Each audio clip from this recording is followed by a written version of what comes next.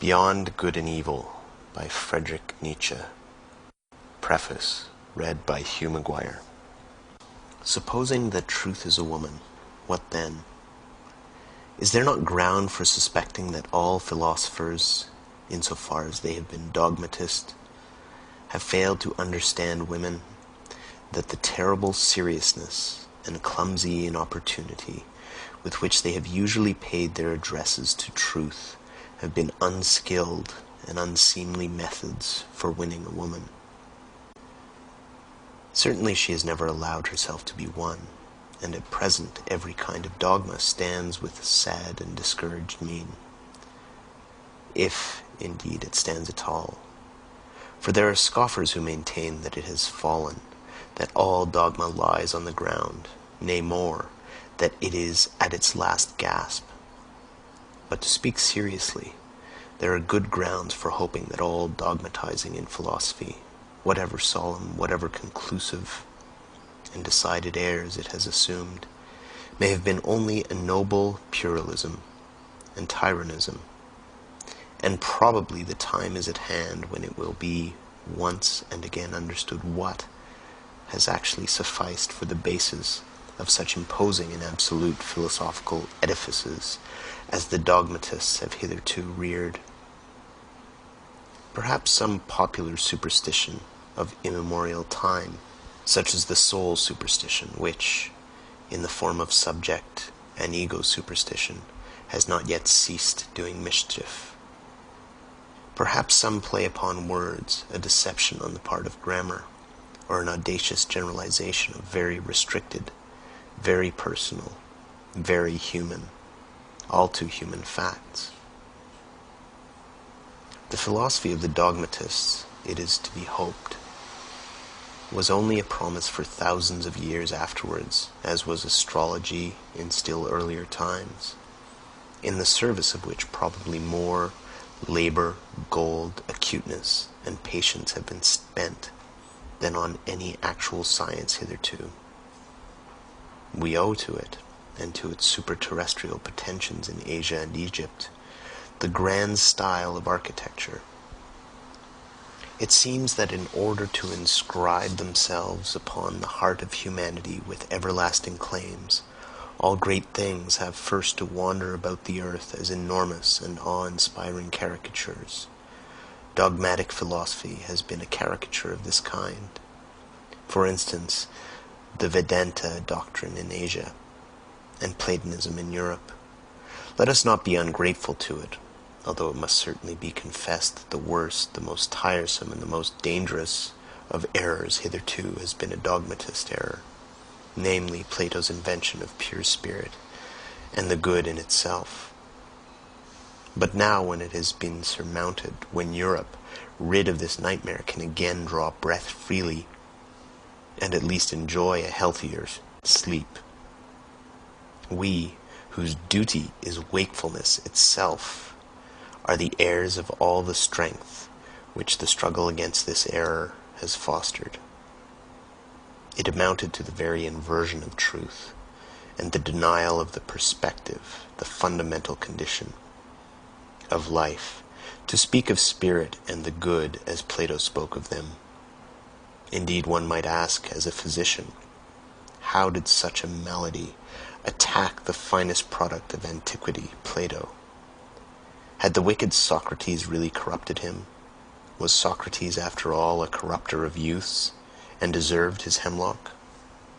But the struggle against Plato, or, to speak plainer, and for the people, the struggle against the ecclesiastical oppression of millenniums of Christianity, for Christianity is Platonism for the people, produced in Europe a magnificent tension of soul, such as had not existed anywhere previously. With such a tensely strained bow, one can now aim at the furthest goals. As a matter of fact, the European feels this tension as a state of distress, and twice attempts have been made in grand style to unbend the bow, once by means of Jesuitism, and the second time by means of democratic enlightenment, which, with the aid of liberty of the press and newspaper reading, might, in fact, bring it about that the spirit would not so easily find itself in distress. The Germans invented gunpowder, all credit to them, but they again made things square, they invented printing. But we, who are neither Jesuits, nor Democrats, nor even sufficiently Germans, we good Europeans, and free, very free spirits, we have it still, all the distress of spirit and all the tension of its bow, and perhaps also the arrow, the duty, and who knows, the goal to aim at. Written in Sils Maria, Upper Engadine, June 1885. End of preface.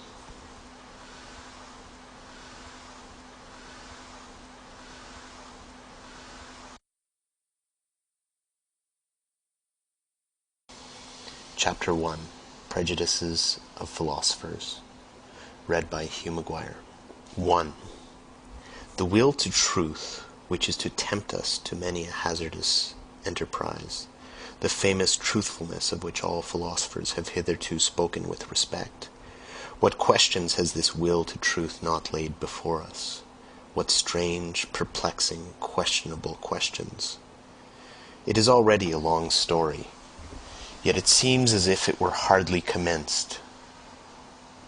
Is it any wonder if we at last grow distrustful, lose patience, and turn impatiently away? That the Sphinx teaches us at last to ask questions ourselves. Who is it really that puts questions to us here? What really is this will to truth in us? In fact, we made a long halt at the questions as to the origin of this will, until at last we came to an absolute standstill before a yet more fundamental question. We inquired about the value of this will. Granted that we want the truth, why not rather untruth and uncertainty, even ignorance? The problem of the value of truth presented itself before us. Or was it we who presented ourselves before the problem? Which of us is the Oedipus here, which the Sphinx? It would seem to be a rendezvous of questions and notes of interrogation. And could it be believed that it at last seems to us as if the problem had never been propounded before, as if we were the first to discern it, get a sight of it, and risk raising it? For there is risk in raising it, perhaps there is no greater risk. 2. How could anything originate out of its opposite? For example, truth out of error, or the will to truth out of the will to deception, or the generous deed out of selfishness, or the pure sunbright vision of the wise man out of covetousness. Such genesis is impossible. Whoever dreams of it is a fool, nay, worse than a fool. Things of the highest value must have a different origin, an origin of their own. In this transitory, seductive, illusory, paltry world, in this turmoil of delusion and cupidity, they cannot have their source, but rather in the lap of being, in the intransitory, in the concealed God, in the thing in itself. There must be their source, and nowhere else. This mode of reasoning discloses the typical prejudice by which metaphysicians of all times can be recognized. This mode of valuation is at the back of all their logical procedure. Through this belief of theirs, they exert themselves for their knowledge, for something that is in the end solemnly christened the truth. The fundamental belief of metaphysicians is the belief in antithesis of values. It never occurred even to the wariest of them to doubt here on the very threshold where doubt, however, was most necessary. Though they had made a solemn vow, de omnibus dubitandum. For it may be doubted, firstly, whether antithesis exists at all, and secondly, whether the popular valuations and antithesis of value upon which metaphysicians have set their seal are not perhaps merely superficial estimates, merely provisional perspectives, besides being probably made from some corner, perhaps from below, frog perspectives, as it were, to borrow an expression current among painters. In spite of all the value which may belong to the true, the positive, and the unselfish, it might be possible that a higher and more fundamental value for life generally should be assigned to pretense, to the will to delusion, to selfishness and cupidity. It might even be possible that what constitutes the value of those good and respected things consists precisely in their being insidiously related, knotted, and crotcheted to these evil and apparently opposed things. Perhaps even in being essentially identical with them. Perhaps. But who wishes to concern himself with such dangerous perhapses? For that investigation one must await the advent of a new order of philosophers, such as will have other tastes and inclinations, the reverse of those hitherto prevalent, philosophers of the dangerous perhaps, in every sense of the term. And to speak in all seriousness, I see such new philosophers beginning to appear. 3. Having kept a sharp eye on philosophers, and having read between their lines long enough, I now say to myself that the greater part of conscious thinking must be counted among the instinctive functions, and it is so even in the case of philosophical thinking.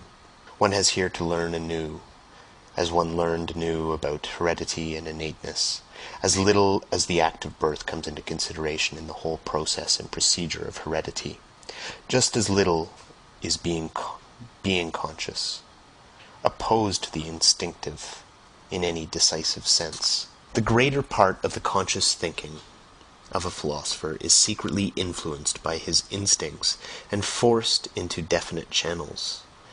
And behind all logic and its seeming sovereignty of movement, there are valuations, or to speak more plainly, physiological demands, for the maintenance of a definite mode of life, for example, that the certain is worth more than the uncertain, that the illusion is less valuable than the truth. Such valuations, in spite of their regulative importance for us, might, notwithstanding, be only superficial valuations, special kinds of miserie, such as may be necessary for the maintenance of beings such as ourselves, supposing, in effect, that man is not just the measure of things. 4. The falseness of an opinion is not for us any objection to it. It is here, perhaps, that our new language sounds most strangely. The question is, how far an opinion is life-furthering, life-persevering, species-persevering, perhaps species-rearing? And we are fundamentally inclined to maintain that the falsest opinions, to which the synthetic judgments a priori belong, are the most indispensable to us, that without a recognition of logical fictions, without a comparison of reality with the purely imagined world of the absolute and immutable, without a constant counterfeiting of the world by means of numbers, man could not live, that the renunciation of false opinions would be a renunciation of life, a negation of life. To recognize untruth as a condition of life, that is certainly to impugn the traditional ideas of value in a dangerous manner, and a philosophy which ventures to do so has thereby alone placed itself beyond good and evil. 5. That which causes philosophers to be regarded half distrustfully and half mockingly is not the oft-repeated discovery how innocent they are, how often and easily they make mistakes and lose their way, in short, how childish and childlike they are, but that there is not enough honest dealing with them, whereas they all raise a loud and virtuous outcry when the problem of truthfulness is even hinted at in the remotest manner. They all pose as though their real opinions had been discovered and attained through the self-evolving of a cold, pure, divinely indifferent dialectic, in contrast to all sorts of mystics who, fairer and foolisher, talk of inspiration. Whereas in fact, a prejudiced proposition, idea, or suggestion, which is generally their heart's desire, abstracted and refined, is defended by them with arguments sought out after the event. They are all advocates who do not wish to be regarded as such, generally astute defenders also of their prejudices, which they dub truths, and very far from having the conscience which bravely admits this to itself, very far from having the good taste of the courage which goes so far as to let this be understood, perhaps to warn friend or foe, or in cheerful confidence and self-ridicule.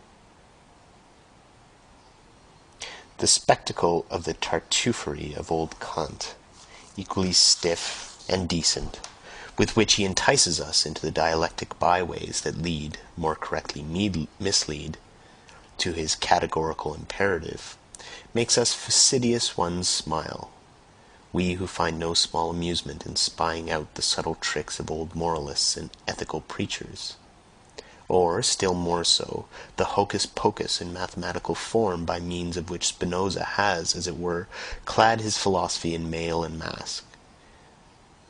In fact, the love of his wisdom, to translate the term fairly and squarely, in order thereby to strike terror at once into the heart of the assailant, who should dare to cast a glance on the invincible maiden, that Pallas Athene.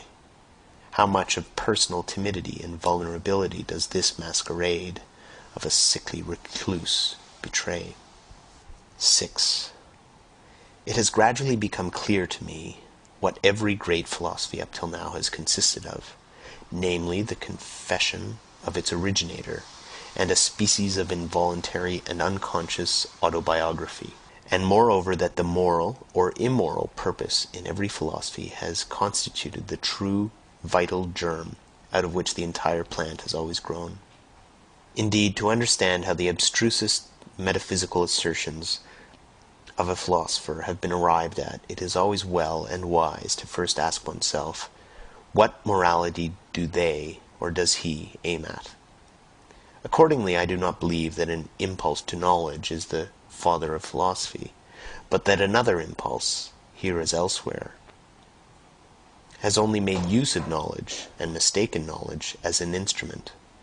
But whoever considers the fundamental impulses of man with a view to determining how far they may have here acted as inspiring genii, or as demons and kobolds, will find that they have all practiced philosophy at one time or another, and that each one of them would have been only too glad to look upon itself as the ultimate end of existence and the legitimate lord over all other impulses. For every impulse is imperious, and as such attempts to philosophize. To be sure, in the case of scholars, in the case of really scientific men, it may be otherwise, better, if you will. There may really be such a thing as an impulse to knowledge, some kind of small, independent clockwork, which, when well wound up, works away industriously to that end, without the rest of the scholarly impulses taking any material part therein.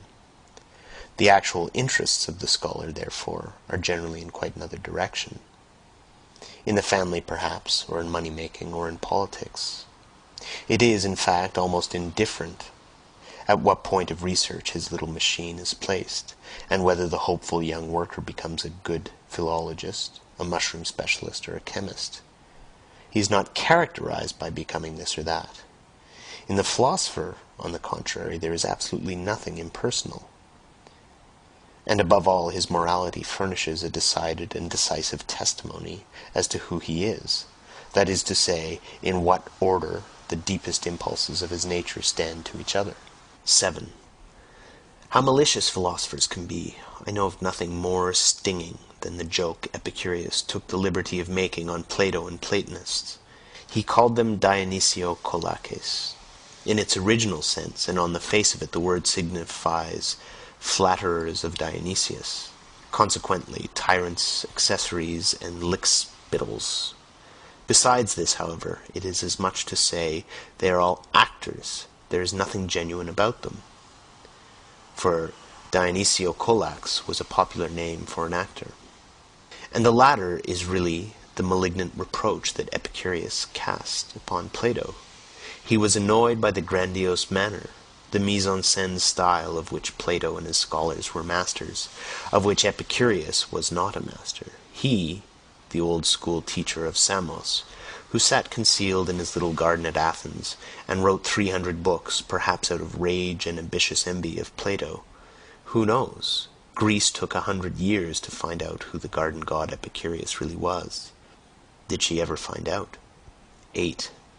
There is a point in every philosophy at which the conviction of the philosopher appears on the scene, or, to put it in the words of the ancient mystery, aventavit asinus pulcher e fortissimus.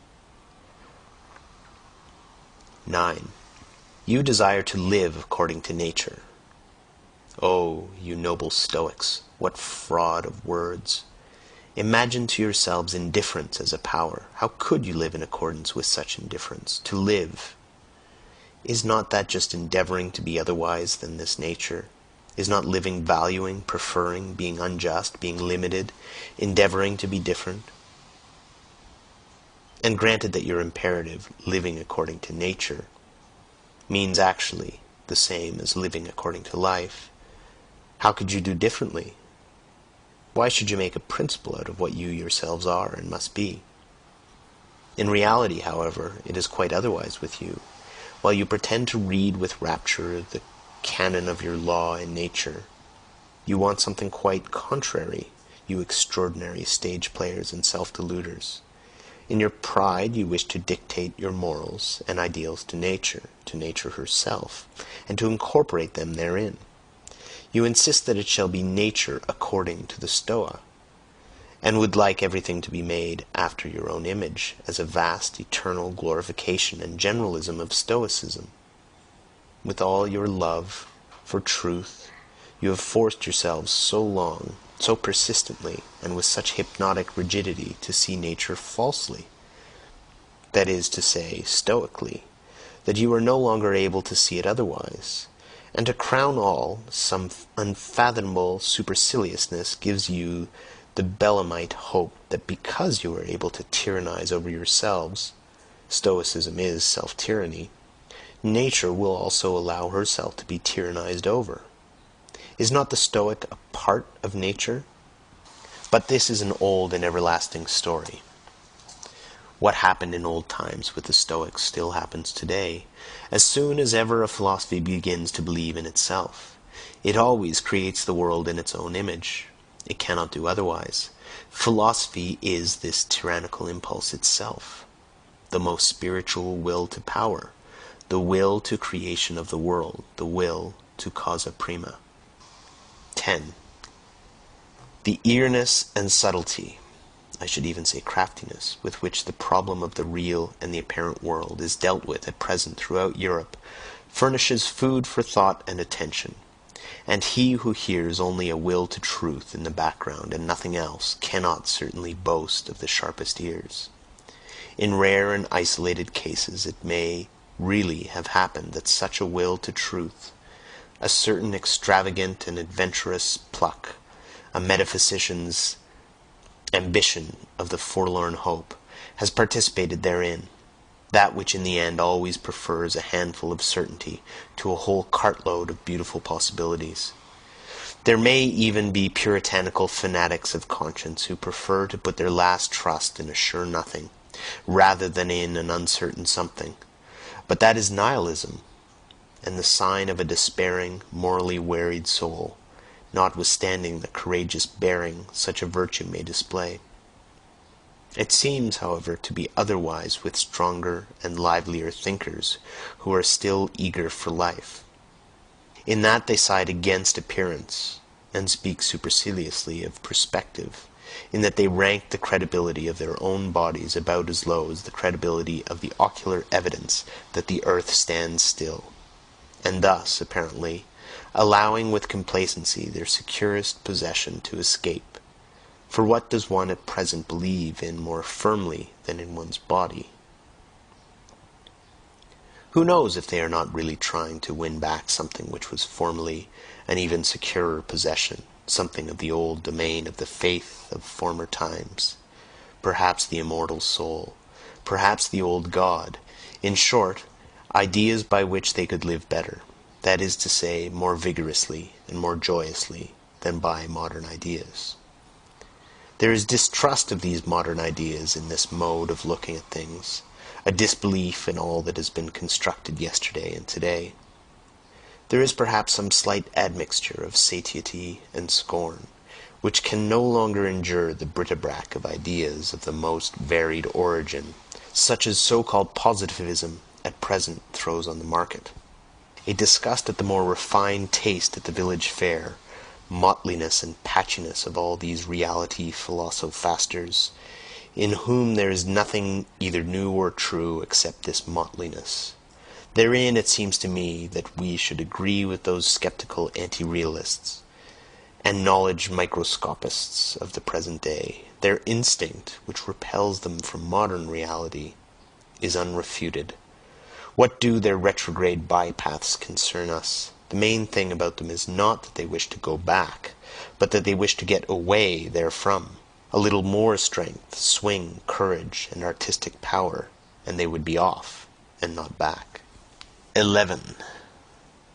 It seems to me that there is everywhere an attempt at present to divert attention from the actual influence which Kant exercised on German philosophy, and especially to ignore prudently the value which he set upon himself. Kant was first and foremost proud of his table of categories. With it in his hand, he said, "This is the most difficult thing that could ever be undertaken on behalf of metaphysics." Let us only understand this could be. He was proud of having discovered a new faculty in man, the faculty of synthetic judgment a priori. Granting that he deceived himself in this matter, the development and rapid flourishing of German philosophy depended nevertheless on his pride, and on the eager rivalry of the younger generation to discover, if possible, something, at all events new faculties, of which to be still prouder. But let us reflect for a moment. It is high time to do so. How are synthetic judgments a priori possible? Kant asks himself. And what is really his answer? By means of a means, faculty.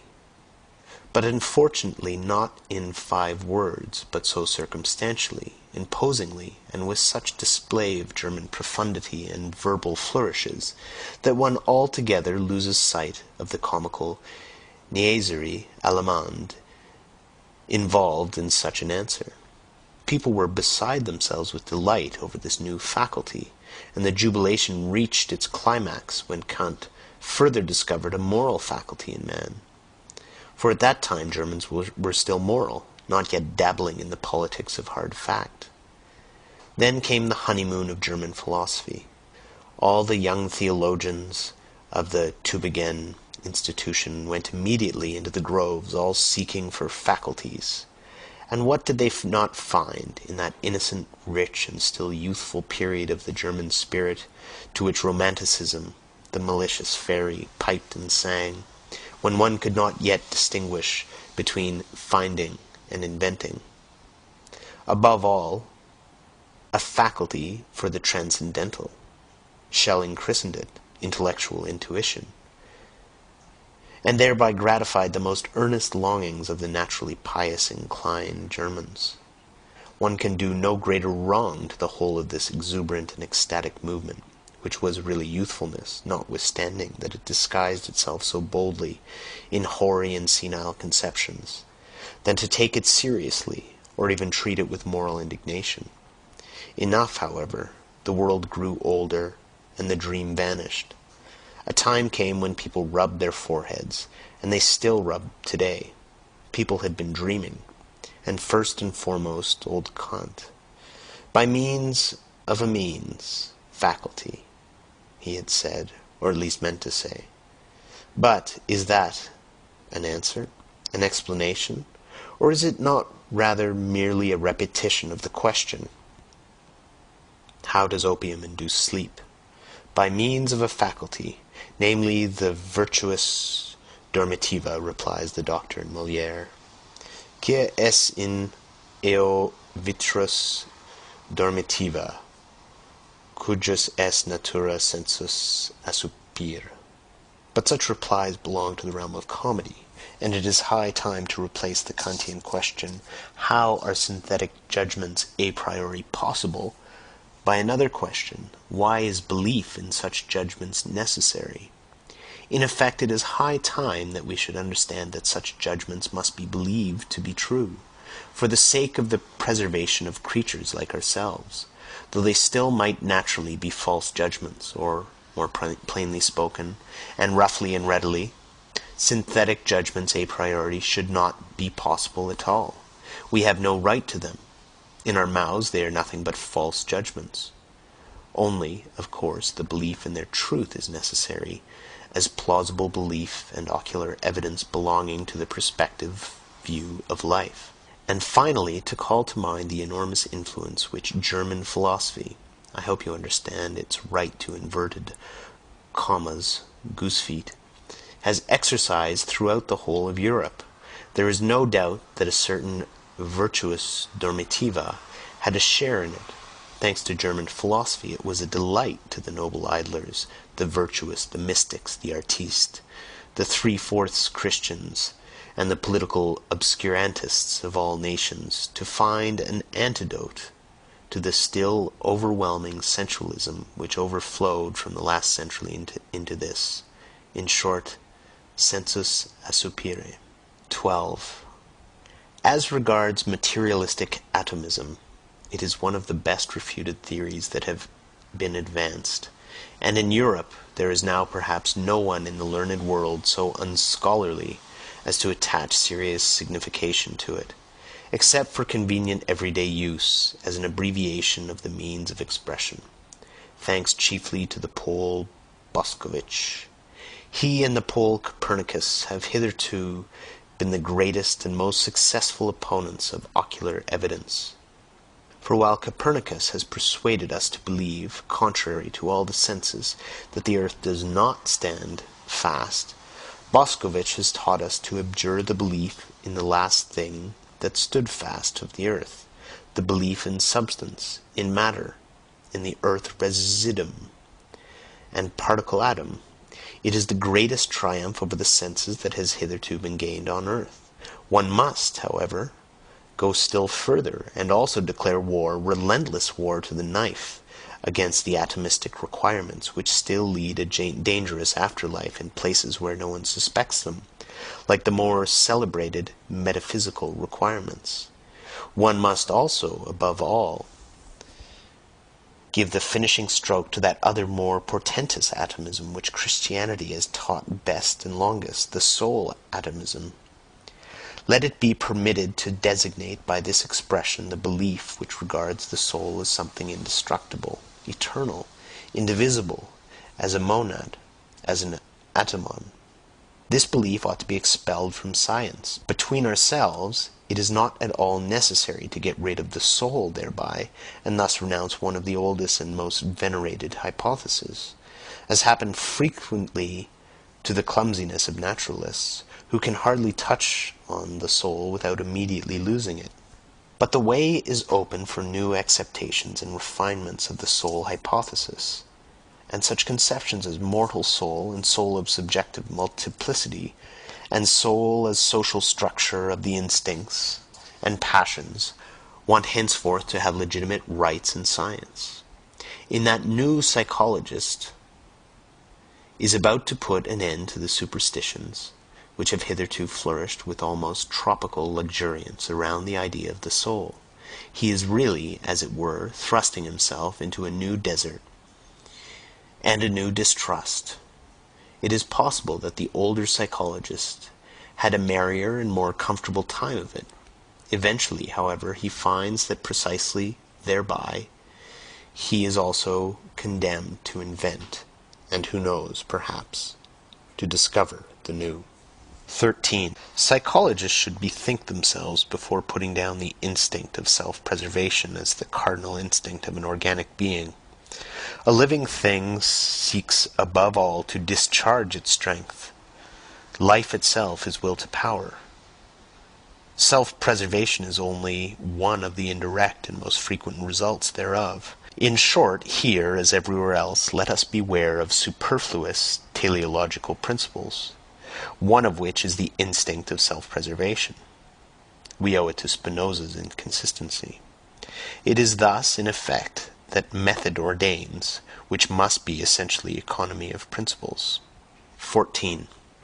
It is perhaps just dawning on 5 or 6 minds that natural philosophy is only a world exposition and world arrangement, according to us, if I may say so, and not a world explanation. But insofar as it is based on belief in the senses, it is regarded as more, and for a long time to come must be regarded as more, namely, as an explanation. It has eyes and fingers of its own. It has ocular evidence and palpableness of its own. This operates fascinatingly, persuasively, and convincingly upon an age with fundamentally plebeian tastes. In fact, it follows instinctively the canon of truth of eternal popular sensualism. What is clear? What is explained? Only that which can be seen and felt. One must peruse every problem thus far. Aversely, however, the charm of the Platonic mode of thought, which was an aristocratic mode, consisted precisely in resistance to obvious sense evidence.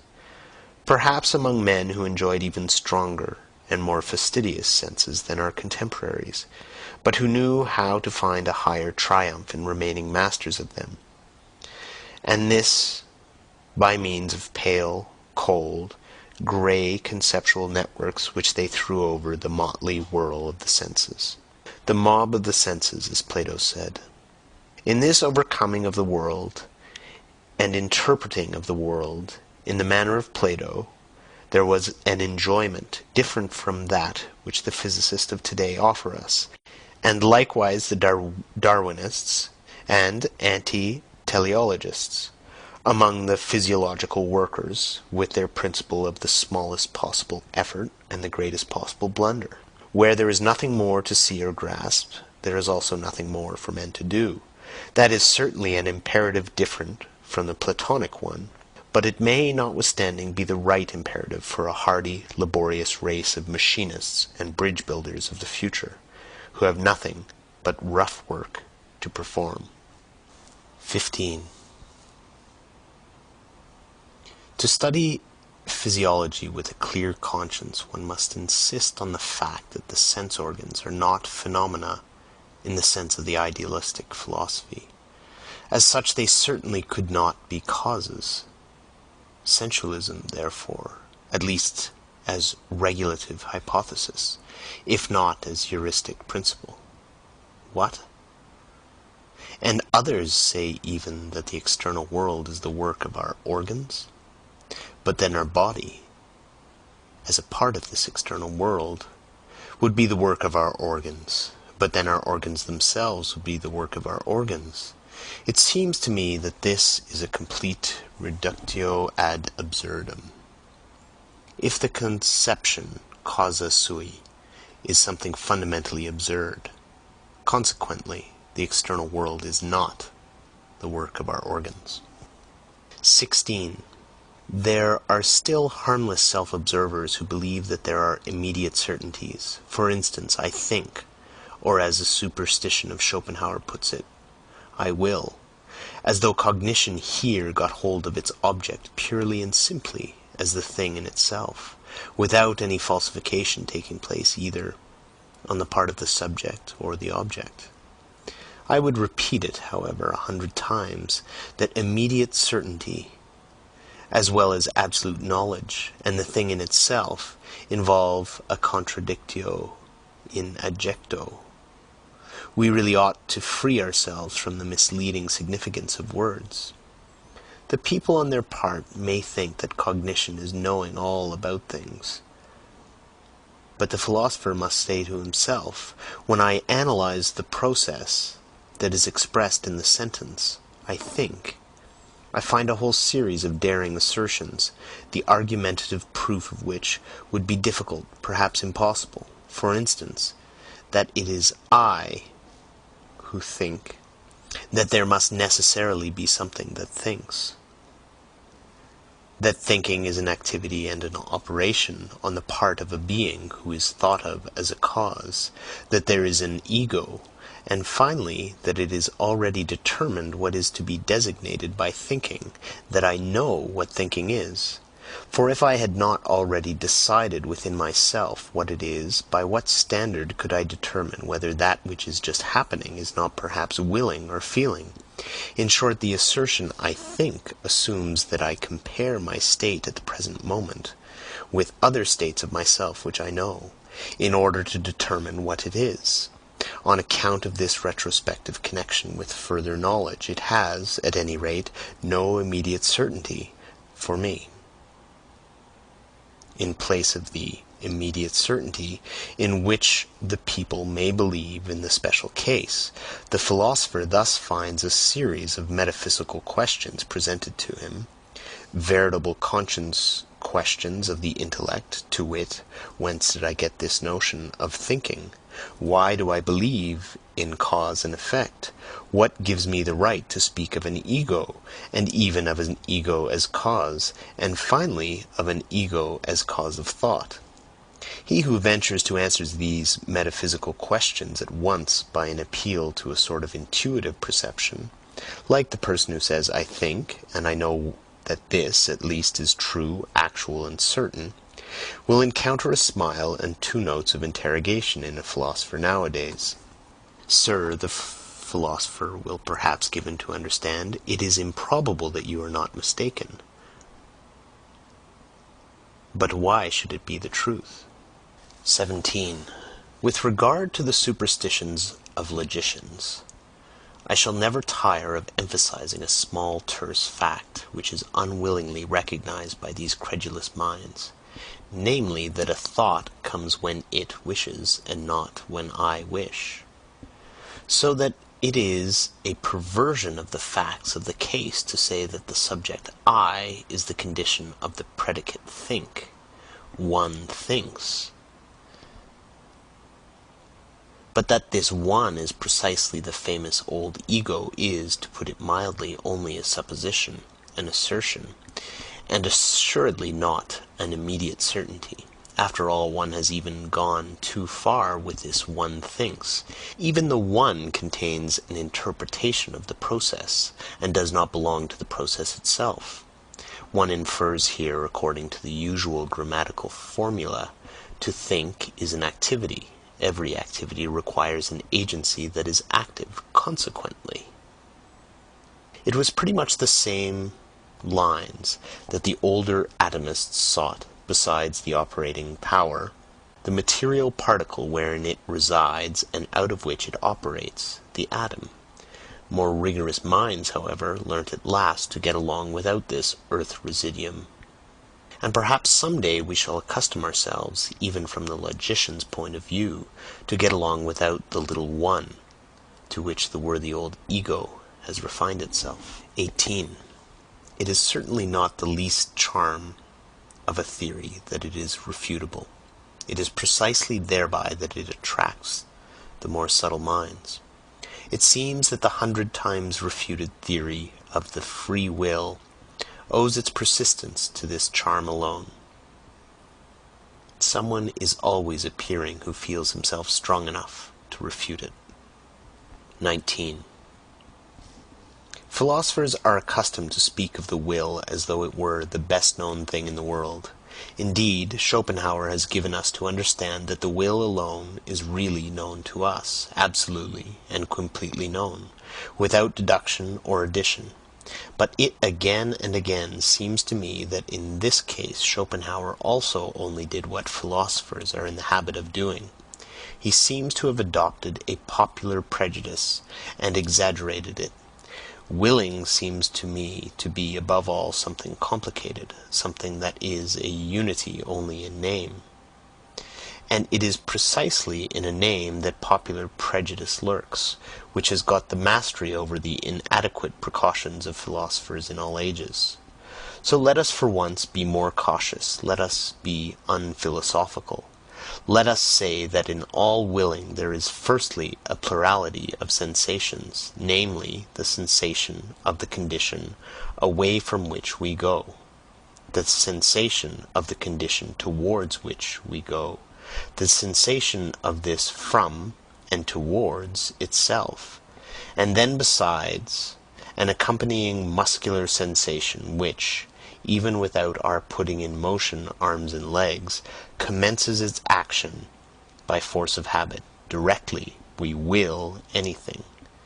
Therefore, just as sensations, and indeed many kinds of sensations, are to be recognized as ingredients of the will, so, in the second place, thinking is also to be recognized. In every act of the will there is a ruling thought. And let us not imagine it possible to sever this thought from the willing, as if the will would then remain over. In the third place, the will is not only a complex of sensation and thinking, but it is, above all, an emotion, and in fact the emotion of the command. That which is termed freedom of the will is essentially the emotion of supremacy in respect to him who must obey. I am free, he must obey. This consciousness is inherent in every will, and equally so the straining of the attention, the straight look which fixes itself exclusively on one thing, the unconditional judgment that this and nothing else is necessary now, the inward certainty that obedience will be rendered, and whatever else pertains to the position of the commander. A man who wills commands something within himself which renders obedience, or which he believes renders obedience. But now let us notice what is the strangest thing about the will, this affair so extremely complex, for which the people have only one name. Inasmuch as in the given circumstances we are at the same time the commanding and the obeying parties, and as the obeying party we know the sensations of constraint, impulsion, pressure, resistance, and motion, which usually commence immediately after the act of will, inasmuch as, on the other hand, we are accustomed to disregard this duality, and to deceive ourselves about it by means of the synthetic term I. A whole series of erroneous conclusions, and consequently of false judgments about the will itself, has become attached to the act of willing, to such a degree that he who wills believes firmly that willing suffices for action, since in the majority of cases there has only been exercise of will when the effect of the command, consequently obedience and therefore action, was to be expected. The appearance has translated itself into sentiment, as if there were a necessity of effect. In a word, he who wills believes with a fair amount of certainty that will and action are somehow one. He ascribes the success, the carrying out of the willing, to the will itself, and thereby enjoys an increase of the sensation of power which accompanies all success. Freedom of will. That is the expression for the complex state of delight of the person exercising volition, who commands and at the same time identifies himself with the executor of the order, who as such enjoys also the triumph over obstacles, but thinks within himself that it was really his own will that overcame them. In this way the person exercising volition adds feelings of delight of his successful executive instruments. The useful underwills, or undersouls indeed. Our body is but a social structure composed of many souls to his feelings of delight as commander. L'effet c'est moi.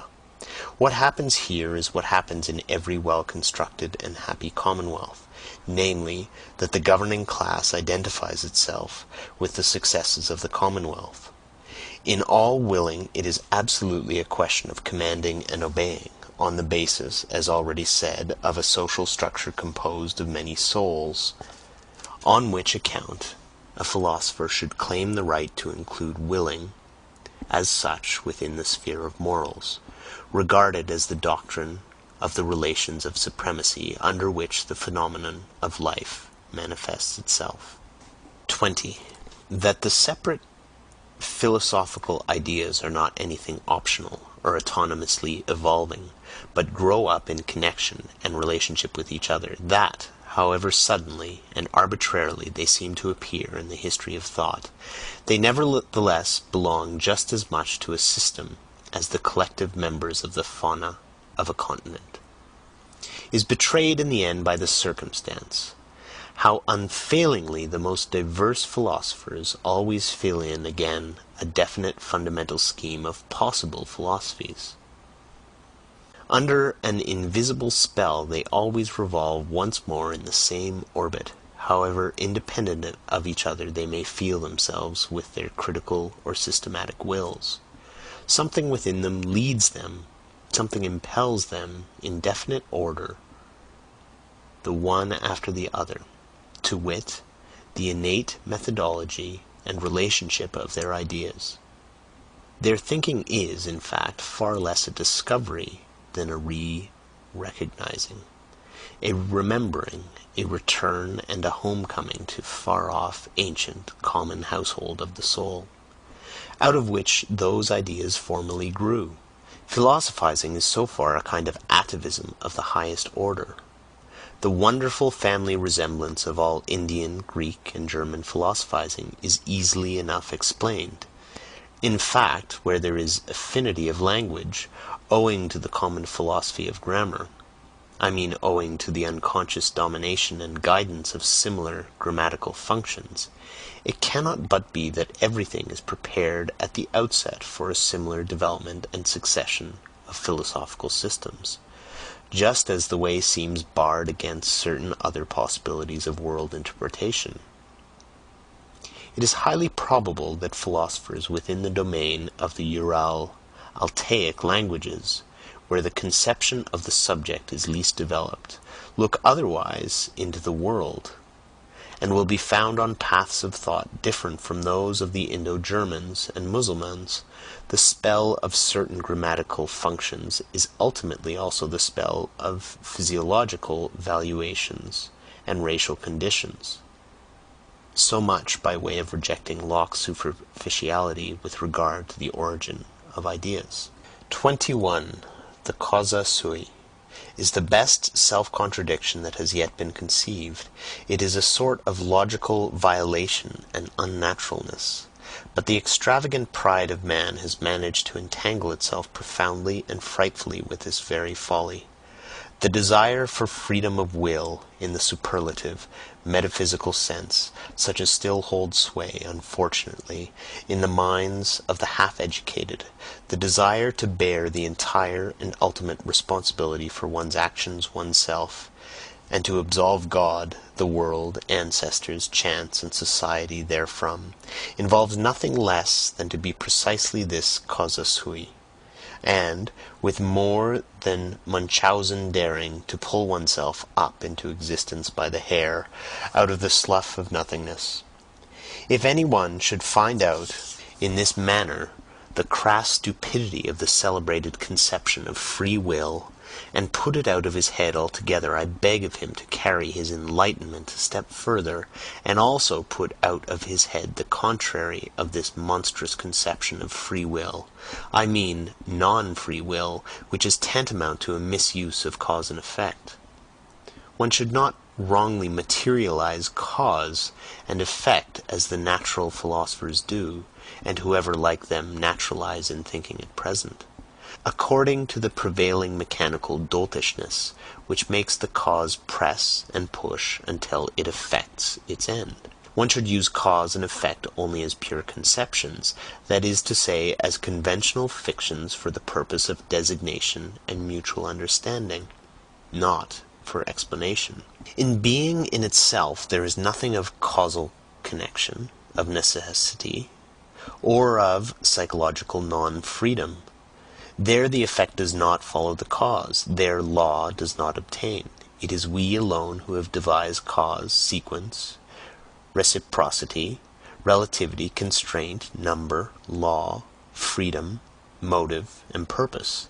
And when we interpret and intermix this symbol world as being in itself with things, we act once more as we have always acted, mythologically.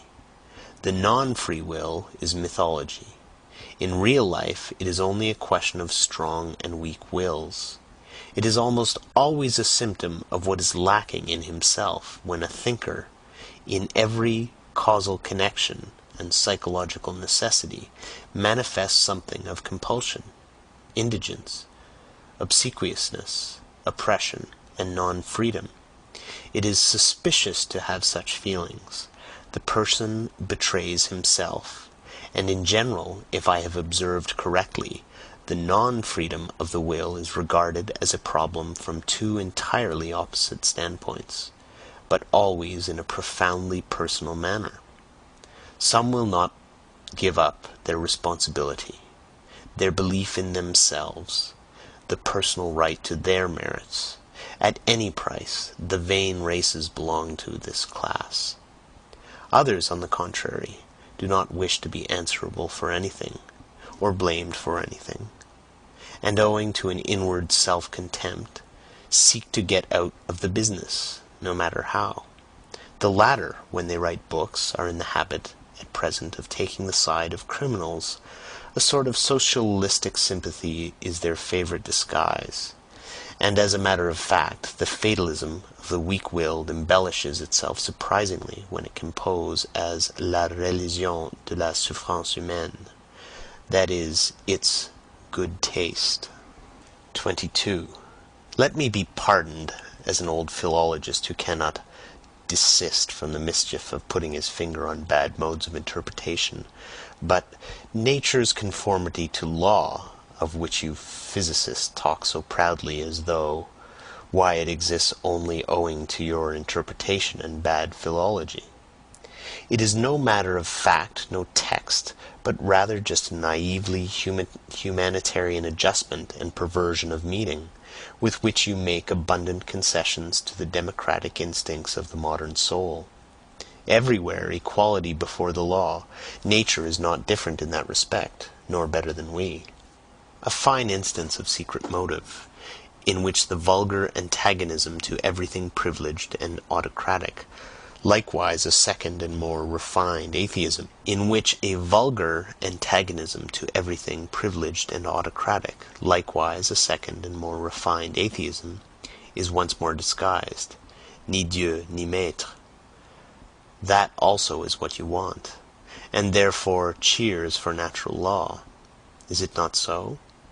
But, as has been said, that is interpretation, not text, and somebody might come along who, with opposite intentions and modes of interpretation, could read out of the same nature, and with regard to the same phenomena, just the tyrannically inconsiderate and relentless enforcement of the claims of power, an interpreter who should so place the unexceptionalness and unconditionalness of all will to power before your eyes, that almost every word, and the word tyranny itself, would eventually seem unsuitable, or, like a weakening and softening metaphor, as being too human, and who should, nevertheless, end by asserting the same about this world as you do, namely, that it has a necessary and calculable course, not, however, because laws obtain in it, but because they are absolutely lacking,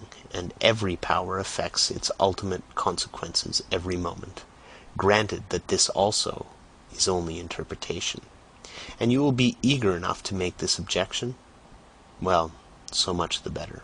23. All psychology hitherto has run aground on moral prejudices and timidities. It has not dared to launch out into the depths, in so far as it is allowable to recognize in that which has hitherto been written, evidence of that which has hitherto been kept silent. It seems as if nobody had yet harbored the notion of psychology as the morphology and development doctrine of the will to power, as I conceive of it. The power of moral prejudices has penetrated deeply into the most intellectual world, the world apparently most indifferent and unprejudiced, and has obviously operated in an injurious, obstructive, blinding, and distorting manner. A proper physiopsychology has to contend with unconscious antagonism in the heart of the investigator. It has the heart against it even a doctrine of the reciprocal conditionalness of the good and the bad impulses, causes as refined immorality, distress, and aversion in a still strong and manly conscience, still more so a doctrine of the derivation of all good impulses from bad ones. If, however, a person should regard even the emotions of hatred, envy, covetousness, and vicariousness as life-conditioning emotions, as factors which must be present fundamentally and essentially in the general economy of life, which must, therefore, be further developed if life is to be further developed, he will suffer from such a view of things as from seasickness. And yet this hypothesis is far from being the strangest and most painful in this immense and almost new domain of dangerous knowledge, and there are, in fact, 100 good reasons why everyone should keep away from it who can do so. On the other hand, if one has once drifted hither with one's bark, well, very good. Now let us set our teeth firmly. Let us open our eyes and keep our hand fast on the helm. We sail away right over morality. We crush out, we destroy, perhaps, the remains of our own mortality by daring to make our voyage thither. But what do we matter? Never yet did a profounder world of insight reveal itself to daring travelers and adventurers. And the psychologist who thus makes a sacrifice, it is not the sacrificio del intelletto, on the contrary, will at least be entitled to demand in return that psychology shall once more be recognized as the queen of the sciences, for whose service and equipment the other sciences exist, for psychology is once more the path to the fundamental problems. End of chapter 1.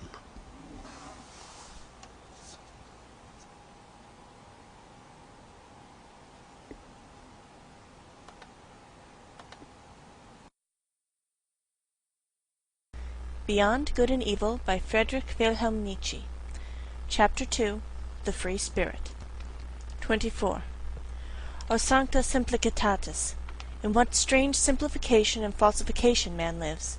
One can never cease wondering, when once one has got eyes for beholding this marvel, how we have made everything around us so clear and free and easy and simple, how we have been able to give our senses a passport to everything superficial, our thoughts a godlike desire for wanton pranks and wrong inferences, how from the beginning we have contrived to retain our ignorance in order to enjoy an almost inconceivable freedom, thoughtlessness, imprudence, heartiness, and gaiety, in order to enjoy life.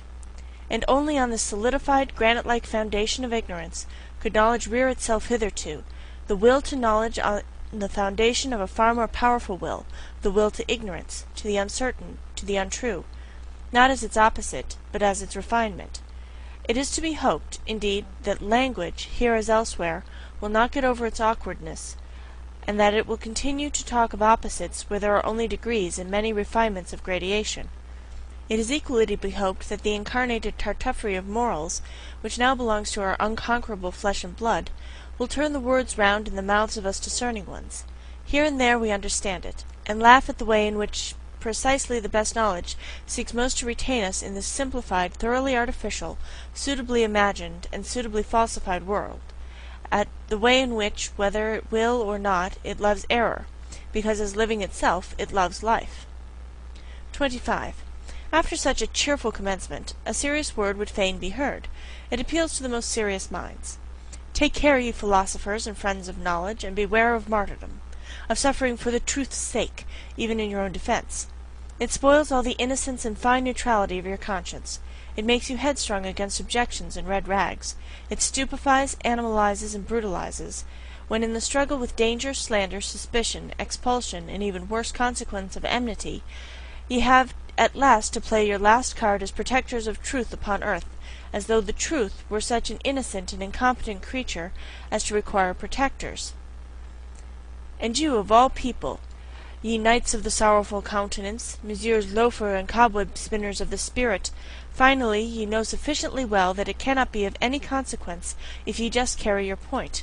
Ye know that hitherto no philosopher has carried his point, and that there might be a more laudable truthfulness in every little interrogative mark which you place after your special words and favourite doctrines, and occasionally after yourselves, than in all the solemn pantomime and trumping games before accusers and law courts.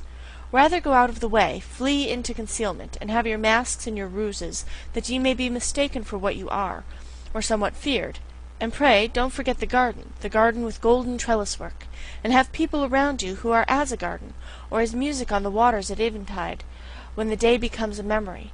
Choose the good solitude, the free, wanton, lightsome solitude, which also gives you the right still to remain good in any sense whatsoever. How poisonous, how crafty, how bad does every long war make one, for which cannot be waged openly by means of force! How personal does a long fear make one, a long watching of enemies, of possible enemies, these pariahs of society, these long-pursued, badly persecuted ones, also the compulsory recluses, the Spinozas and Gordiano Brunos, always become in the end, even under the most intellectual masquerade, and perhaps without being themselves aware of it, refined vengeance-seekers and poison-brewers. Just lay bare the foundations of Spinoza's ethics and theology. Not to speak of the stupidity of moral indignation, which is the unfailing sign in a philosopher that the sense of philosophical humor has left him.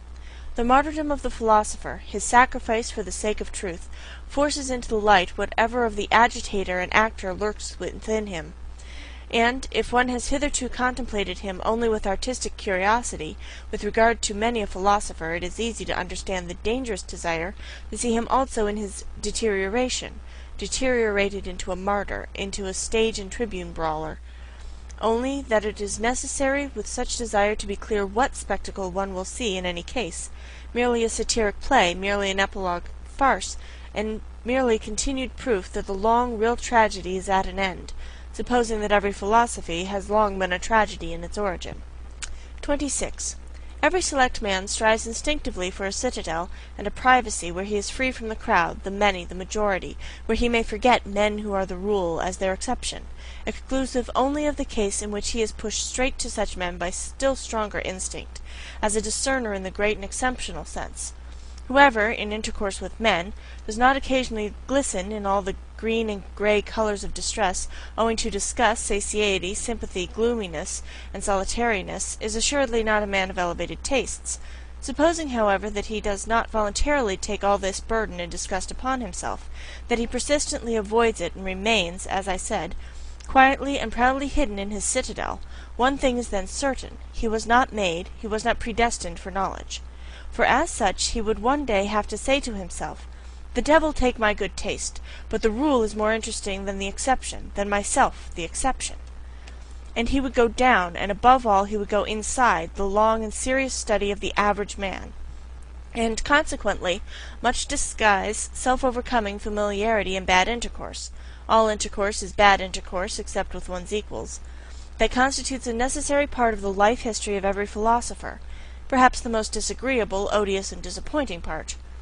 If he is fortunate, however, as a favourite child of knowledge should be, he will meet with suitable auxiliaries who will shorten and lighten his task. I mean so-called cynics, those who simply recognize the animal, the commonplace, and the rule in themselves, and at the same time have so much spirituality and ticklishness as to make them talk of themselves and their like before witnesses. Sometimes they wallow, even in books, as on their own dunghill. Cynicism is the only form in which base souls approach what is called honesty, and the higher man must open his ears to all the coarser or finer cynicism, and congratulate himself when the clown becomes shameless right before him, or the scientific satyr speaks out.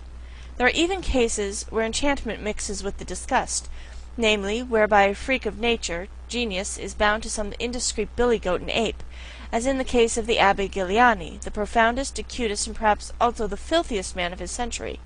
He was far profounder than Voltaire, and consequently also a good deal more silent.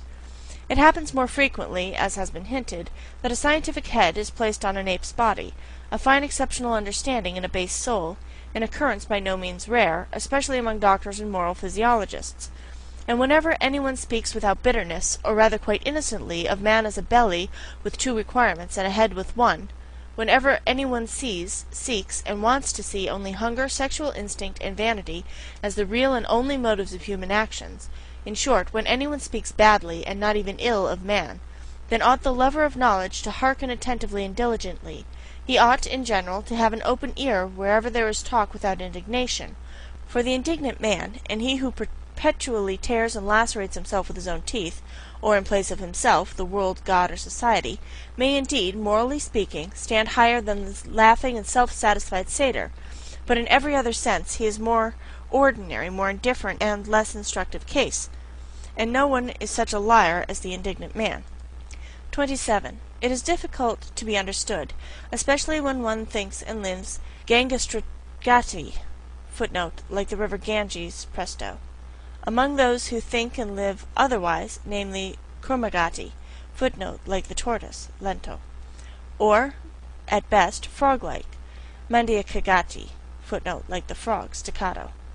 I do everything to be difficultly understood, myself.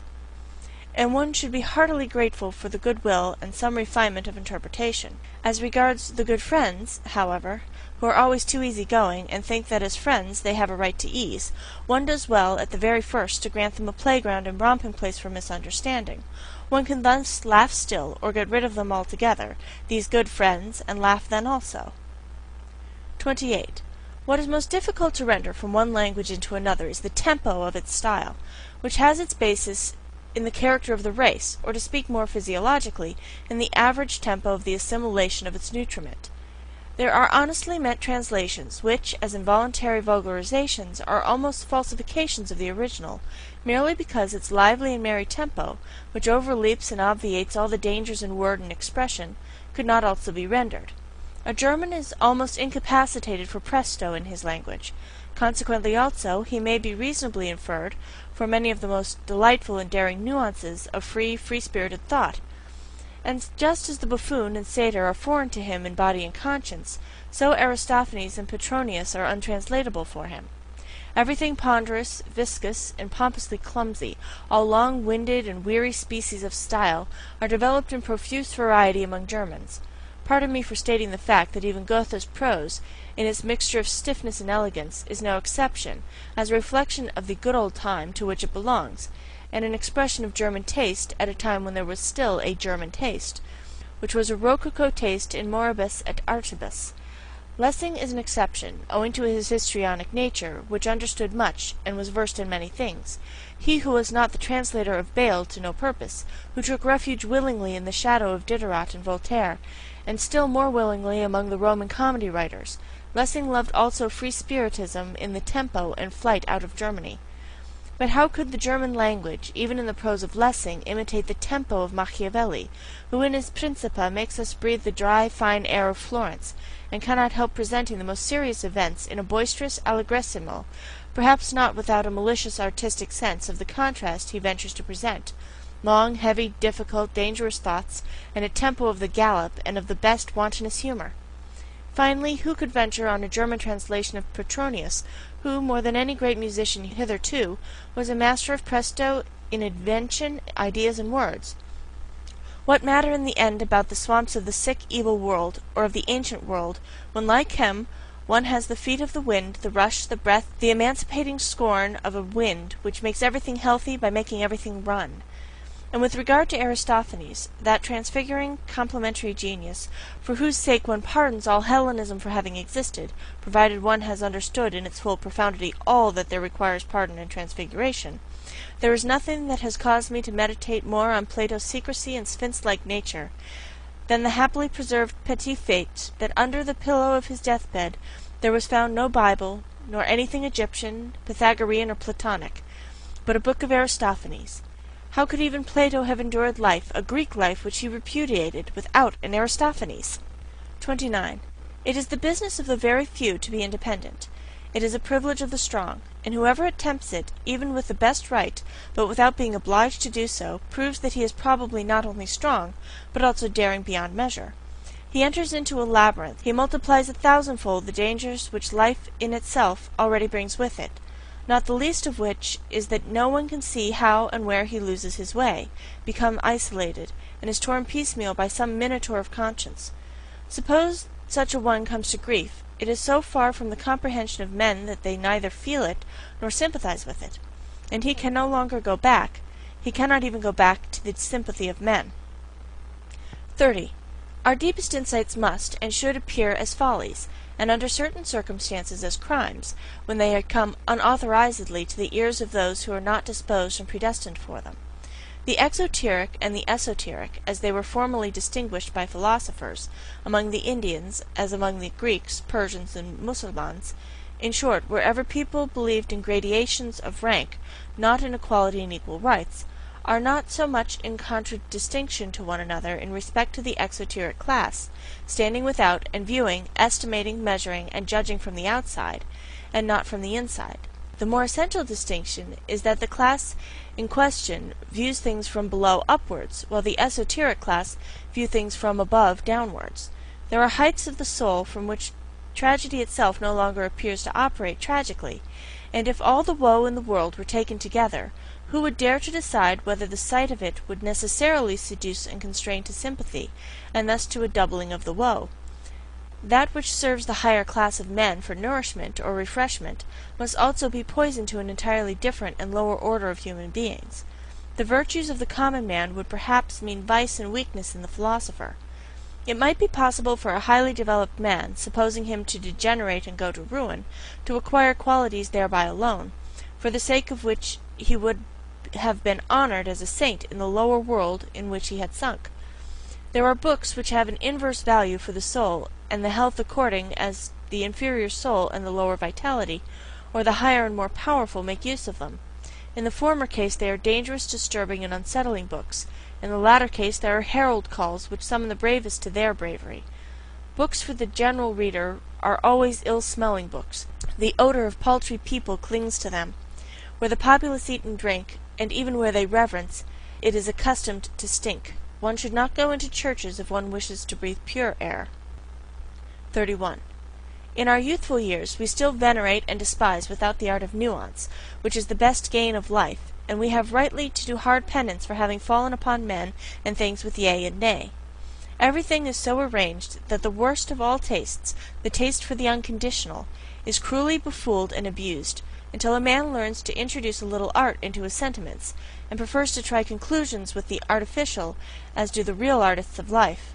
The angry and reverent spirit, peculiar to youth, appears to allow itself no peace, until it has suitably falsified men and things, to be able to vent its passion upon them. Youth in itself even is something falsifying and deceptive. Later on, when the young soul, tortured by continual disillusions, finally turns suspiciously against itself, still ardent and savage even in its suspicion and remorse of conscience, how it upbraids itself, how impatiently it tears itself, how it revenges itself for its long self-blinding as though it had been a voluntary blindness. In this transition one punishes oneself by distrust of one's sentiments, one tortures one's enthusiasm with doubt, one feels even the good conscience to be danger, and if it were the self-concealment and lassitude of a more refined uprightness, and above all one espouses upon the principle the cause against youth, a decade later, and one comprehends that this was also still youth. 32. Throughout the longest period of human history, one calls it the prehistoric period, the value or non-value of an action was inferred from its consequence. The action in itself was not taken into consideration, any more than its origin, but pretty much as in China at present, where the distinction or disgrace of a child redounds to its parents, the retro-operating power of success or failure was what induced men to think well or ill of an action. Let us call this period the pre-moral period of mankind. The imperative, know thyself, was then still unknown. In the last 10,000 years, on the other hand, on certain large portions of the earth, one has gradually got so far that one no longer lets the consequences of an action, but its origin, decide with regards to its worth. A great achievement as a whole, an important refinement of vision and criterion, the unconscious effort of the supremacy of aristocratic values and of the belief in origin, the mark of a period which may be designated in the narrower sense as the moral one. The first attempt at self-knowledge is thereby made. Instead of the consequence, the origin, what an inversion of perspective! And assuredly an inversion effected only after long struggle and wavering. To be sure, an ominous new superstition, a peculiar narrowness of interpretation, attained supremacy precisely thereby. The origin of an action was interpreted in the most definite sense possible as origin out of intention. People were agreed in the belief that the value of an action lay in the value of its intention. The intention is the sole origin and antecedent history of an action. Under the influence of this prejudice moral praise and blame have been bestowed, and men have judged and even philosophized almost up to the present day. Is it not possible, however, that the necessity may now have arisen of again making up our minds with regards to the reversing and fundamental shifting of values, owing to a new self-consciousness and acuteness in man, is it not possible that we may be standing on the threshold of a period which, to begin with, would be distinguished negatively as ultra-moral? Nowadays, when at least among us immoralists, the suspicion arises that the decisive value of an action lies precisely in that which is not intentional, and that all its intentionalness, all that is seen, sensible, or sensed in it, belongs to its surface or skin, which, like every skin, betrays something, but conceals still more.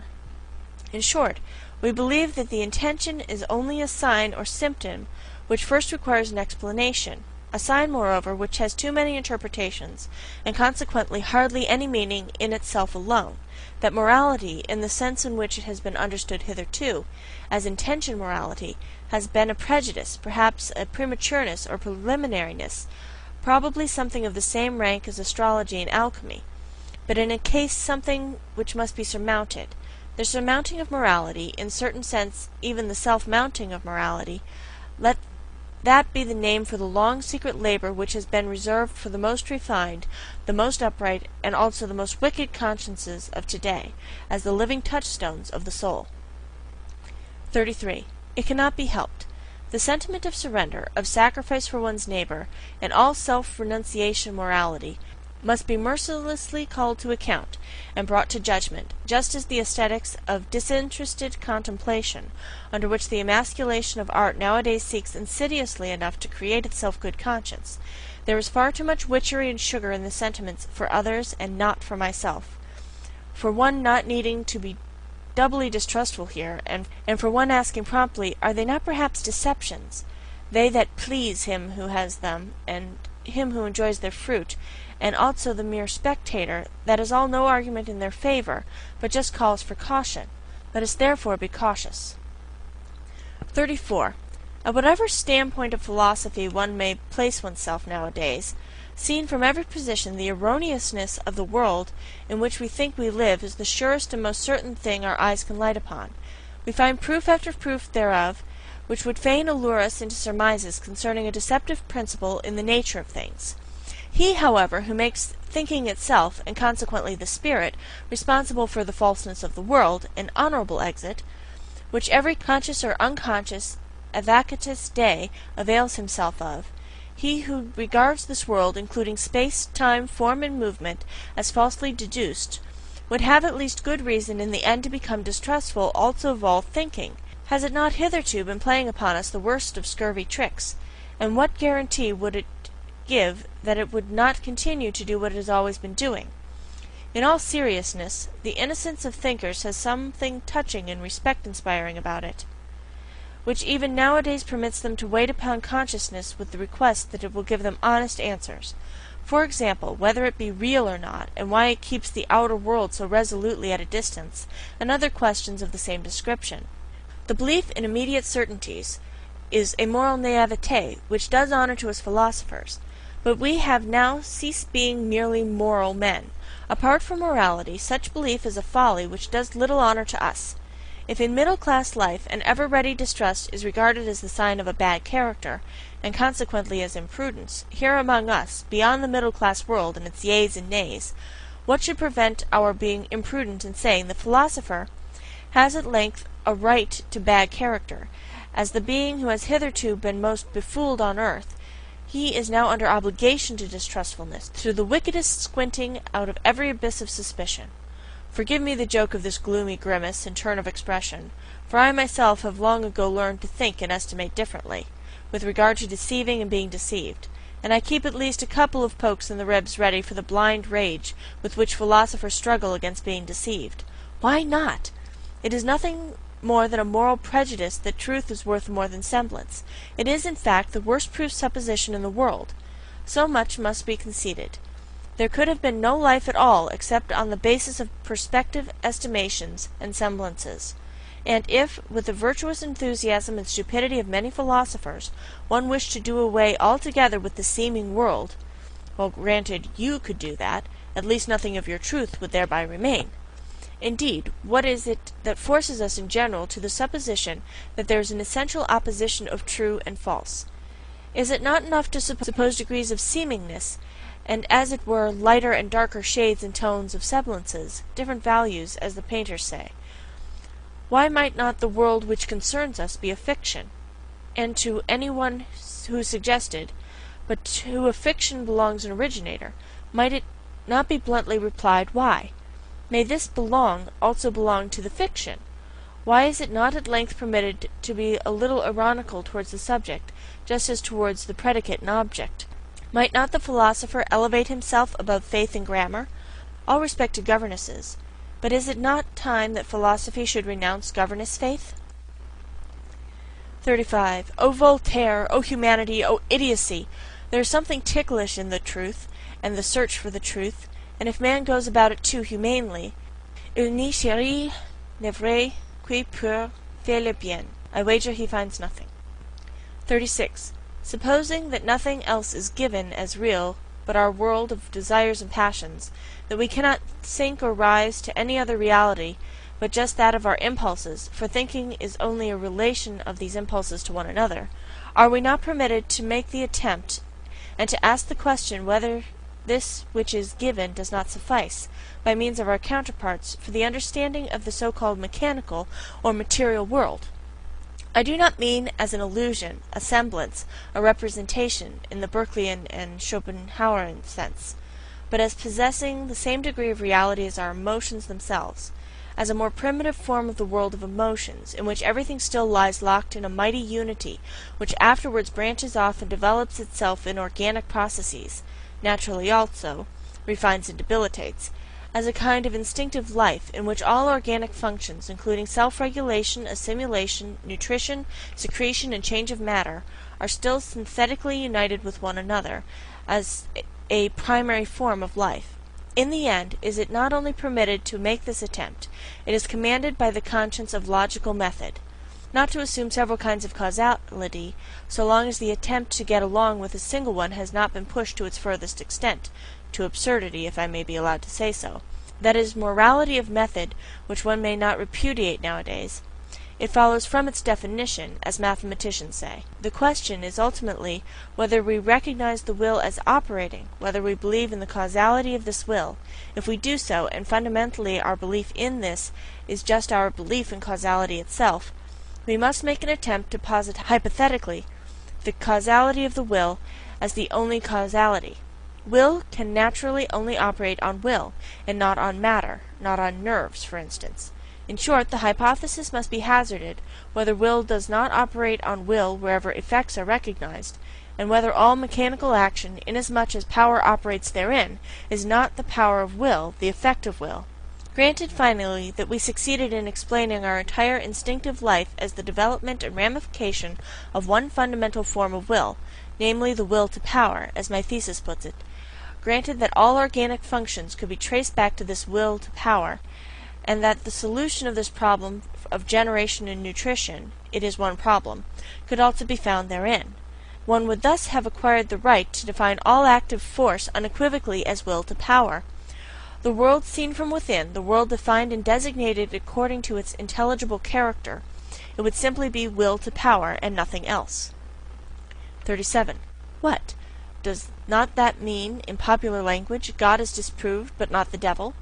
On the contrary, my friends, and who the devil also compels you to speak popularly.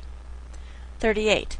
As happened finally in all the enlightenment of modern times, with the French Revolution, that terrible farce, quite superfluous when judged close to hand, into which, however, the noble and visionary spectators of all Europe have interpreted from a distance their own indignation and enthusiasm so long and passionately, until the text has disappeared under the interpretation, so a noble posterity might once more misunderstand the whole of the part, and perhaps only thereby make its aspect endurable.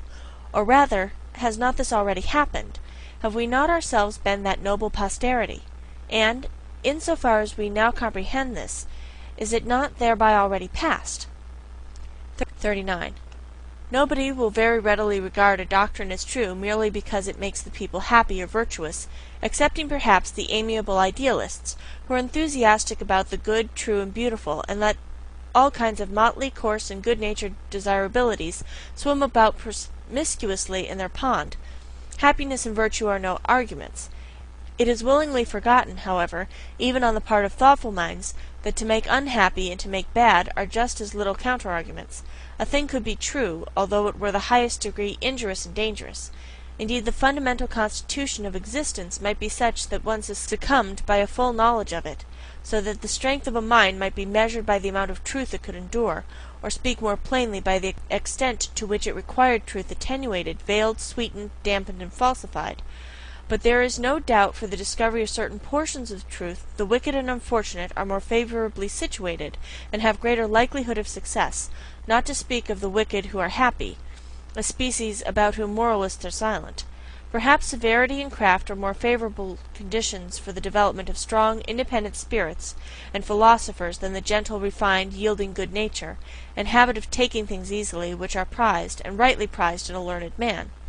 Presupposing always, to begin with, that the term philosopher be not confined to the philosopher who writes books, or even introduces his philosophy into books. Stendhal furnishes a last feature of the portrait of the free-spirited philosopher, for which the sake of German taste I will not omit to underline, for it is opposed to German taste. Pour être très bon philosophie, says this last great psychologist, il faut être sec, clair sans illusion, un banquet coiffé fortune, et une partie de caractère requis pour faire des couvertures en philosophie, c'est-à-dire pour voir clair dans ce qui est. 40. Everything that is profound loves the mask. The profoundest things have a hatred even of figure and likeness. Should not the contrary only be the right disguise for the shame of a god to go about in? A question worth asking. It would be strange if some mystic has not already ventured on the same kind of thing.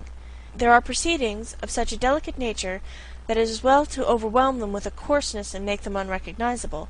There are actions of love and of an extravagant magnanimity, after which nothing can be wiser than to take a stick and thrash the witness soundly, one thereby obscures his recollection. Many a one is able to obscure and abuse his own memory, in order to at least have vengeance on the sole party in the secret. Shame is inventive.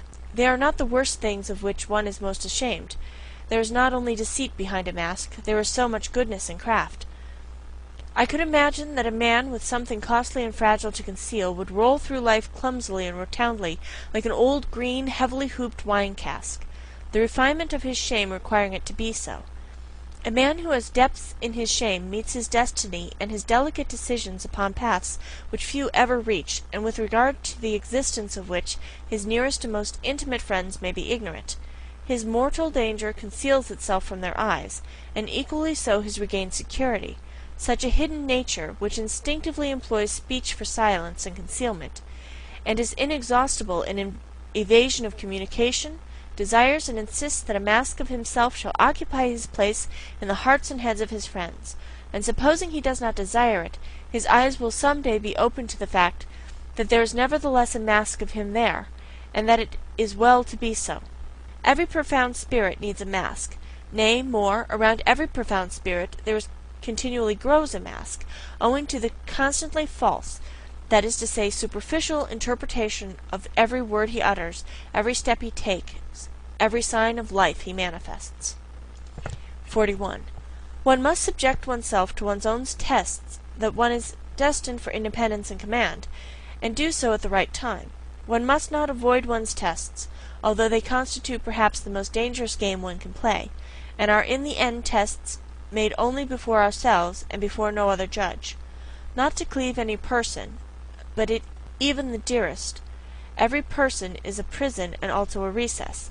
Not to cleave to a fatherland, be it even the most suffering and necessitous, it is even less difficult to detach one's heart from a victorious fatherland.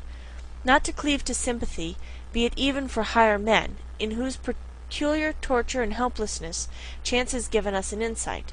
Not to cleave to a science, though it tempt one with the most valuable discoveries, apparently specially reserved for us. Not to cleave to one's own liberation, to the voluptuous distance and remoteness of the bird, which always flies further aloft in order to seem more under it, the danger of the flyer. Not to cleave to our own virtues, nor become as a whole victim to any of our specialties. to our hospitality, for instance, which is the danger of dangers for highly developed and wealthy souls, who deal prodigally, almost indifferently with themselves, and push the virtue of liberality so far that it becomes a vice. One must know how to conserve oneself, the best test of independence. 42. A new order of philosophers is appearing. I shall venture to baptize them by a name not without danger. As far as I understand them, as far as they allow themselves to be understood, for it is their nature to wish to remain something of a puzzle, these philosophers of the future might rightly, perhaps also wrongly, claim to be designated as tempters. This name itself is after all only an attempt, or, if it be preferred, a temptation. 43. Will they be new friends of truth, these coming philosophers? Very probably, for all philosophers hitherto have loved their truths, but assuredly they will not be dogmatists. It must be contrary to their pride, and also contrary to their taste, that their truth should still be truth for every one, that which has hitherto been the secret wish and ultimate purpose of all dogmatic efforts. My opinion is my opinion, another person has not easily a right to it. Such a philosopher of the future will say, perhaps, one must renounce the bad taste of wishing to agree with many people.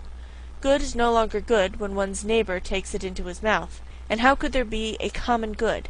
The expression contradicts itself. That which can be common is always of small value. In the end, things must be as they are and always have been. The great things remain for the great, the abysses for the profound, the delicacies and thrills for the refined, and to sum up shortly, everything rare for the rare. 44.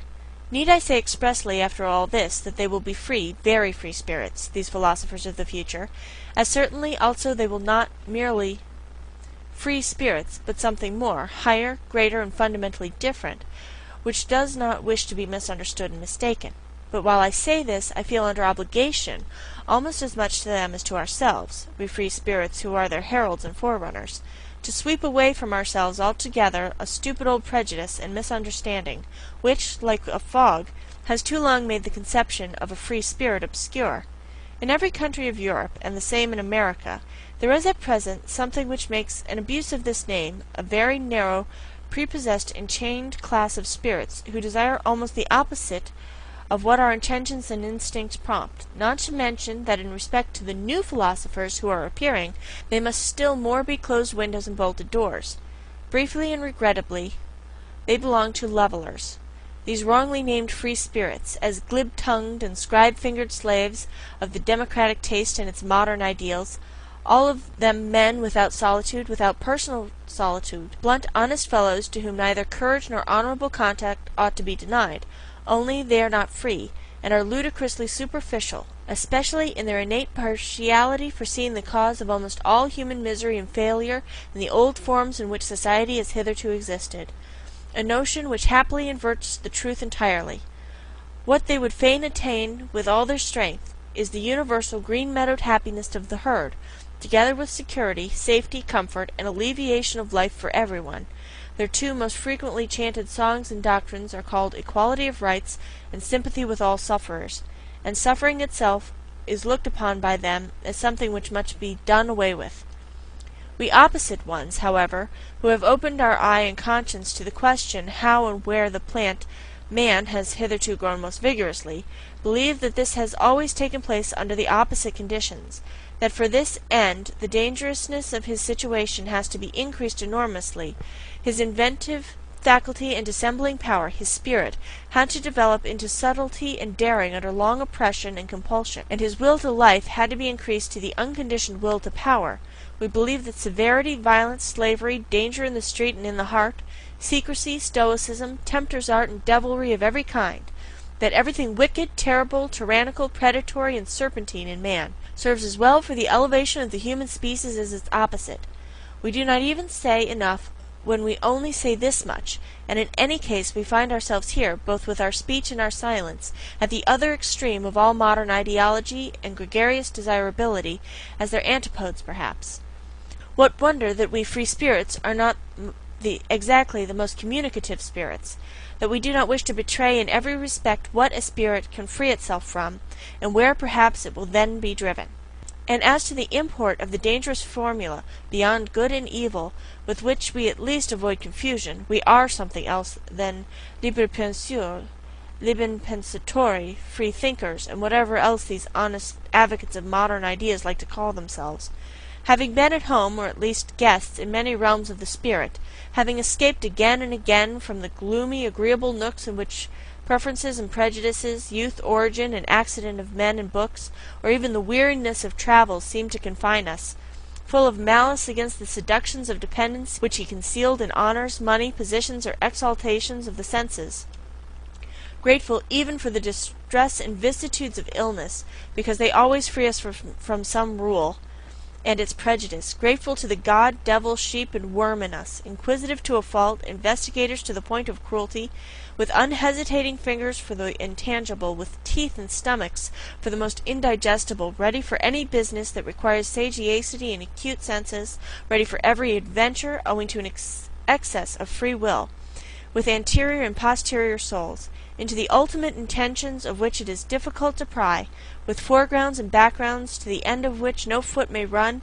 hidden ones under the mantles of light, appropriators, although we resemble heirs and spendthrifts, arrangers and collectors from morning till night, misers of our wealth and full-crammed drawers, economical in learning and forgetting, inventive in scheming, sometimes proud of tables of categories, sometimes pedants, sometimes night owls of work even in full day, yea, if necessary, even scarecrows.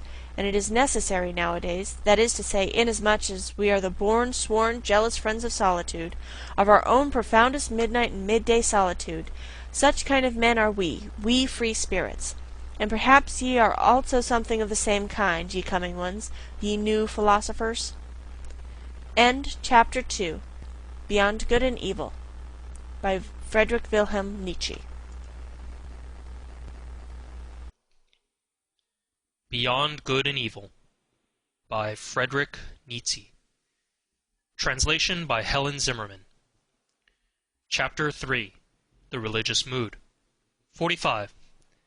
The human soul and its limits, the range of a man's inner experiences, hitherto attained, the heights, depths, and distances of these experiences, the entire history of the soul up to the present time, and its still unexhausted possibilities.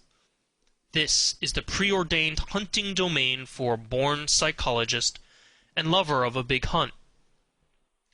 But how often must he say despairingly to himself, "A single individual, alas, only a single individual, and this great forest, this virgin forest." So he would like to have some hundreds of hunting assistants and fine trained hounds that he could send into the history of the human soul to drive his game together. In vain, again and again he experiences, profoundly and bitterly, how difficult it is to find assistants and dogs for all the things that directly excite his curiosity.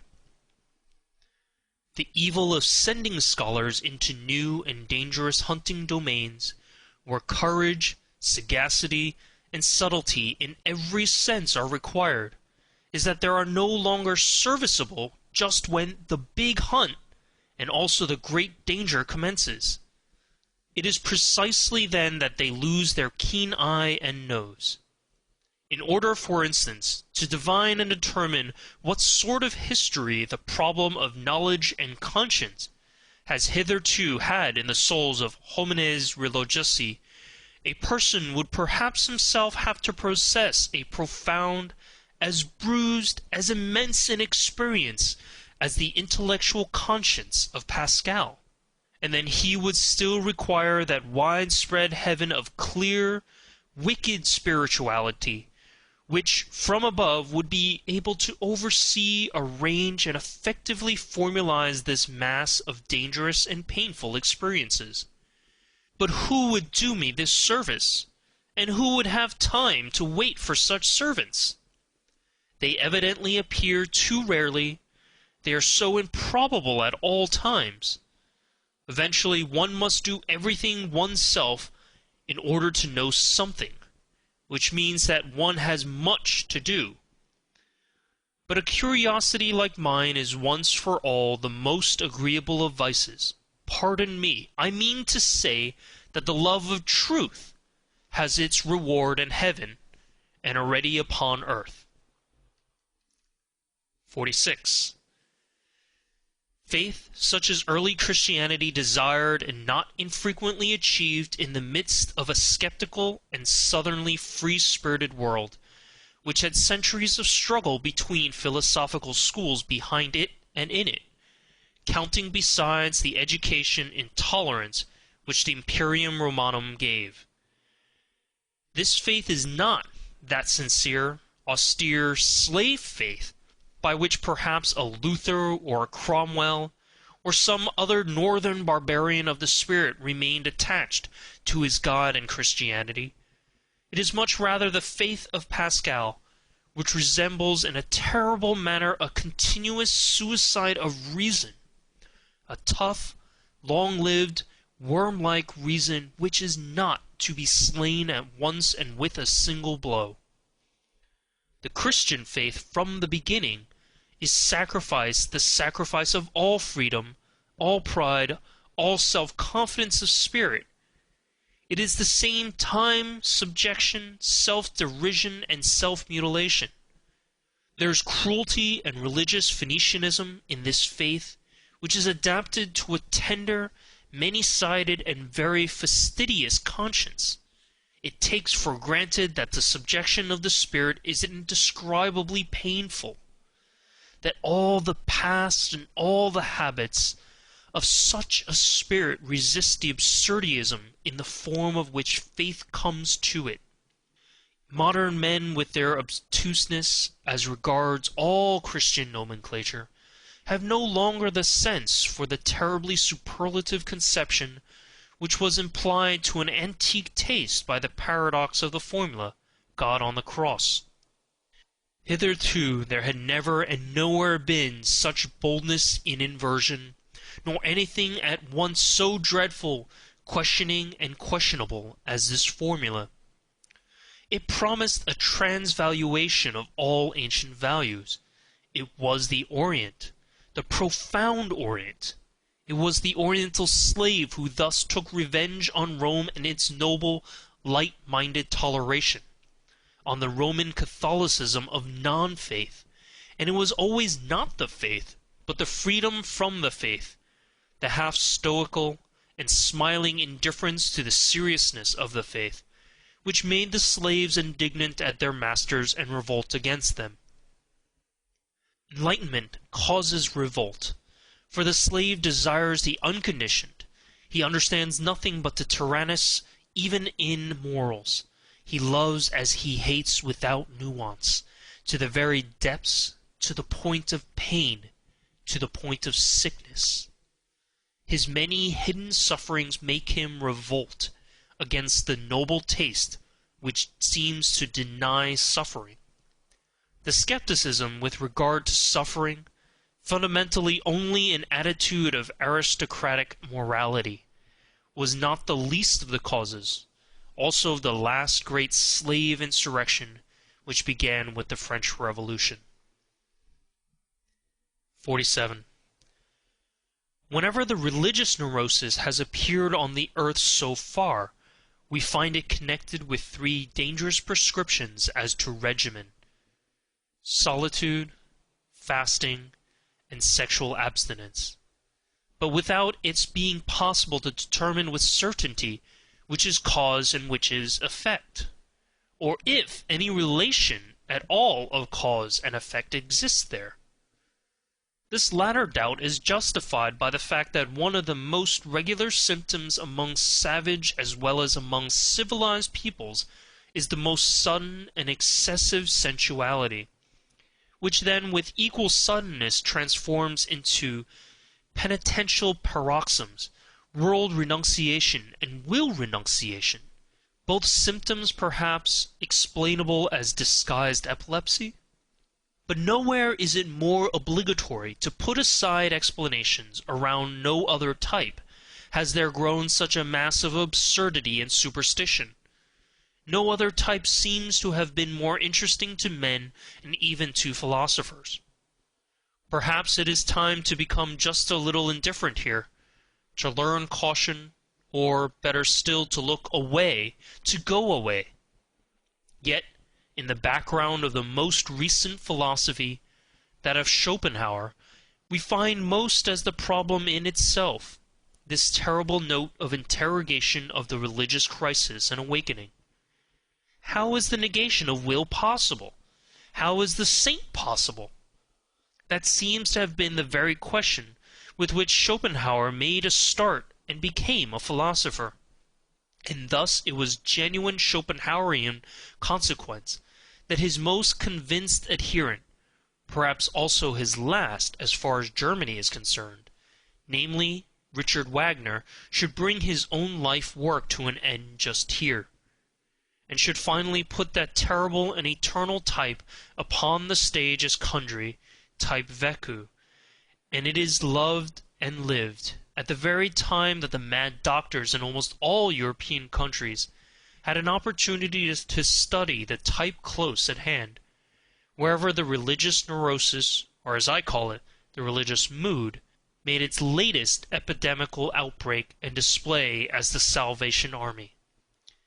If it be in question, however, as to what has been so extremely interesting to men of all sorts, in all ages, and even to philosophers, in the whole phenomenon of the saint, it is undoubtedly the appearance of the miraculous therein, namely the immediate succession of opposites, of states of the soul regarded as morally antithetical. It was believed here to be self-evident that the bad man was all at once turned into a saint, a good man. The hitherto existing psychology was wrecked at this point.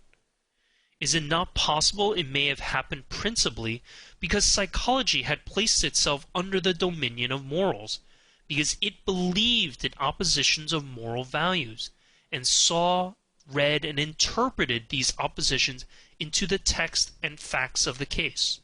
What? Miracle? Only an error of interpretation? A lack of philology? 48. It seems that the Latin races are far more deeply attached to their Catholicism than we Northerners are to Christianity generally, and that consequently unbelief in Catholic countries means something quite different from what it does among Protestants, namely, a sort of revolt against the spirit of the race, while with us it is rather a return to the spirit, or non-spirit of the race. We Northerners undoubtedly derive our origin from barbarous races. Even as regards our talents for religion, we have poor talents for it. One may make an exception in the case of the Celts, who have theretofore furnished also the best soil for Christian infection in the north. The Christian ideal blossomed forth in France as much as ever the pale sun of the north would allow it. How strangely pious for our taste are still these later French skeptics, wherever there is any Celtic blood in their origin. How Catholic, how un-German does Auguste Comte's sociology seem to us, with the Roman logic of its instincts! How Jesuitical that amiable and shrewd Cicerone of Port Royal, Sainte-Beuve, in spite of all his hostility to Jesuits! And even earnest Renan, how inaccessible to us Northerners does the language of such a Renan appear, in whom every instant the merest touch of religious thrill throws his refined, voluptuous, and comfortable couching soul off its balance. Let us repeat after him these fine sentences, and what wickedness and haughtiness is immediately aroused by way of answer in our probably less beautiful but harder souls, that is to say, in our more German souls. Disons donc carrément que la religion est un produit de l'homme normal, que l'homme est le plus dans le vrai quand il est, le plus religieux et le plus assuré d'un destin infini. Sesquandiles bon quilivut, quella virtu corresponda un orde eternal, se quandil contemple les choses d'une manière, destresi quil trouve l'amour révolute et absurde, comment ne pas supposer que c'est dans ces mondes laquelle l'homme voit le mieux. These sentences are so extremely antipodal to my ears and habits of thought that in my first impulse of rage on finding them I wrote on the margin, Le nascere religieux par excellence, until in my later rage I even took a fancy to them, these sentences with their truth absolutely inverted. It is so nice and such a distinction to have one's own antipodes. 49. That which is so astonishing in the religious life of the ancient Greeks is the irrestrainable stream of gratitude which it pours forth. It is a very superior kind of man who takes such an attitude towards nature and life. Later on, when the populace got the upper hand in Greece, fear became so rampant also in religion, and Christianity was preparing itself. 50. The passion for God, there are churlish, honest-hearted, and importune kinds of it. Like that of Luther, the whole of Protestantism lacks the southern delicatezza. There is an oriental exaltation of the mind in it, like that of an undeservedly favored or elevated slave, as in the case of St. Augustine, for instance, who lacks in an offensive manner all nobility in bearing and desires. There is a feminine tenderness and sensuality in it, which modestly and unconsciously longs for an unio mystica et physica, as in the case of Madame de Guyon. In many cases it appears, curiously enough, as the disguise of a girl's or a youth's puberty. Here and there, even in the hysteria of an old maid, also as her last ambition. The Church has frequently canonized the woman in such a case. 51. The mightiest men have hitherto always bowed reverently before the saint, as the enigma of self-subjugation and utter voluntary privation. Why did they thus bow? They divined in him, and as it were behind the questionableness of his frail and wretched appearance, the superior force which wished to test itself by such a subjugation. The strength of will in which they recognized their own strength and love of power, and knew how to honor it. They honored something in themselves when they honored the saint. In addition to this, the contemplation of the saint suggested to them a suspicion. Such an enormity of self-negation and anti-naturalness will not have been coveted for nothing. They have said inquiringly, there is perhaps a reason for it, some very great danger, about which the ecstatic might wish to be more accurately informed through his secret interlocutors and visitors. In a word, the mighty ones of the world learned to have a new fear before him. They divined a new power, a strange, still unconquered enemy. It was the will to power, which obliged them to halt before the saint. They had to question him. 52. In the Jewish Old Testament, the book of divine justice, there are men, things, and sayings on such an immense scale that Greek and Indian literature has nothing to compare with it. One stands with fear and reverence before those stupendous remains of what man was formerly, and one has sad thoughts about old Asia and its little outpushed peninsula Europe, which would like, by all means, to figure before Asia as the progress of mankind. To be sure, he who himself only a slender, tame house animal, and knows only the wants of a house animal, like our cultured people of today, including the Christians of cultured Christianity, need neither be amazed nor even sad amid those ruins. The taste for the Old Testament is a touchstone with respect to great and small. Perhaps he will find that the New Testament, the book of grace, still appeals more to his heart. There is much of the odor of the genuine, tender, stupid bedesman and petty soul in it. To have bound up this New Testament, a kind of rococo of taste in every respect, along with the Old Testament into one book as the Bible, as the book in itself, is perhaps the greatest audacity and sin against the spirit which literary Europe has upon its conscience. 53. Why atheism nowadays? The Father in God is thoroughly refuted. Equally so the judge, the rewarder, also his free will. He does not hear, and even if he did, he would not know how to help. The worst is that he seems incapable of communicating himself clearly. Is he uncertain? This is what I have made out, by questioning and listening at a variety of conversations, to be the cause of the decline of European theism. It appears to me that though the religious instinct is in vigorous growth, it rejects the theistic satisfaction with profound distrust. 54. What does all modern philosophy do? Since Descartes, and indeed more in defiance of him than on the basis of his procedure, an attentat has been made on the part of all philosophers on the old conception of the soul. Under the guise of a criticism of the subject and predicate conception, that is to say, an attentat on the fundamental presupposition of Christian doctrine, modern philosophy, as an epistemological skepticism, is secretly or openly anti-Christian, although, for keener ears be it said, by no means anti-religious.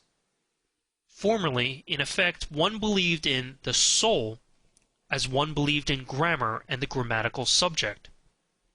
One said I is the condition, think is the predicate, and is conditioned. To think is an activity for which one must suppose a subject as cause.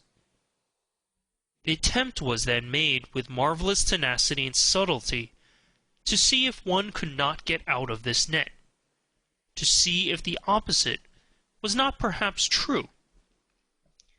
Think, the condition, and I, the conditioned.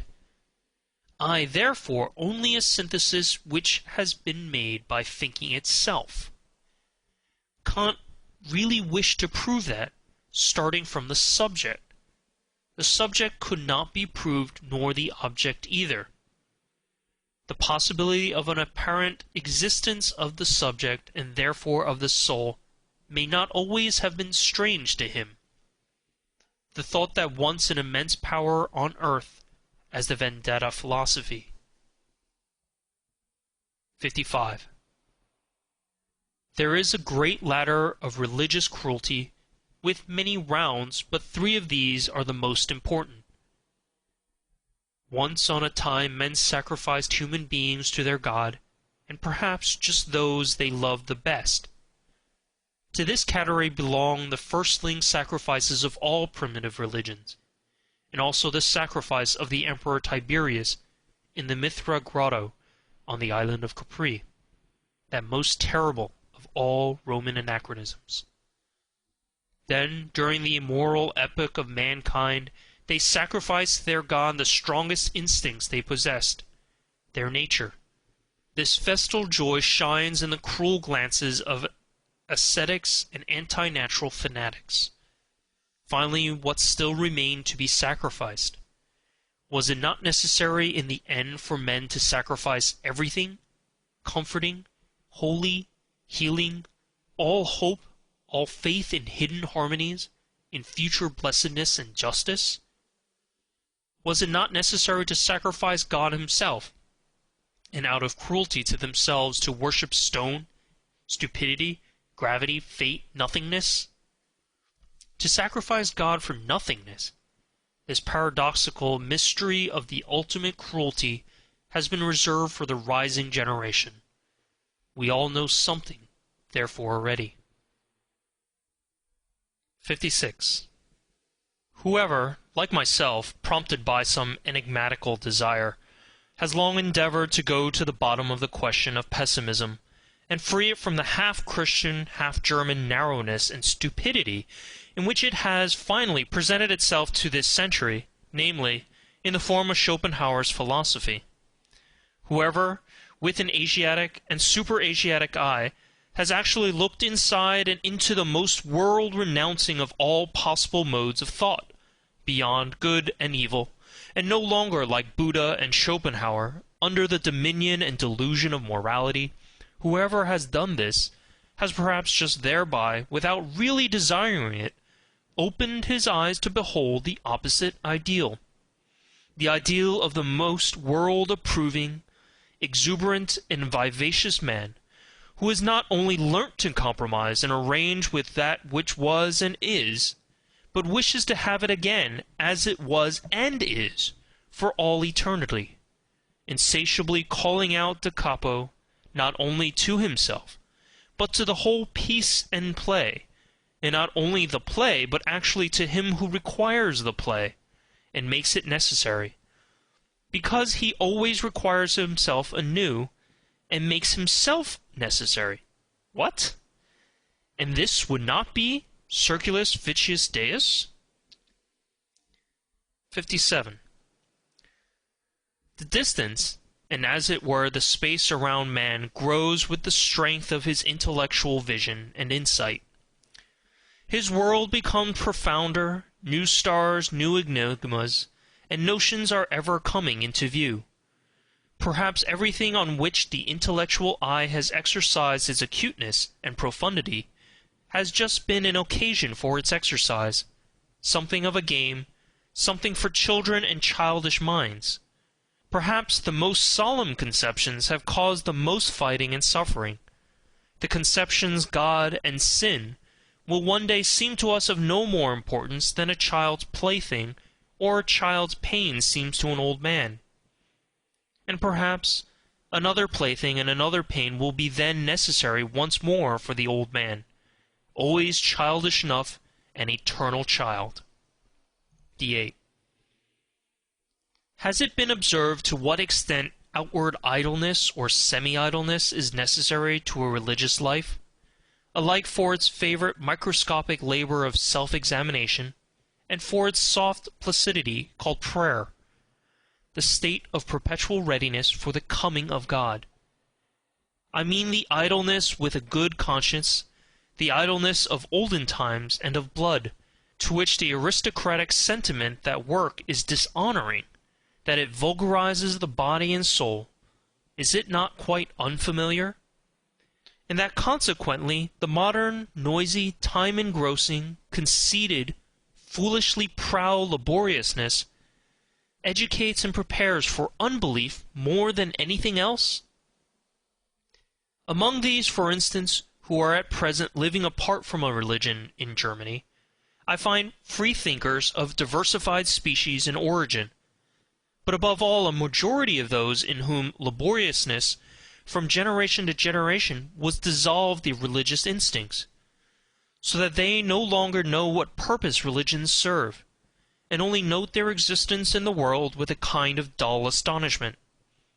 They feel themselves already fully occupied, these good people, be it by their business or by their pleasures, not to mention the fatherland, and the newspapers and their family duties. It seems that they have no time whatever left for religion, and above all, it is not obvious to them whether it is a question of a new business or a new pleasure, for it is impossible. They say to themselves that people should go to church merely to spoil their tempers. They are by no means enemies of religious customs, should certain circumstances, state affairs perhaps, require their participation in such customs. They do what is required, as so many things are done, with a patient and unassuming seriousness, and without much curiosity or discomfort. They live too much apart and outside to feel even the necessity for a for or against in such matters. Among those indifferent persons may be reckoned nowadays the majority of German Protestants of the middle classes, especially in the great laborious centers of trade and commerce. Also the majority of laborious scholars and the entire university personnel, with the exception of the theologians, whose existence and possibility there always gives psychologists new and more subtle puzzles to solve. On the part of pious or merely church-going people, there is seldom any idea of how much good will, one might say arbitrary will, is now necessary for a German scholar to take the problem of religion seriously. His whole profession, and as I have said, his whole workman-like laboriousness, to which he is compelled by his modern conscience, inclines him to a lofty and almost charitable serenity as regards to religion, with which is occasionally mingled a slight disdain for the uncleanliness of spirit, which he takes for granted wherever any one still professes to belong to the Church. It is only with the help of history, not through his own personal experience, therefore, that the scholar succeeds in bringing himself to a respectful seriousness, and to a certain timid difference in presence of religions. But even when his sentiments have reached the stage of gratitude towards them, he has not personally advanced one step nearer to that which still maintains itself as church or as piety. Perhaps even the contrary. The practical indifference to religious matters in the midst of which he has been born and brought up usually sublimates itself in his case into circumspection and cleanliness, which shuns contact with religious men and things. And it may just be the depth of his tolerance and humanity which prompts him to avoid the delicate trouble which tolerance itself brings with it. Every age has its own divine type of naivete, for the discovery of which other ages may envy it. And how much naivete, adorable, childlike, and boundlessly foolish naivete, is involved in this belief of the scholar in his superiority, in the good conscience of his tolerance, in the unsuspecting, simple certainty with which his instinct treats the religious man as a lower and less valuable type, beyond, before, and above which he himself has developed, he, the little arrogant dwarf and mob-man, the sedulously alert, head and hand drudge of ideas, of modern ideas. 59. Whoever has seen deeply into the world has doubtless divined what wisdom there is in the fact that men are superficial. It is their preservative instinct that teaches them to be flighty, lightsome, and false. Here and there one finds a passionate and exaggerated adoration of pure forms, in philosophers as well as in artists.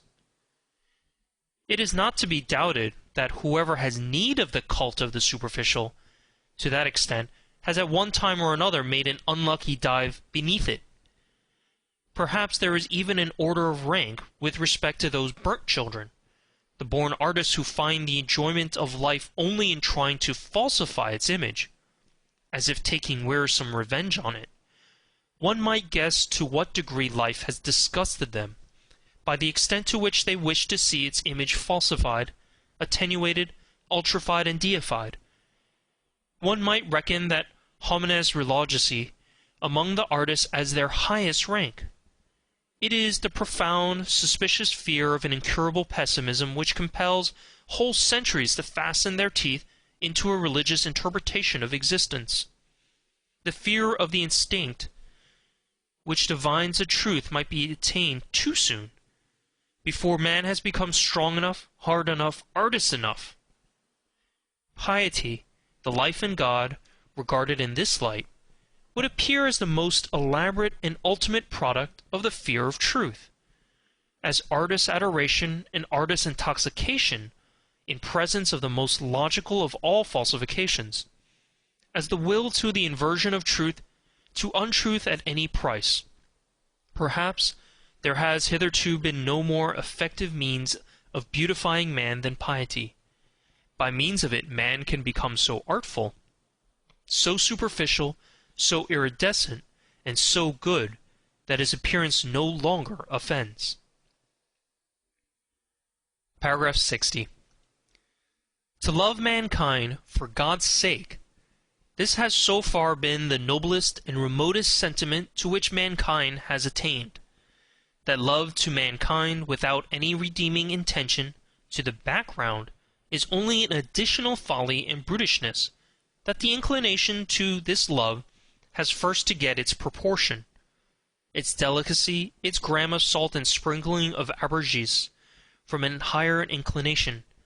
Whoever first perceived and experienced this, however his tongue may have stammered as it attempted to express such a delicate matter, let him for all time be holy and respected as the man who has so far flown highest and gone astray in the finest fashion. Paragraph 61.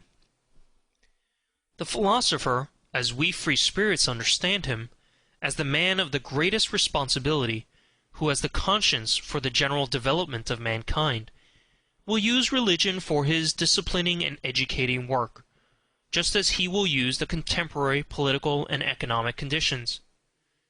The selecting and disciplining influence, destructive as well as creative, and fashioning, which can be exercised by means of religion is manifold and varied, according to the sort of people placed under its spell and protection. For those who are strong and independent, destined and trained to command, in whom the judgment and skill of a ruling race is incorporated, religion is an additional means for overcoming resistance in the exercise of authority, as a bond which binds rulers and subjects in common, betraying and surrendering to the former the conscience of the latter, their innermost heart, which would fain escape obedience. And in the case of the unique natures of noble origin, if by virtue of superior spirituality they should incline to a more retired and contemplative life, reserving to themselves only the more refined forms of government, over chosen disciples or members of an order, religion itself may be used as a means for obtaining peace from the noise and trouble of managing grosser affairs, and for securing immunity from the unavoidable filth of all political agitation. The Brahmins, for instance, understood this fact. With the help of a religious organization, they secured to themselves the power of nominating kings for the people, while their sentiments prompted them to keep apart and outside as men with a higher and super-regal mission. At the same time, religion gives inducement and opportunity to some of the subjects to qualify themselves for future ruling and commanding the slowly ascending ranks and classes, in which, through fortunate marriage customs, volitional power and delight in self-control are on the increase. To them religion offers sufficient incentives and temptations to aspire to higher intellectuality, and to experience the sentiments of authoritative self-control, of silence and of solitude. Asceticism and Puritanism are almost indispensable means of educating and ennobling a race, which seeks to rise above its heredity, baseness, and work itself upwards to future supremacy. And finally, to ordinary men, to the majority of the people who exist for service and general utility, and are only so far entitled to exist, religion gives invaluable contentedness with their lot and condition, peace of heart, ennoblement of obedience, additional social happiness and sympathy, with something of transfiguration and embellishment, something of justification of all commonplaceness, all the meanness, all the semi-annual poverty of their souls. Religion, together with the religious significance of life, sheds sunshine over such perpetually harassed men, and makes even their own aspect endurable to them. It operates upon them as the Epicurean philosophy usually operates upon sufferers of a higher order, in a refreshing and refining manner, almost turning suffering to account, and in the end even hallowing and vindicating it. There is perhaps nothing so admirable in Christianity and Buddhism as their art of teaching even the lowest to elevate themselves by piety to seemingly higher order of things, and thereby to retain their satisfaction with the actual world in which they find it difficult enough to live, this very difficult being necessary. Paragraph 62. To be sure, to make also the bad counter-reckoning against such religions, and to bring to light their secret dangers, the cost is always excessive and terrible when religions do not operate as an educational and disciplinary medium in the hands of the philosopher, but rule voluntarily and paramountly when they wish to be the final end, and not a means along with other means. Among men, as among all other animals, there is a surplus of defective, diseased, degenerating, infirm, and necessarily suffering individuals. The successful cases, among men also, are always the exception, and in view of the fact that man is the animal not yet properly adapted to his environment, the rare exception. But worse still, the higher the type a man represents, the greater is the improbability that he will succeed. The accidental, the law of irrationality in the general constitution of mankind, manifests itself most terribly in its destructive effect on the higher orders of men, the conditions of whose lives are delicate, diverse, and difficult to determine. What then is the attitude of the two greatest religions above mentioned to the surplus of failures in life? They endeavor to preserve and keep alive whatever can be preserved. In fact, as the religions for sufferers, they take the part of these upon principle. They are always in favor of those who suffer from life as from a disease, and they would fain treat every other experience of life as false and impossible. However highly we may esteem this indulgent and preservative care, inasmuch as in applying to others, it has applied and applies also to the highest and usually the most suffering type of man, the hitherto paramount religions, to give a general appreciation of them, are among the principal causes which have kept the type of man upon a lower level. They have preserved too much that which should have perished. One has to thank them for invaluable services, and who is sufficiently rich in gratitude not to feel poor at the contemplation of all that the spiritual men of Christianity have done for Europe hitherto.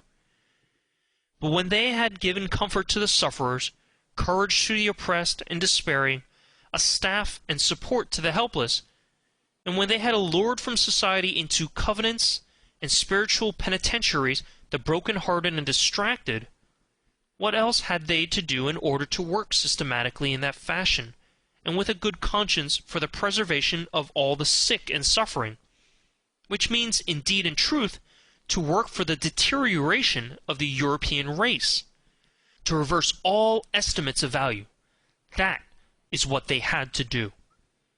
And to shatter the strong, to spoil great hopes, to cast suspicion on the delight in beauty, to break down everything autonomous, manly, conquering, and imperious, all instincts which are natural to the highest and most successful type of man, into uncertainty, distress of conscience, and self-destruction. Forsooth, to invert all love of the earth and of supremacy over the earth into hatred of the earth and earthly things.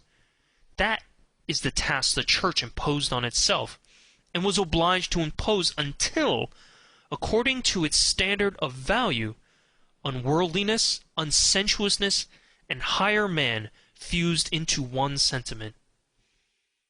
If one could observe the strangely painful, equally coarse and refined comedy of European Christianity, with the derisive and impartial eye of an Epicurean god, I should think one would never cease marveling and laughing.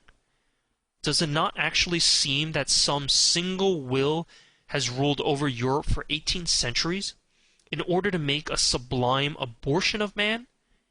He, however, who with opposite requirements no longer Epicurean, and with some divine hammer in his hand, could approach this almost voluntary degeneration and stunting of mankind, as exemplified in the European Christian, Pascal, for instance, would he not have to cry aloud with rage, pity, and horror? "O you bunglers, presumptuous, pitiful bunglers, what have you done? Was that a work for your hands? How you have hacked and botched my finest stone! What have you presumed to do? I should say that Christianity has hitherto been the most portentous of presumptions. Men not great enough nor hard enough to be entitled as artists to take part in fashioning man, men not sufficiently strong and far-sighted to allow, with sublime self-constraint, the obvious law of the thousandfold failures and perishings to prevail, men not sufficiently noble to see the radically different grades of rank and intervals of rank that separate man from man. Such men, with their equality before God, have hitherto swayed the destiny of Europe, until at last a dwarfed, almost ludicrous species has been produced, a gregarious animal, something obligingly sickly, mediocre, the European of the present day. End of chapter 3.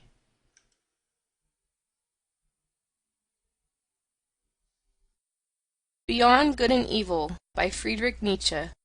Translated by Helen Zimmern. Chapter 4.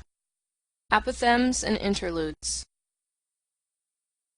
63. He who is a thorough teacher takes things seriously, and even himself only in relation to his pupils. 64. Knowledge for its own sake. That is the last snare laid by morality. We are thereby completely entangled in morals once more.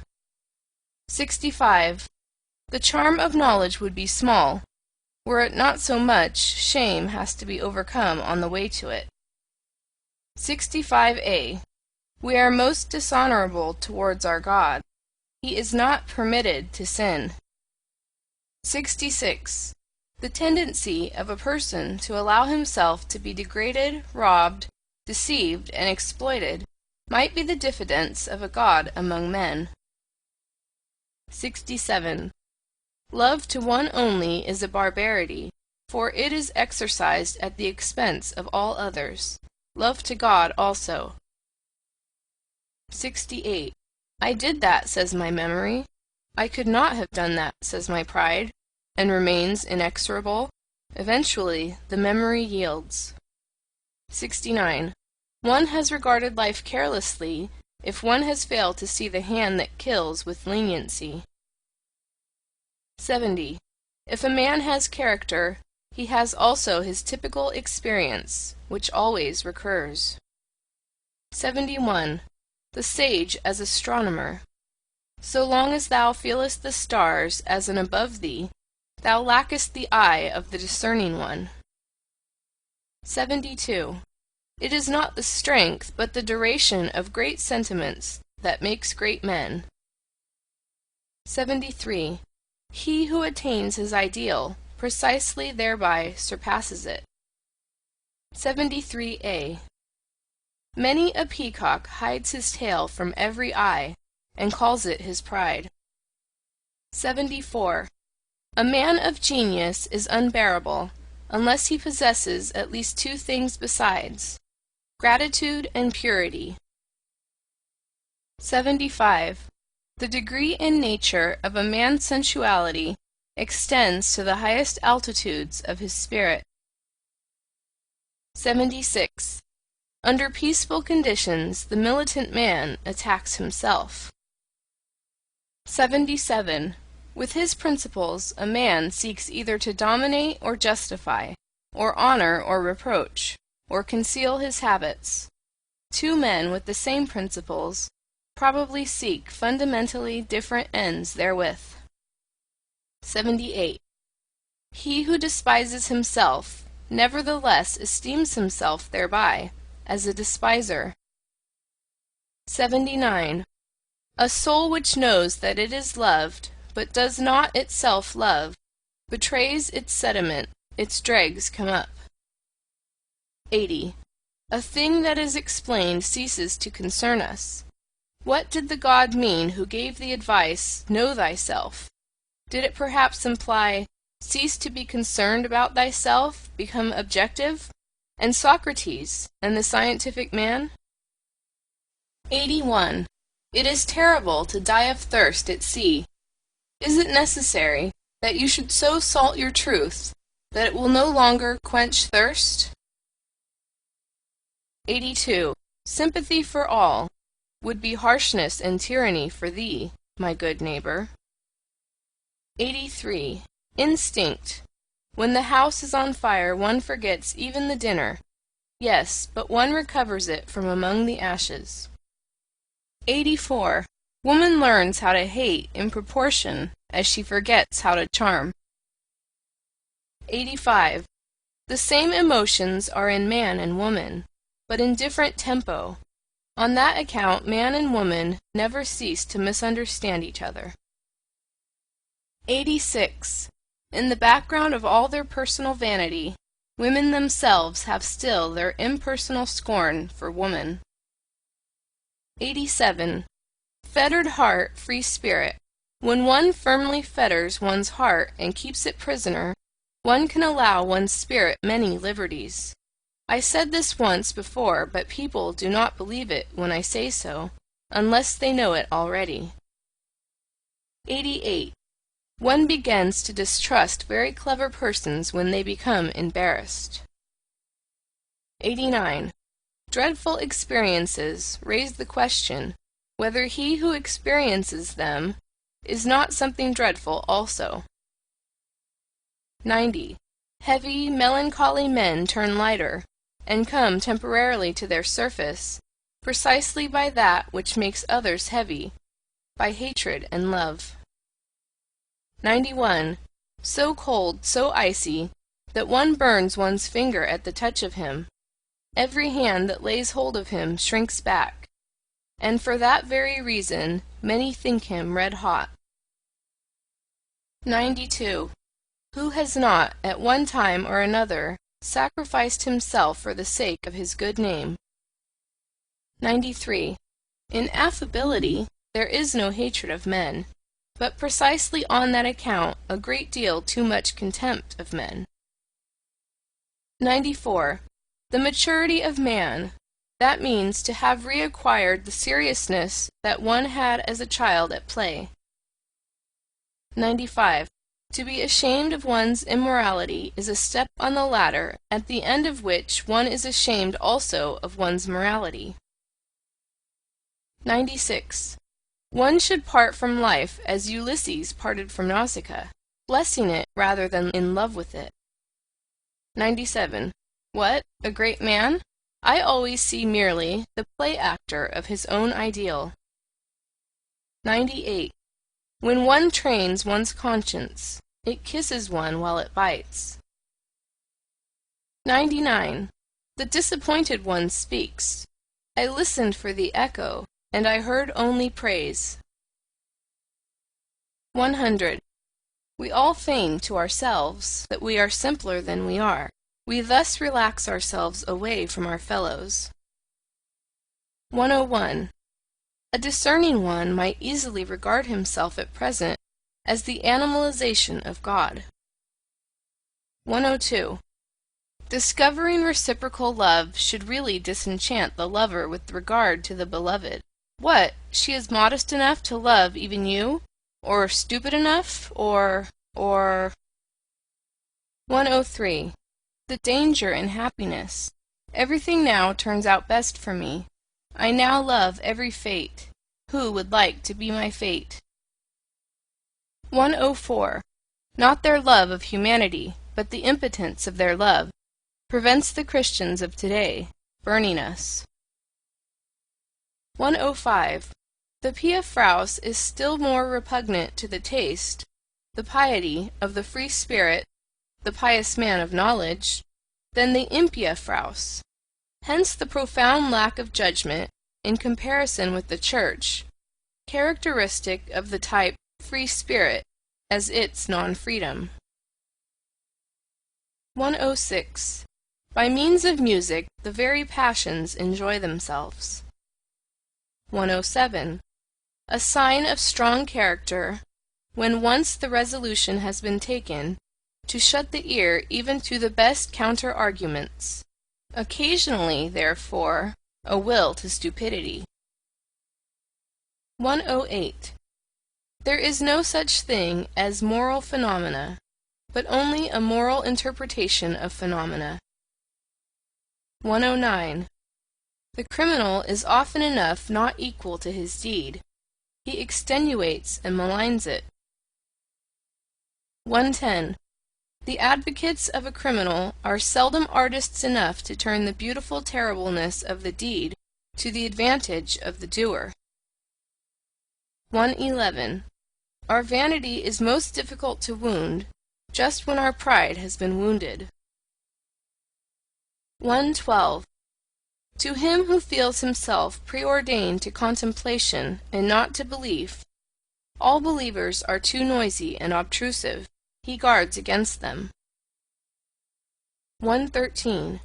You want to prepossess him in your favor, then you must be embarrassed before him. 114. The immense expectation with regard to sexual love, and the coyness in this expectation, spoils all the perspectives of women at the outset.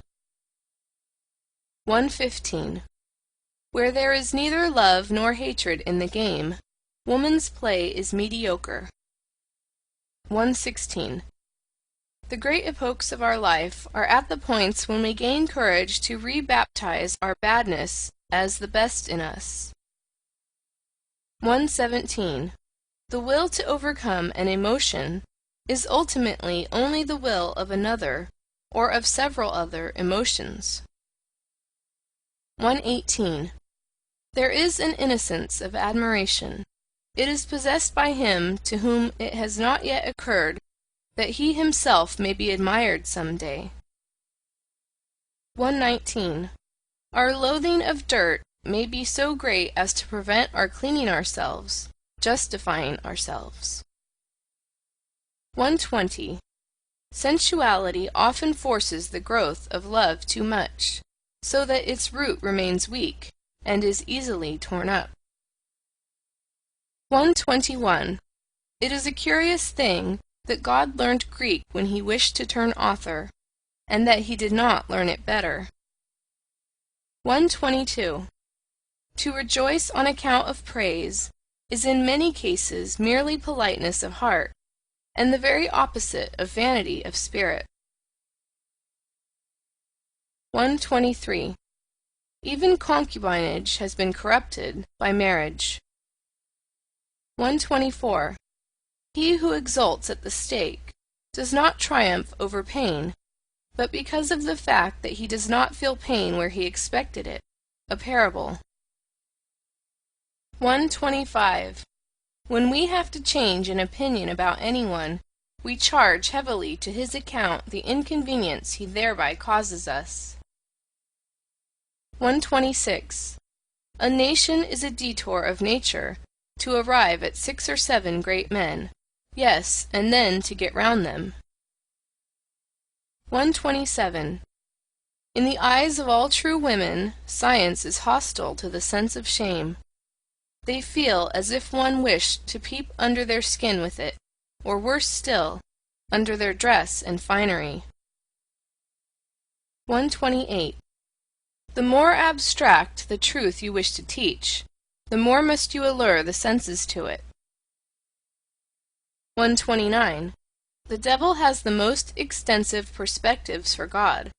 On that account he keeps so far away from him.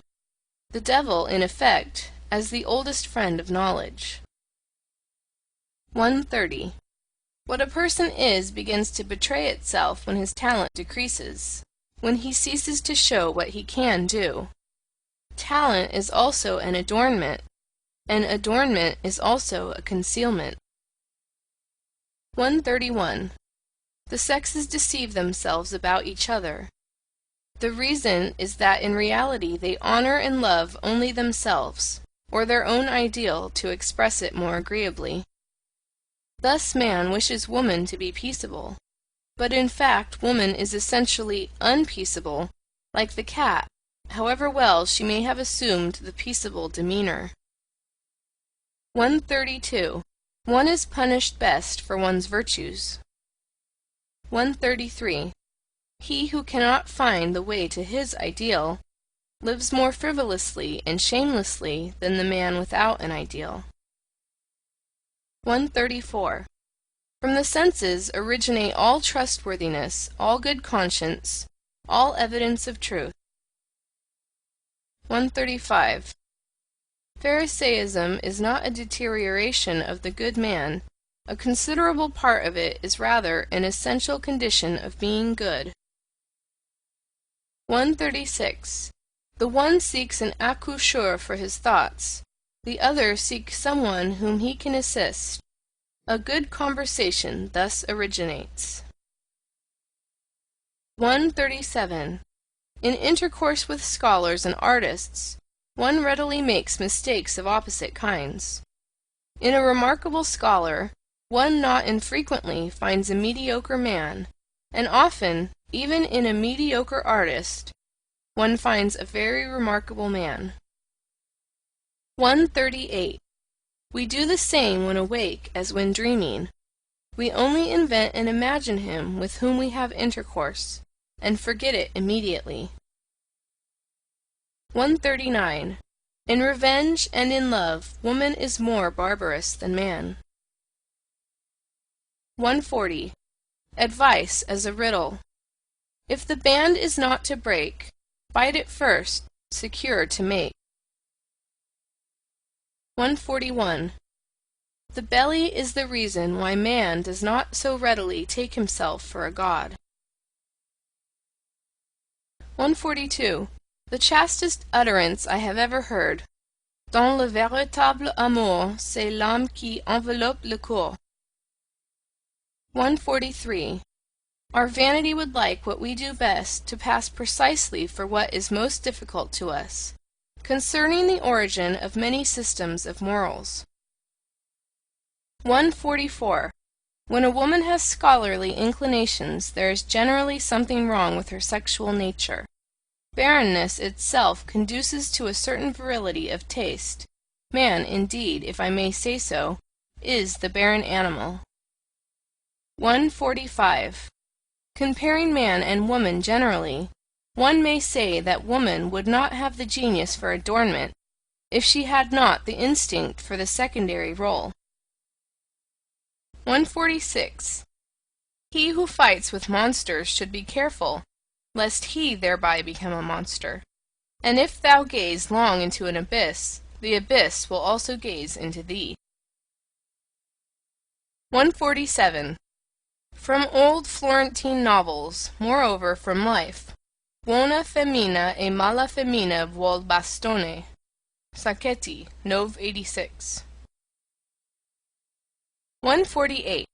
To seduce their neighbor to a favorable opinion, and afterwards to believe implicitly in this opinion of their neighbor.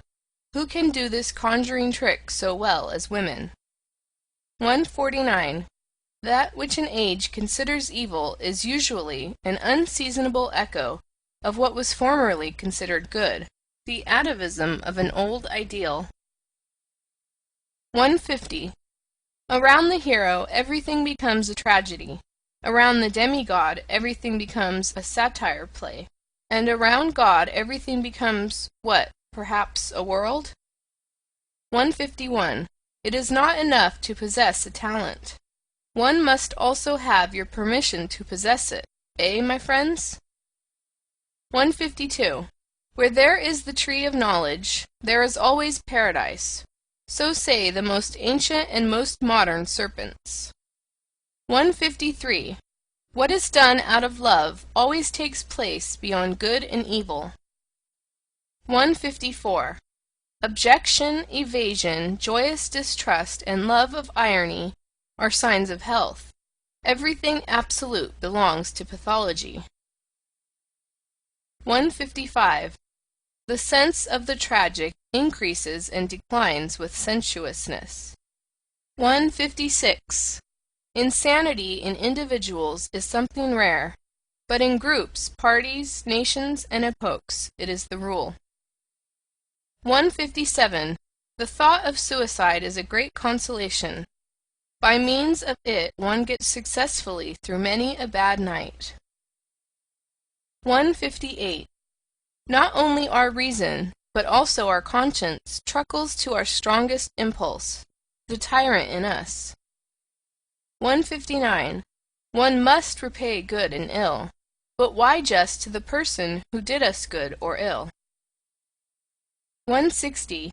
One no longer loves one's knowledge sufficiently after one has communicated it. 161. Poets act shamelessly towards their experiences. They exploit them. 162. Our fellow creature is not our neighbor, but our neighbor's neighbor. So thinks every nation. 163. Love brings to light the noble and hidden qualities of a lover, his rare and exceptional traits. It is thus liable to be deceptive as to his normal character. 164. Jesus said to his Jews, "The law was for servants. Love God as I love him, as his son. What have we sons of God to do with morals?" 165. In sight of every party, a shepherd has always need of a bellwether, or he has himself to be a wether occasionally. 166. One may indeed lie with the mouth, but with the accompanying grimace one nevertheless tells the truth. 167. To vigorous men intimacy is a matter of shame, and something precious. 168. Christianity gave Eros poison to drink. He did not die of it, certainly, but degenerated to vice. 169. To talk much about oneself may also be a means of concealing oneself. 170. In praise there is more obtrusiveness than in blame. 171. Pity has an almost ludicrous effect on a man of knowledge, like tender hands on a cyclops. 172. One occasionally embraces someone or other out of love to mankind, because one cannot embrace all, but this is what one must never confess to the individual. 173. One does not hate as long as one disesteems, but only when one esteems equal or superior. 174. Ye utilitarians, ye too love the util only as a vehicle for your inclinations. Ye too really find the noise of its wheels insupportable. 175. One loves ultimately one's desires, not the thing desired. 176. The vanity of others is only counter to our taste when it is counter to our vanity. 177. With regard to what truthfulness is, perhaps nobody has ever been sufficiently truthful. 178. One does not believe in the follies of clever man. What a forfeiture of the rights of man! 179. The consequences of our actions seize us by the forelock, very indifferent to the fact that we have meanwhile reformed. 180. There is an innocence in lying which is the sign of good faith in a cause. 181. It is inhuman to bless when one is being cursed. 182. The familiarity of superiors embitters one, because it may not be returned. 183. I am affected, not because you have deceived me, but because I can no longer believe in you. 184. There is a haughtiness of kindness which has the appearance of wickedness. 185. I dislike him. Why? I am not a match for him. Did anyone ever answer so? End of chapter 4. Beyond Good and Evil by Friedrich Nietzsche. Chapter 5. The Natural History of Morals. 186. The moral sentiment in Europe at present is perhaps as subtle, belated, diverse, sensitive, and refined as the science of morals belonging thereto is recent, initial, awkward, and close-fingered. An interesting contrast, which sometimes becomes incarnate and obvious in the very person of a moralist. Indeed, the expression "science of morals" is, in respect to what is designated thereby, far too presumptuous and counter to good taste, which is always a foretaste of more modest expressions. One ought to avow with the utmost fairness what is still necessary here for a long time, what is alone proper for the present, namely the collection of material, the comprehensive survey and classification of an immense domain of delicate sentiments of worth, and distinction of worth, which live, grow, propagate, and perish, and perhaps attempts to give a clear idea of the recurring and more common forms of these living crystallizations, as preparation for a theory of types of morality. To be sure, people have not hitherto been so modest. All the philosophers, with a pedantic and ridiculous seriousness, demanded of themselves something very much higher, more pretentious and ceremonious, when they concerned themselves with morality as a science. They wanted to give a basic to morality, and every philosopher hitherto has believed that he has given it a basis. Morality itself, however, has been regarded as something given. How far from their awkward pride was a seemingly insignificant problem, left in dust and decay, of a description of forms of morality, notwithstanding that the finest hands and senses could hardly be fine enough for it. It was precisely owing to moral philosophers knowing the moral facts imperfectly, in an arbitrary epitome, or accidental abridgment, perhaps as the morality of their environment, their position, their church, their zeitgeist, their climate, and so on. It was precisely because they were badly instructed with regards to nations, eras, and past ages, and were by no means eager to know about these matters, that they did not even come in sight of the real problems of morals, problems which only disclose themselves by a comparison of many kinds of morality.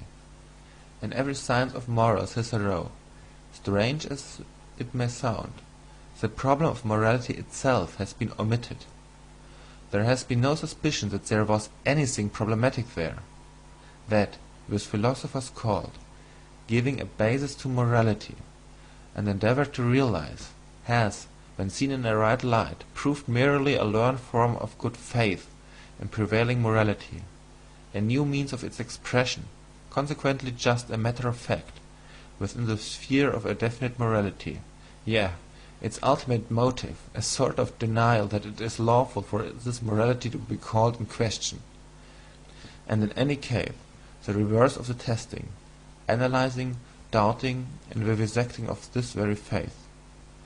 Here, for instance, what was innocent, almost worthy of honour. Schopenhauer represents his own task, and draw your conclusions concerning the scientificness of a science whose latest master still talks in the strain of children and old wives. The principle, he says, page 136 of the Grundprobleme der Ethik, the axiom about the purport of which all moralists are practically agreed, neminem laede immo omnes quantum potis juva, is really the proposition which all moral teachers strive to establish, the real basis of ethics which has been thought, like the philosopher's stone, for centuries. The difficulty of establishing the proposition referred to may indeed be great. It is well known that Schopenhauer also was unsuccessful in his efforts, and whoever has thoroughly realized how absurdly false and sentimental this proposition is, in a world whose essence is will to power, may be reminded that Schopenhauer, also a pessimist, actually played the flute daily after dinner. One may read about the matter in his biography. A question by the way. A pessimist, a repudiator of God and of the world, who makes a halt at morality, who assents to morality and plays the flute to laede neminem morals, what, is that really a pessimist? 187. Apart from the value of such assertion as "there is a categorical imperative in us," one can always ask, what does such an assertion indicate about him who makes it? There are systems of morals which are meant to justify their author in the eyes of other people. Other systems of morals are meant to tranquilize him and make him self-satisfied. With other systems he wants to crucify and humble himself. With others he wishes to take revenge. With others to conceal himself. With others to glorify himself and give superiority and distinction. This system of morals helps its author to forget that system makes him, or something of him forgotten. Many a moralist would like to exercise power and creative arbitrariness over mankind. Many another, perhaps Kant especially, gives us to understand by his morals that what is estimable in me is that I know how to obey, and with you it shall not be otherwise than with me. In short, systems of morals are only a sign language of the emotions. 188. In contrast to laisser-aller, every system of morals is a sort of tyranny against nature, and also against reason. That is, however, no objection, unless one should again decree by some system of morals that all kinds of tyranny and unreasonableness are unlawful. What is essential and invaluable in every system of morals is that it is a long constraint. In order to understand Stoicism, or Port-Royal, or Puritanism, one should remember the constraint under which every language has attained to strength and freedom, symmetrical constraint, the tyranny of rhyme and rhythm. How much trouble have the poets and orators of every nation given themselves, not excepting some of the prose writers of today, in whose ear dwells an inexorable consciousness, not excepting some of the prose writers of today, in whose ear dwells an inexorable consciousness. For the sake of a folly, a utilitarian bungler say, and thereby deem themselves wise, from submission to arbitrary law, as the anarchists say, and thereby fancy themselves free, even free-spirited. The singular fact remains, however, that everything of the nature of freedom, elegance, boldness, dance, and masterly certainty, which exists or has existed, whether it be in thought itself, or in admiration, or in speaking and persuading, in art as in conduct, has only developed by means of the tyranny of such arbitrary law, and in all seriousness it is not at all improbable that precisely this is nature and natural, and not laisser-aller. Every artist knows how different from the state of letting himself go is his most natural condition, the free arranging, locating, disposing, and constructing in the moments of inspiration, and how strictly and delicately he then obeys 1,000 laws, which, by their very rigidness and precision, defy all formulation by means of ideas. Even the most stable idea has, in comparison therewith, something floating, manifold, and ambitious in it. The essential thing in heaven and in earth is, apparently, to repeat it once more, that there should belong obedience in the same direction. Thereby results, and has always resulted in the long run, something which has made the life worth living. For instance, virtue, art, music, dancing, reason, spirituality, anything whatever that is transfiguring, refined, foolish, or divine. The long bondage of the spirit, the distrustful constraint in the communicability of ideas, the discipline which the thinker imposed on himself to think in accordance with the rules of a church or a court, or conformable to Aristotelian premises, the persistent spiritual will to interpret everything that happened according to a Christian scheme, and in every occurrence to rediscover and justify the Christian God. All this violence, arbitrariness, severity, dreadfulness, and unreasonableness, has proved itself as disciplinary means whereby the European spirit has attained its strength, its remorseless curiosity and subtle mobility.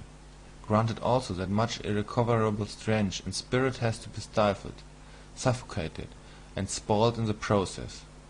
For here, as everywhere, Nature shows herself as she is, in all her extravagant and indifferent magnificence, which is shocking, but nevertheless noble. That for centuries thinkers only thought in order to prove something nowadays. On the contrary, we are suspicious of every thinker who wishes to prove something, that it was always settled beforehand what was to be the result of the strictest thinking, as it was perhaps in the Asiatic astrology of former times, or as it is still at the present day in the innocent, Christian moral explanation of the immediate personal events, for the glory of God, or for the good of the soul. This tyranny, this arbitrariness, this severe and magnificent stupidity has educated the spirit. Slavery, both in the coarser and the finer sense, is apparently an indispensable means, even of spiritual education and discipline. One may look at every system of morals in this light. It is nature therein which teaches to hate the laissez-aller, the too great freedom, and implants the need for limited horizons, for immediate duties. It teaches the narrowing of perspectives, and thus, in a certain sense, that stupidity is a condition of life and development.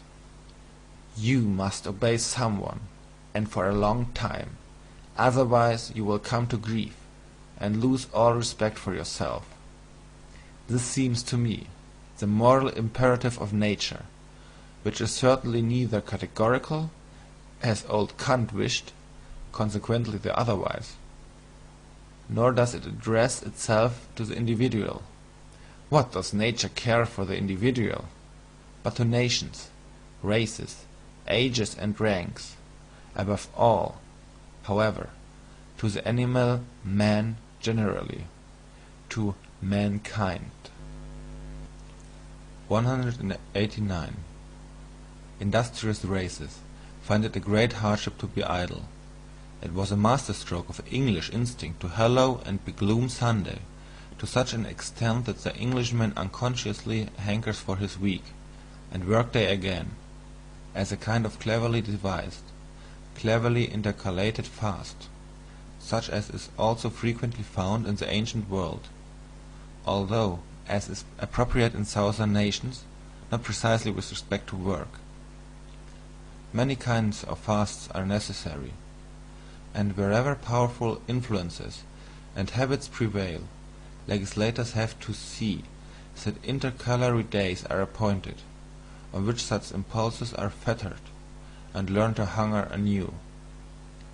Viewed from a higher standpoint, whole generations and epochs, when they show themselves infected with any moral fanatism, seem like those intercalated periods of restraint and fasting, during which an impulse learns to humble and submit itself, at the same time also to purify and sharpen itself.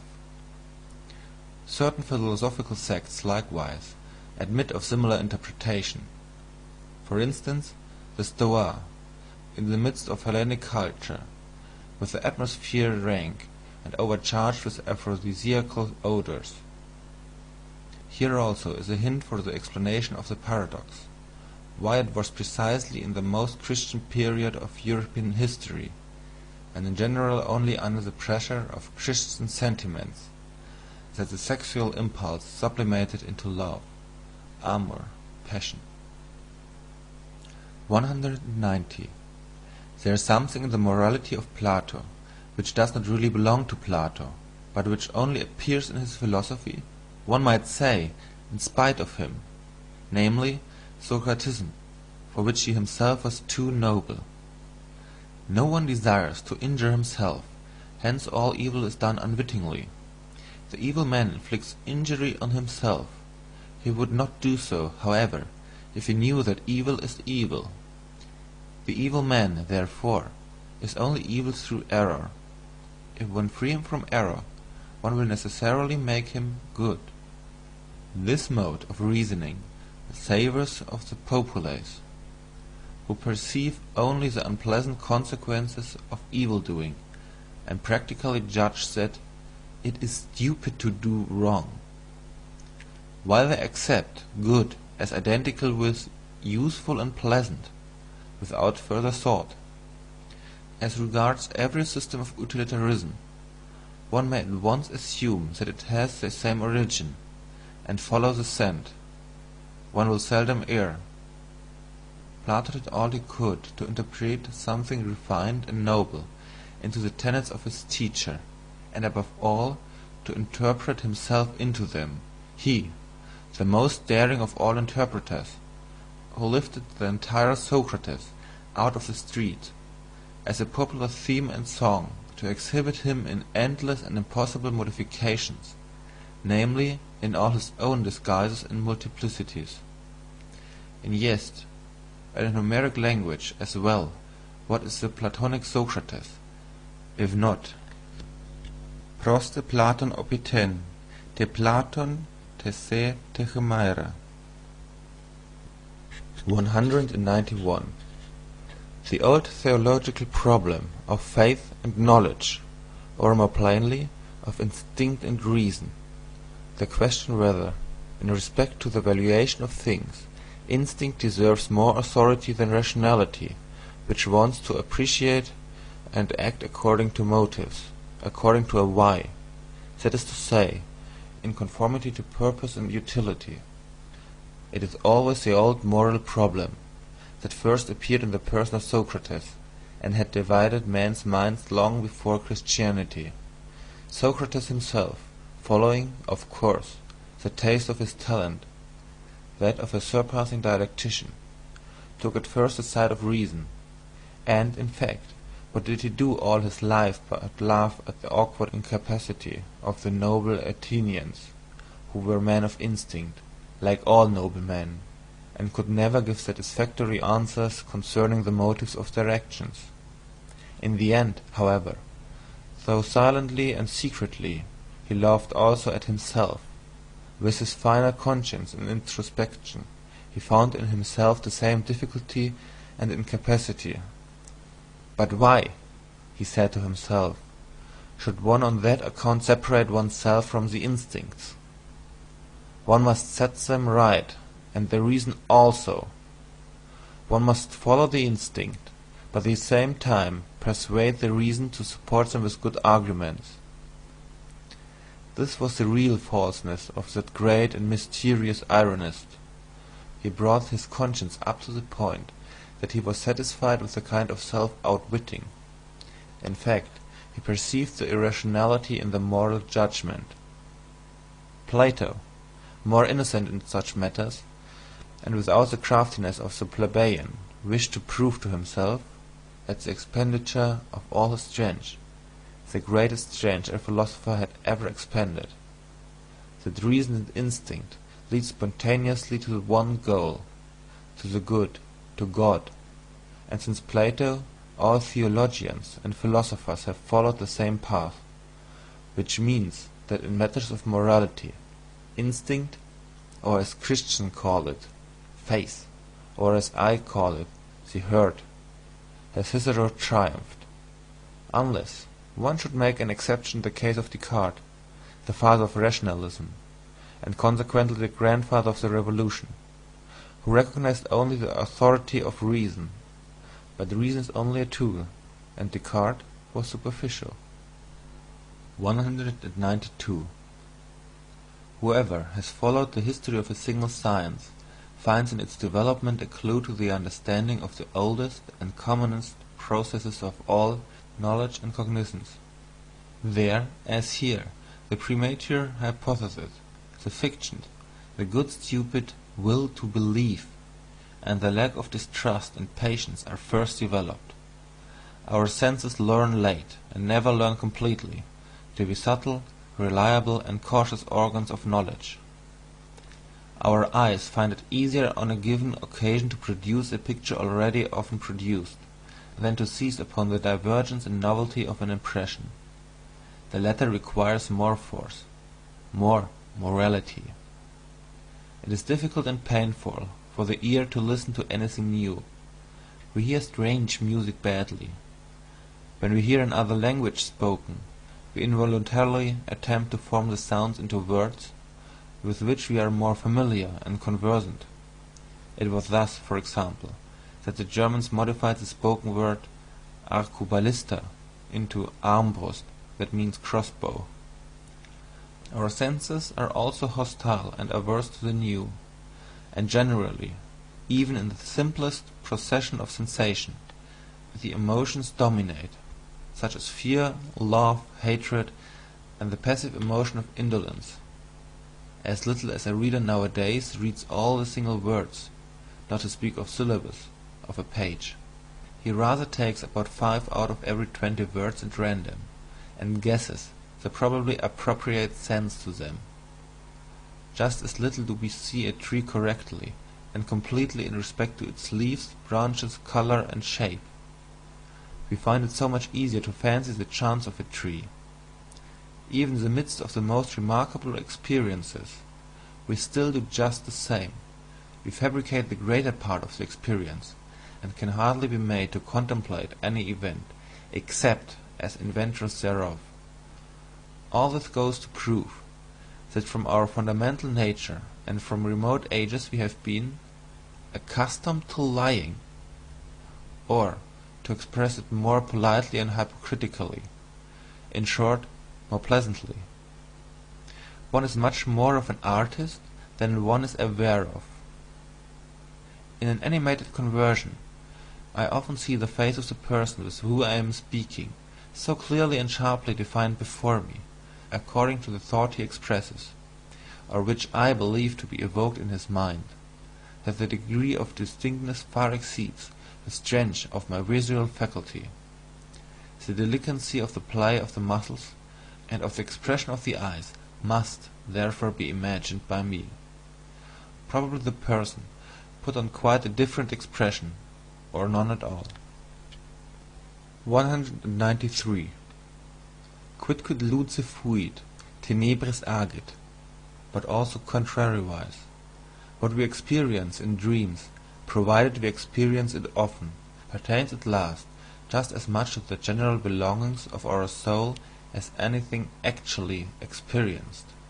By virtue thereof, we are richer or poorer, we have a requirement more or less, and finally, in broad daylight, and even in the brightest moments of our waking life, we are ruled to some extent by the nature of our dreams. Supposing that someone has often flown in his dreams, and then at last, as soon as he dreams, he is conscious of the power and art of flying as his privilege, and his peculiarly inviolable happiness. Such a person, who believes that on the slightest impulse he can actually all sorts of curves and angels, who knows the sensation of a certain divine levity, and upwards, without effort or constraint, and downwards, without ascending or lowering, without trouble. How could the man with such dream experiences and dream habits fail to find happiness differently coloured and defined, even in his waking hours? How could he fail to long differently for happiness? Flight, such as is described by poets, must, when compared with his own flying, be far too earthly, muscular, violent, far too troublesome for him. 194. The difference among men does not manifest itself only in the difference of their lists of desirable things, in their regarding different good things as worth striving for, and being disagreed as to the greater or less value, the order of rank, of the commonly recognized desirable things.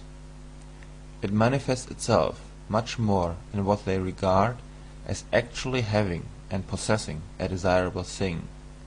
As regards to a woman, for instance, the control over her body and her sexual gratification, serves as an amply sufficient sign of ownership and possession to the more modest man. Another, with a more suspicious and ambitious thirst for possession, sees the questionableness, the mere apparentness of such ownership, and wishes to have finer tests in order to know especially whether the woman not only gives herself to him, but also gives up for the sake what she has or would not like to have. Only then does he look upon her as possessed.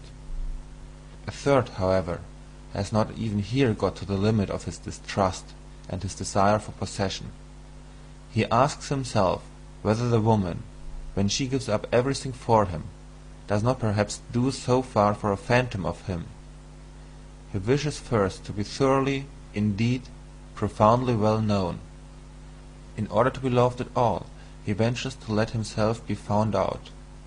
Only then does he feel the beloved one fully in his possession, when she no longer deceives herself about him, when she loves him just as much for the sake of his devilry and concealed insatiability as for his goodness, patience, and spirituality. One man would like to possess a nation, and he finds all the higher arts of Cagliostro and Catalina suitable for his purpose. Another, with a more refined thirst of possession, sighs to himself, "One may not deceive where one desires to possess." He is irritated and impatient at the idea that a mask of him should rule in the hearts of the people. "I must, therefore, make myself known, and first of all learn to know myself." Among helpful and charitable people, one almost always finds the awkward craftiness which first gets up suitable him who has to be helped, as though, for instance, he should merit help, seek just their help, and would show himself deeply grateful, attached, and subservient to them for all help. With these conceits they take control of the needy as a property, just as in general they are charitable and helpful out of a desire for property. One finds them jealous when they are crossed or forestalled in their charity. Parents involuntarily make something like themselves out of their children. They call that education. No mother doubts at the bottom of her heart that the child she has born is thereby her property. No father hesitates about his right to his own ideas and notions of worth. Indeed, in former times fathers deemed it right to use their discretion concerning the life or death of the newly born, as among the ancient Germans. And like the father, so also do the teacher, the class, the priest, and the prince still see in every new individual an unobjectionable opportunity for new possession. The consequence is 195. The Jews, a people born for slavery, as Tacitus and the whole ancient world say of them. The chosen people among the nations, as they themselves say and believe. The Jews performed the miracle of the inversion of valuations, by means of which the life on earth obtained a new and dangerous charm for a couple of millenniums. Their prophets fused into one the expressions rich, godless, wicked, violent, sensual, and for the first time coined the word world as a term of reproach. In this inversion of valuations, in which is also included the use of the word poor as synonym with saint and friend, the significance of the Jewish people is to be found.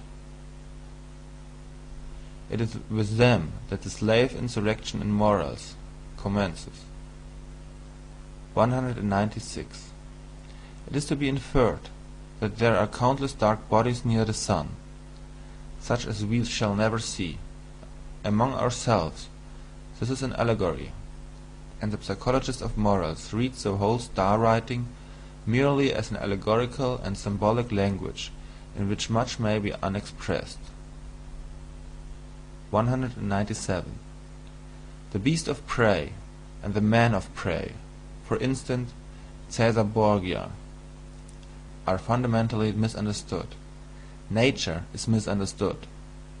So long as one seeks a morbidness in the constitution of these healthiest of all tropical monsters and growths, or even an innate hell in them, as almost all moralists have done hitherto. Does it not seem that there is a hatred of the virgin forest and of the tropics among moralists, and that the tropical man must be discredited at all costs, whether as a disease and deterioration of mankind, or as his own hell and self-torture? And why? In favour of the temperate zones? In favour of the temperate man? The moral? The mediocre? This for the chapter. Morals as timidity. 198. All the systems of morals, which address themselves with a view of their happiness, as it is called, what else are they but suggestions for behaviour adapted to the degree of danger from themselves in which the individuals live?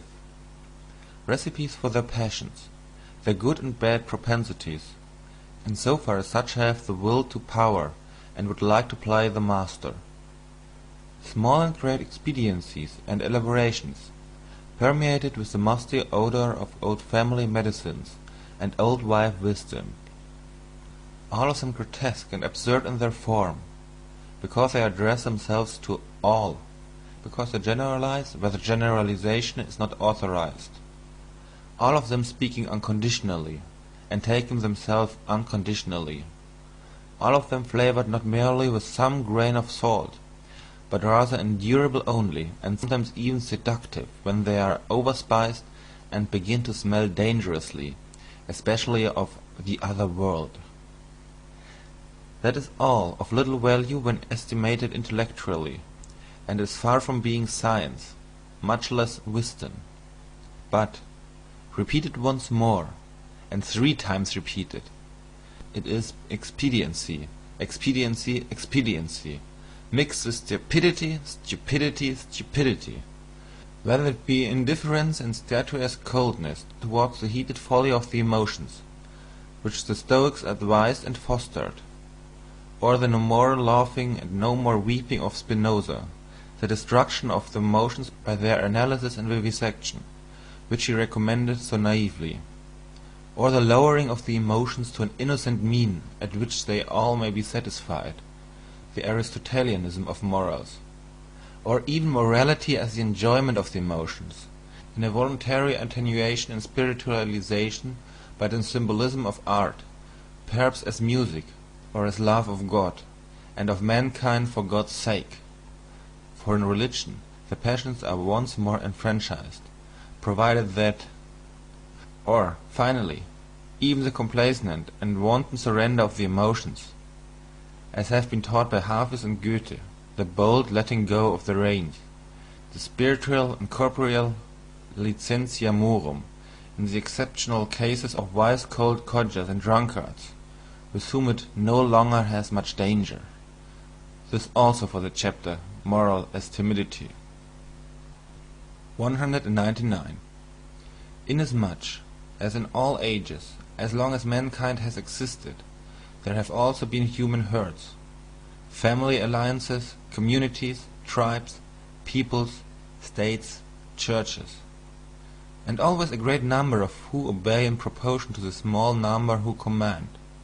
In view, therefore, of the fact that obedience has been most practised and fostered among mankind hitherto, one may reasonably suppose that, generally speaking, the need thereof is now innate in every one, as a kind of formal conscience, which gives the command, "You shall unconditionally do something, unconditionally refrain from something."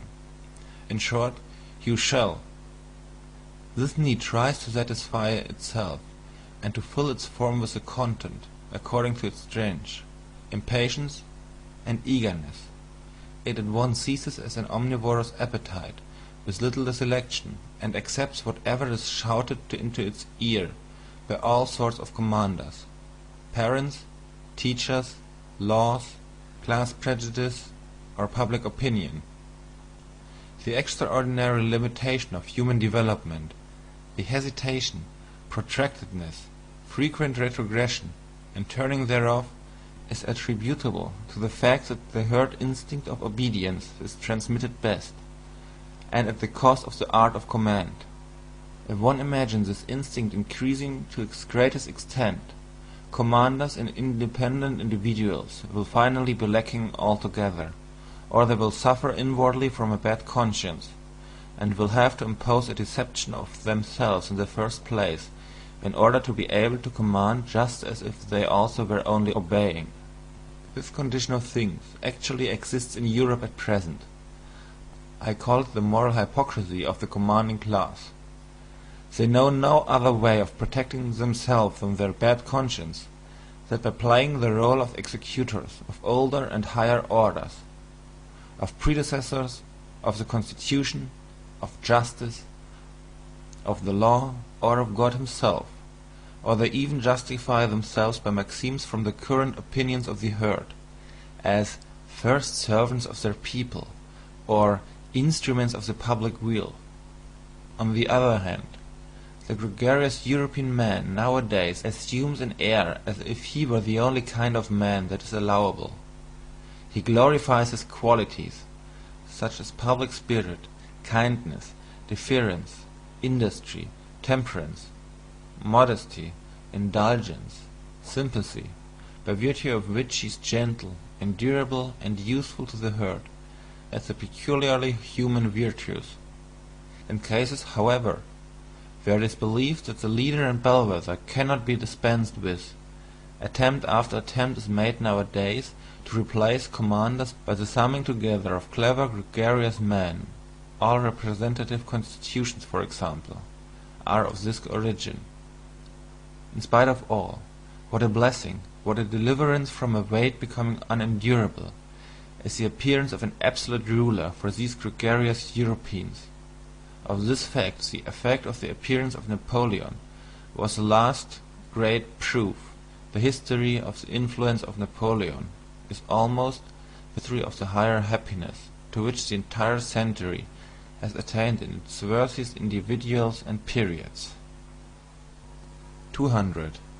The man of an age of dissolution, which mixes the races with one another, who has the inheritance of a diversified descent in his body, that is to say, contrary, and often not only contrary, instincts and standards of value, which struggle with one another and are seldom at peace. Such a man of late culture and broken lights will, on an average, be a weak man.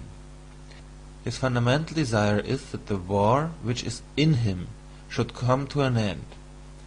Happiness appears to him in the character of a soothing medicine and mode of thought, for instance, Epicurean or Christian. It is above all things the happiness of repose, of undisturbedness, of repletion, of final unity. It is the Sabbath of Sabbaths, to use the expression of the holy rhetorician St. Augustine, who was himself such a man.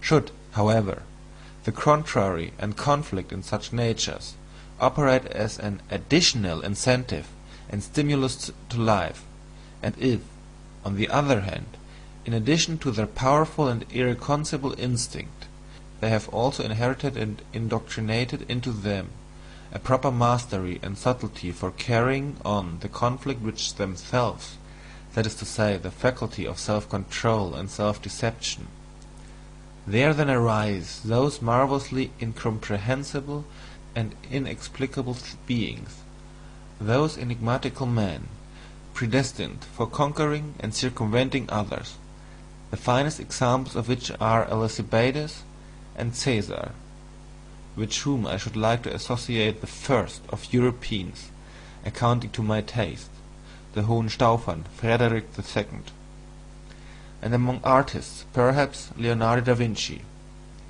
They appear precisely in the same periods when that weaker type, which is longing for repose, comes to the front. The two types are complementary to each other, and spring from the same causes. 201.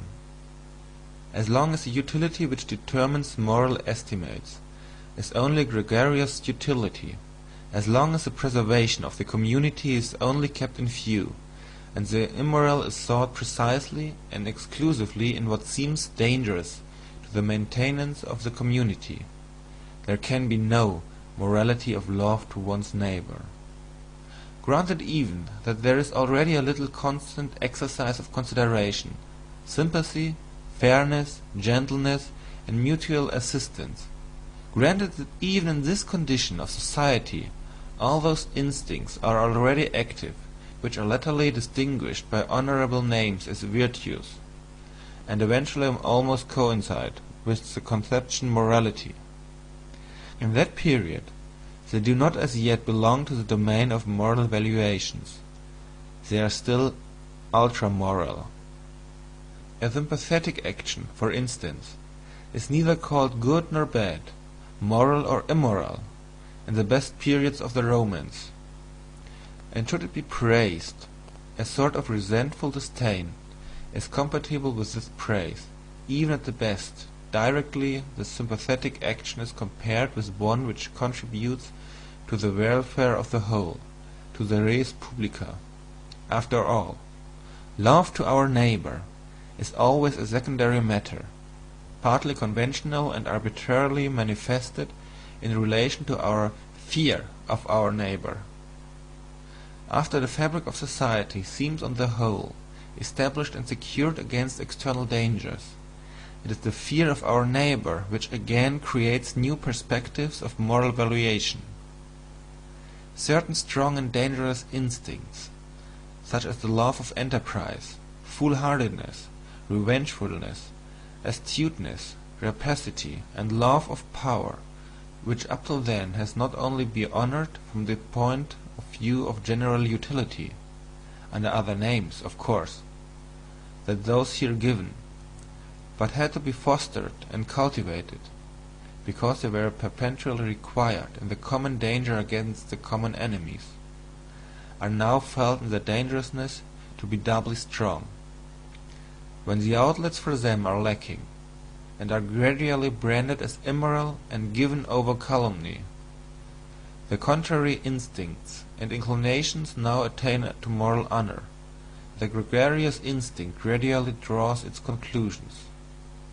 How much or how little dangerousness to the community or to equality is contained in an opinion, a condition, an emotion, a disposition, or an endowment?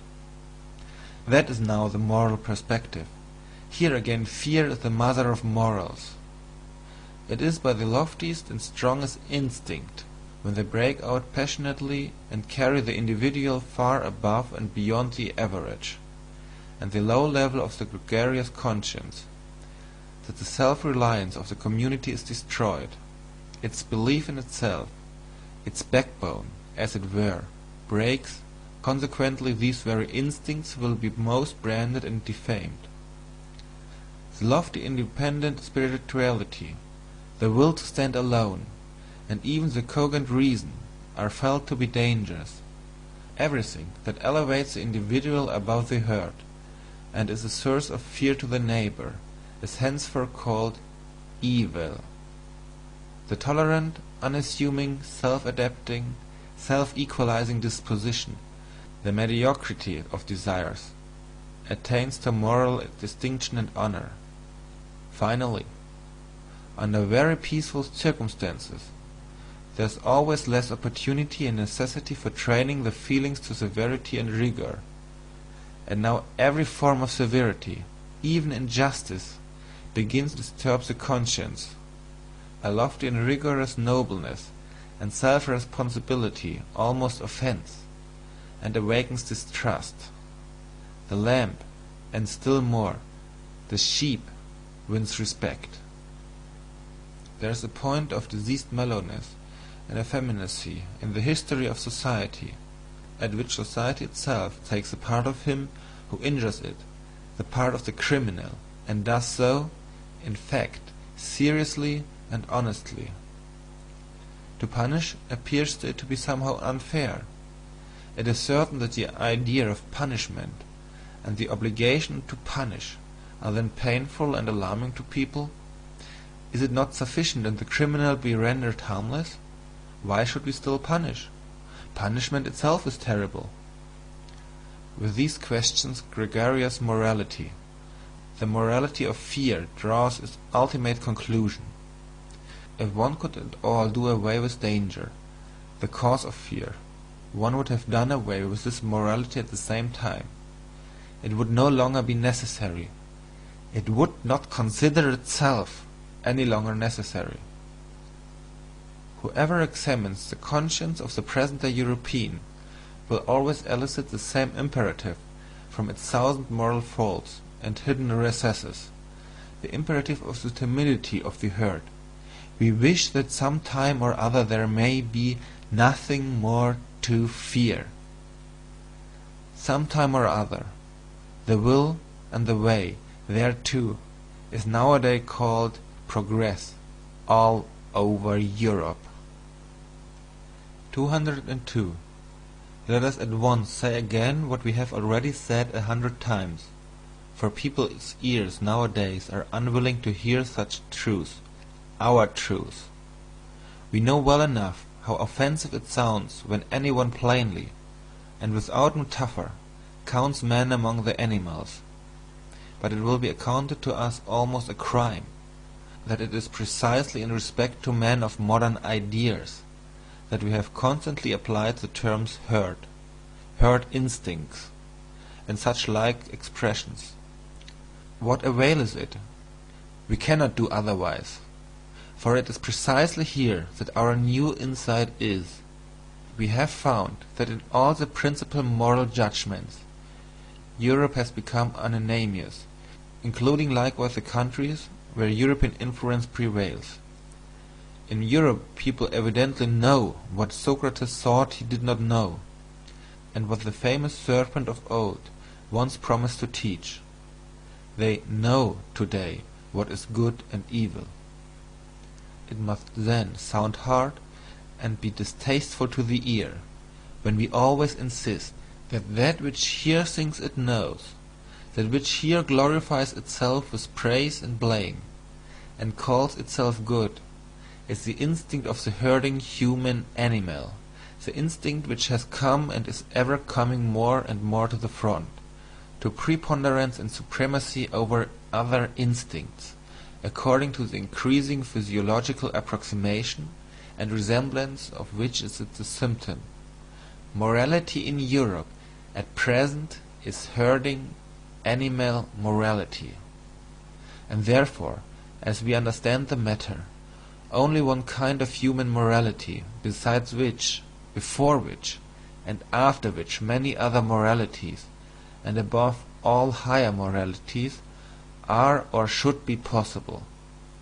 Against such a possibility, against such a should be, however, this morality defends itself with all its strength. It says obstinately and inexorably, I am morality itself, and nothing else is morality. Indeed, with the help of a religion which has humoured and flattered the sublime desires of the herding animal, things have reached such a point that we always find a more visible expression of this morality, even in political and social arrangements. The democratic movement is the inheritance of the Christian movement. That its tempo, however, is much too slow and sleepy for the more impatient ones, for those who are sick and distracted by the herding instinct, is indicated by the increasingly furious howling, and always less disguised teeth-gnashing of the anarchist dogs, who are now roving through the highways of European culture, apparently in opposition to the peacefully industrious democrats and revolution ideologies, and still more so to the awkward philosophastas and fraternity visionaries who call themselves socialists and want a free society. Those are really at one with them in all their thorough and instinctive hostility to every form of society other than the autonomous herd, to the extent even of repudiating the notions master and servant. Ni Dieu ni maître, says a socialist's formula, at one in their tenacious opposition to every special claim, every special right and privilege.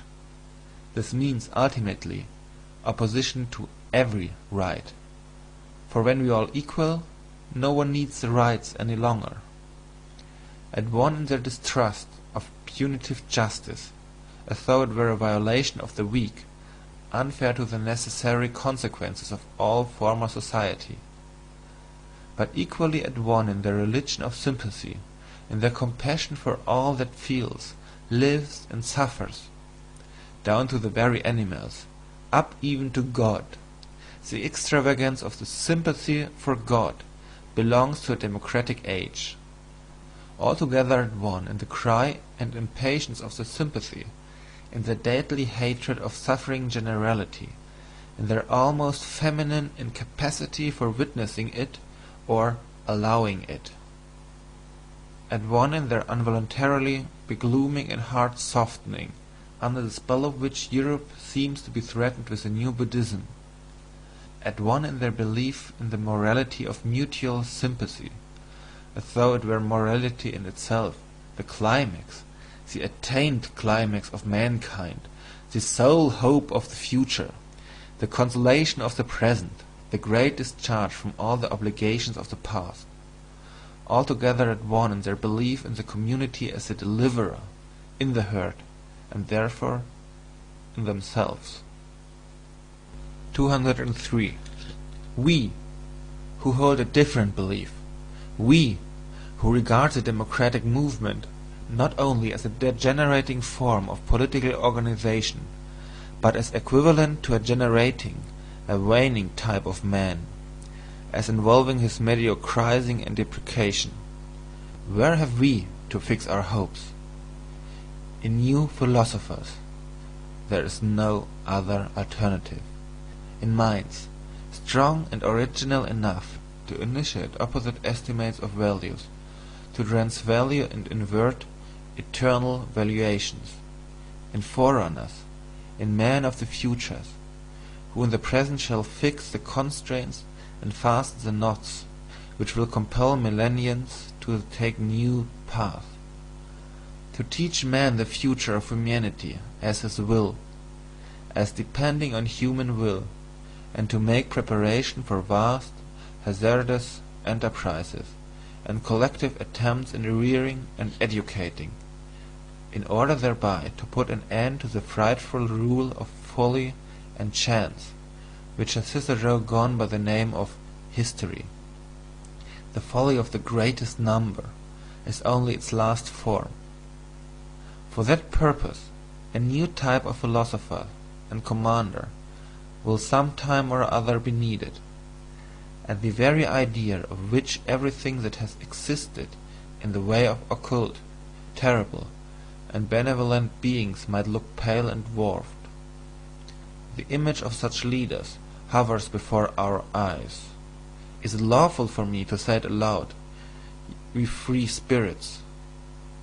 The conditions which one would partly have to create and partly utilize for their genesis, the presumptive methods and tests by virtue of which a soul should grow up to such an evolution and power as to feel a constraint to these tasks, a transvaluation of values, under the new pressure and hammer of which a conscience should be steeled and a heart transformed into brass, so as to bear the weight of such responsibility, and on the other hand the necessity for such leaders, and on the other hand the necessity for such leaders, the dreadful danger that they might be lacking, or miscarry, and degenerate.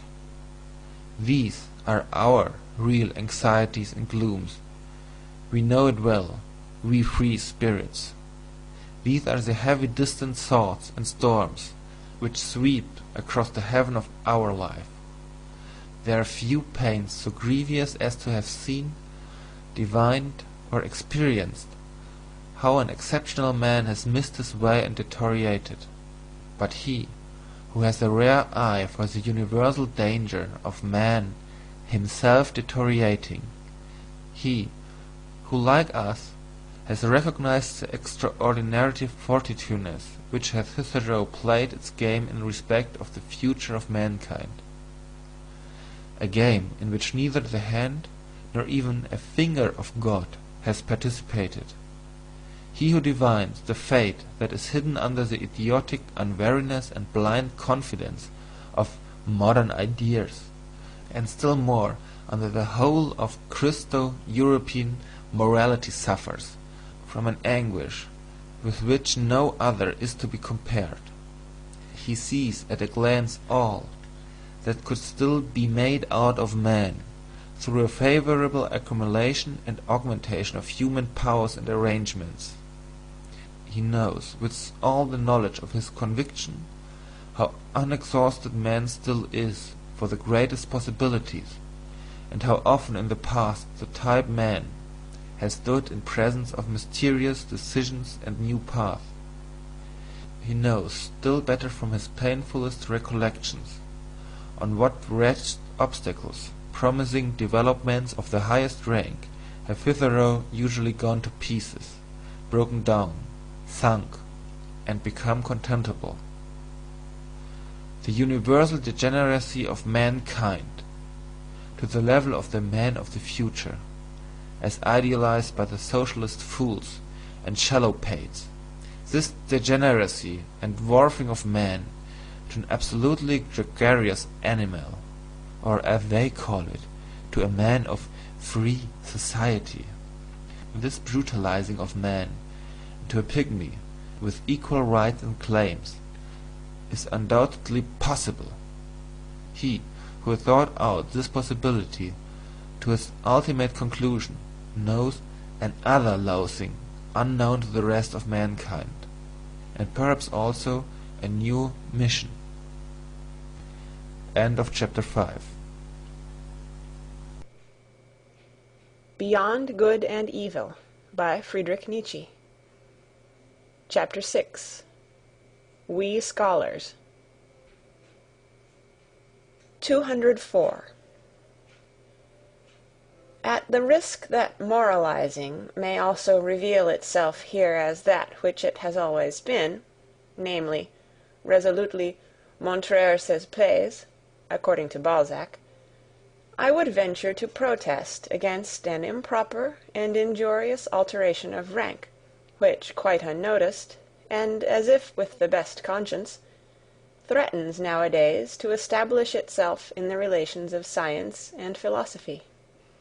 I mean to say that one must have the right, out of one's own experience, as it seems to me, always implies unfortunate experience, to treat of such an important question of rank, so as not to speak of colour like the blind, or against science like women and artists. Ah, this dreadful science! Sigh their instinct and their shame. It always finds things out. The declaration of independence of the scientific man, his emancipation from philosophy, is one of the subtler after-effects of democratic organization and disorganization. The self-glorification and self-conceitedness of the learned man is now everywhere in full bloom, and in its best springtime. Which does not mean to imply that in this case self-praise smells sweet. Here also the instinct of the populace cries, "Freedom from all masters!" And, after science has, with the happiest results, resisted theology, whose handmaid it had been too long, it now proposes in its wantonness and indiscretion to lay down laws for philosophy, and in its turn to play the master. What am I saying? To play the philosopher on its own account. My memory, the memory of a scientific man, if you please, teems with the naïvetés of insolence which I have heard about philosophy and philosophers from young naturalists and old physicians, not to mention the most cultured and most conceited of all learned men, the philologists and schoolmasters, who are both the one and the other by profession. On one occasion it was the specialist and the Jack Horner who instinctively stood on the defensive against all synthetic tasks and capabilities.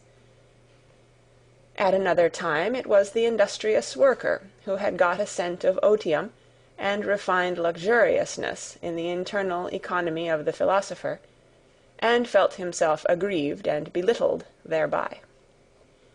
On another occasion it was the colour-blindness of the utilitarian, who sees nothing in philosophy but a series of refuted systems, and an extravagant expenditure which does nobody any good.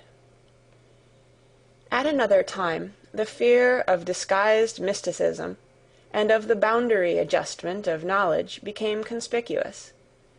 At another time, the disregard of individual philosophers, which had involuntarily extended to disregard of philosophy generally. In fine, I found most frequently, behind the proud disdain of philosophy in young scholars, the evil after-effect of some particular philosopher, to whom on the whole obedience had been forsworn, without, however, the spell of his scornful estimates of other philosophers having been got rid of, the result of being a general ill-will to all philosophy.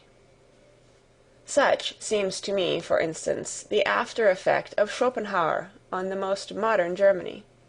By his unintelligent rage against Hegel, he has succeeded in severing the whole of the last generation of Germans from its connection with German culture, which culture, all things considered, has been an elevation and a divining refinement of the historical sense. But precisely at this point Schopenhauer himself was poor, irreceptive, and un-German to the extent of ingenuousness.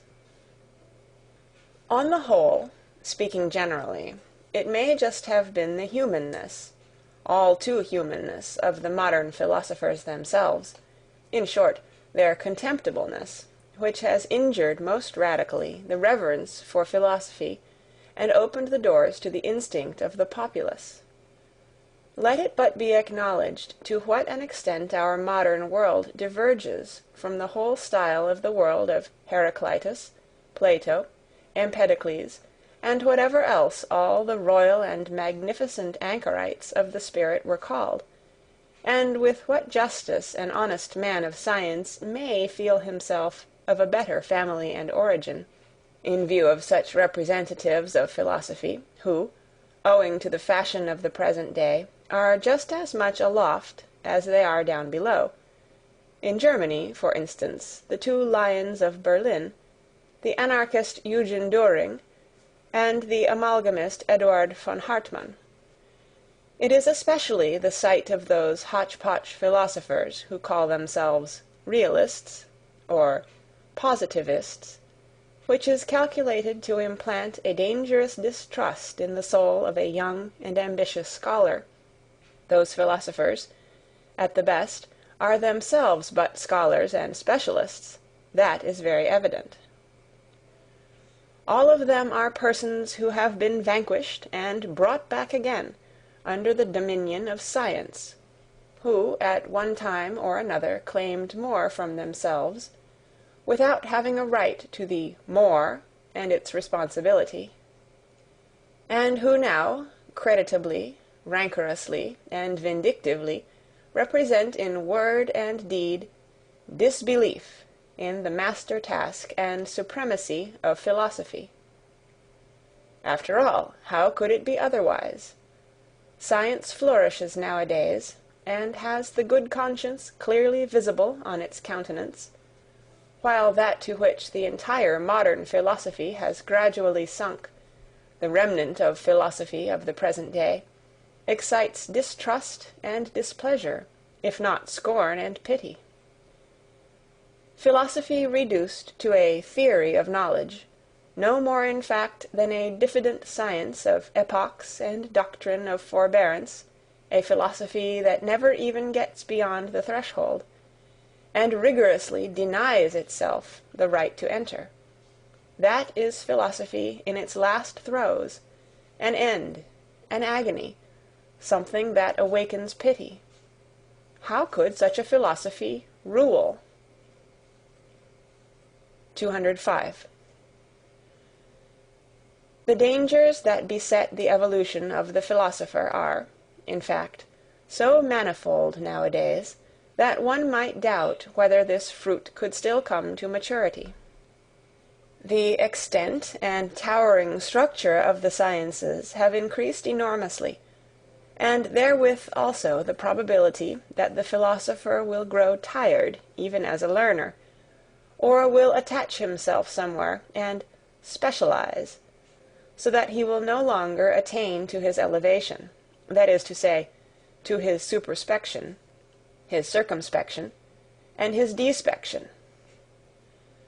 Or he gets aloft too late, when the best of his maturity and strength is past, or when he is impaired, coarsened, and deteriorated, so that his view, his general estimate of things, is no longer of much importance. It is perhaps just the refinement of his intellectual conscience that makes him hesitate and linger on the way. He dreads the temptation to become a dilettante, a millipede, a milla-antenna. He knows too well that as a discerner, one who has lost his self-respect no longer commands, no longer leads, unless he should aspire to become a great play-actor, a philosophical Cagliostro, and spiritual rat-catcher. In short, a misleader. This is, in the last instance, a question of taste, if it has not really been a question of conscience.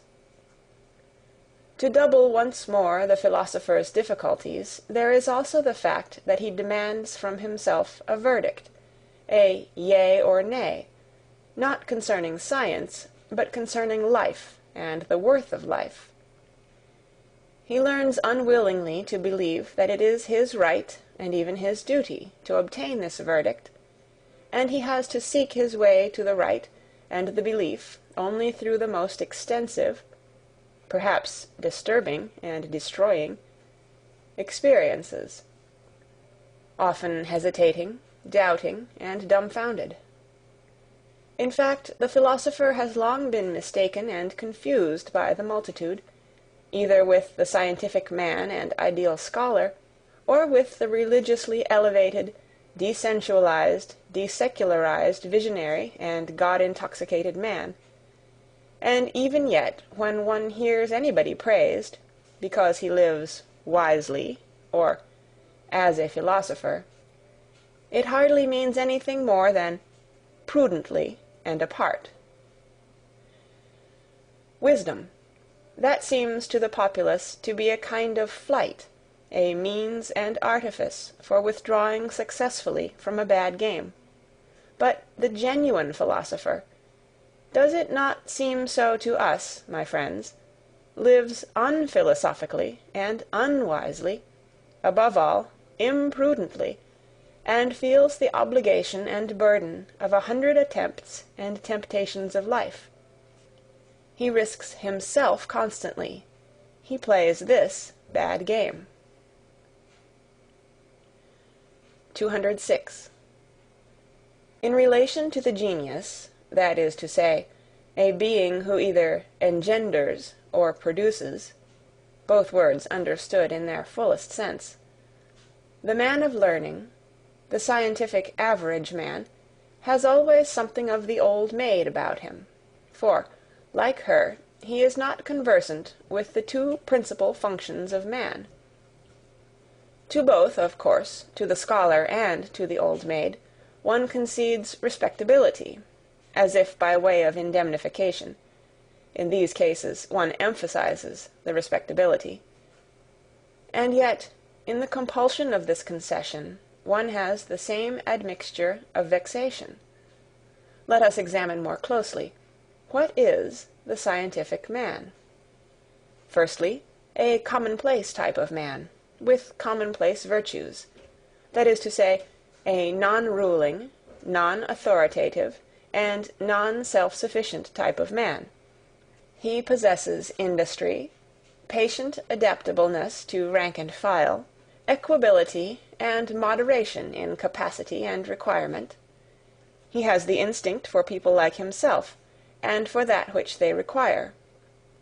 For instance, the portion of independence and green meadow without which there is no rest from labor, the claim to honor and consideration, which first and foremost presupposes recognition and recognizability, the sunshine of a good name, the perpetual ratification of his value and usefulness, with which the inward distrust which lies at the bottom of the heart of all dependent men and gregarious animals, has again and again to be overcome. The learned man, as is appropriate, has also maladies and faults of an ignoble kind.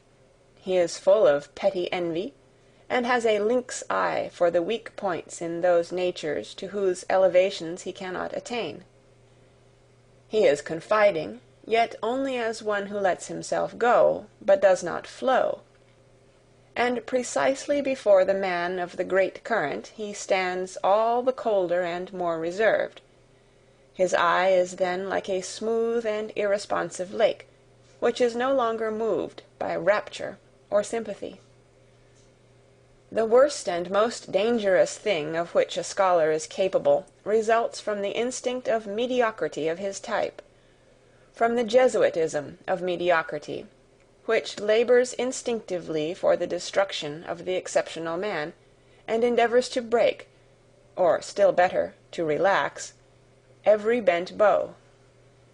To relax, of course, with consideration, and naturally with an indulgent hand, to relax with confiding sympathy, that is the real art of Jesuitism, which has always understood how to introduce itself as the religion of sympathy. 207.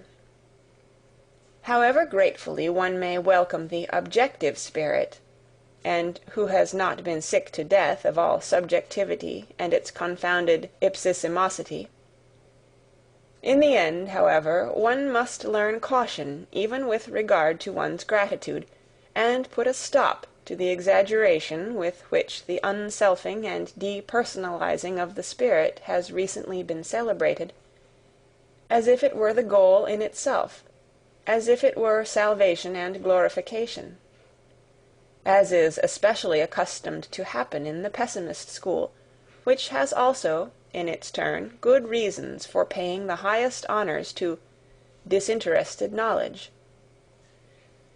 The objective man, who no longer curses and scolds like the pessimist, the ideal man of learning, in whom the scientific instinct blossoms forth fully after 1,000 complete and partial failures, is assuredly one of the most costly instruments that exist, but his place is in the hand of one who is more powerful. He is only an instrument. We may say he is a mirror. He is no purpose in himself. The objective man is in truth a mirror accustomed to prostration before everything that wants to be known, with such desires only as knowing or reflecting implies. He waits until something comes, and then expands himself sensitively, so that even the light footsteps and gliding past of spiritual beings may not be lost on his surface and film. Whatever personality he still possesses seems to him accidental, arbitrary, or, still oftener, disturbing. So much has he come to regard himself as the passage and reflection of outside forms and events. He calls up the recollection of himself with an effort, and not infrequently wrongly, he readily confounds himself with other persons. He makes mistakes with regard to his own needs, and here only is he unrefined and negligent. Perhaps he is troubled about the health, or the pettiness and confined atmosphere of wife and friend, or the lack of companions and society. Indeed, he sets himself to reflect on his suffering, but in vain. His thoughts already rove away to the more general case, and tomorrow he knows as little as he knew yesterday how to help himself. He does not now take himself seriously and devote time to himself. He is serene, not from lack of trouble, but from lack of capacity for grasping and dealing with his trouble. The habitual complacence with respect to all objects and experiences, the radiant and impartial hospitality with which he receives everything that comes his way, his habit of inconsiderate good nature, of dangerous indifference as to yea and nay, alas, there are enough of cases in which he has to atone for these virtues of his, and as man generally, he becomes far too easily the caput mortuum of such virtues. Should one wish love or hatred from him, I mean love and hatred as God, woman, and animal understand them, he will do what he can, and furnish what he can. But one must not be surprised if it should not be much, if he should show himself just at this point to be false, fragile, questionable, and deteriorated. His love is constrained, his hatred is artificial, and rather un tour de force, a slight ostentation and exaggeration. He is only genuine so far as he can be objective. Only in his serene totality is he still nature and natural. His mirroring and eternally self-polishing soul no longer knows how to affirm, no longer how to deny. He does not command, neither does he destroy. Je ne méprise presque rien, he says, with Leibniz. Let us not overlook nor undervalue the presque. Neither is he a model man. He does not go in advance of anyone, nor after either. He places himself generally too far off to have any reason for espousing the cause of either good or evil. If he has been so long confounded with the philosopher, with the Caesarean trainer and dictator of civilization, he has had far too much honor, and what is more essential in him has been overlooked. He is an instrument, something of a slave, though certainly the sublimest sort of slave, but nothing in himself. Presque rien. The objective man is an instrument, a costly, easily injured, easily tarnished measuring instrument and mirroring apparatus, which is to be taken care of and respected, but he is no goal, not outgoing nor upgoing, no complementary man in whom the rest of existence justifies itself, no termination, and still less a commencement, an engendering or primary cause, nothing hardy, powerful, self-centered that wants to be master, but rather only a soft, inflated, delicate, movable potter's form that must wait for some kind of content and frame to shape itself thereto. For the most part a man without frame and content, a selfless man. Consequently, also, nothing for women, in parenthesi. 208. When a philosopher nowadays makes it known that he is not a skeptic, I hope that has been gathered from the foregoing description of the objective spirit, people all hear it impatiently. They regard him on that account with some apprehension. They would like to ask so many, many questions. Indeed, among timid hearers, of whom there are now so many, he is henceforth said to be dangerous.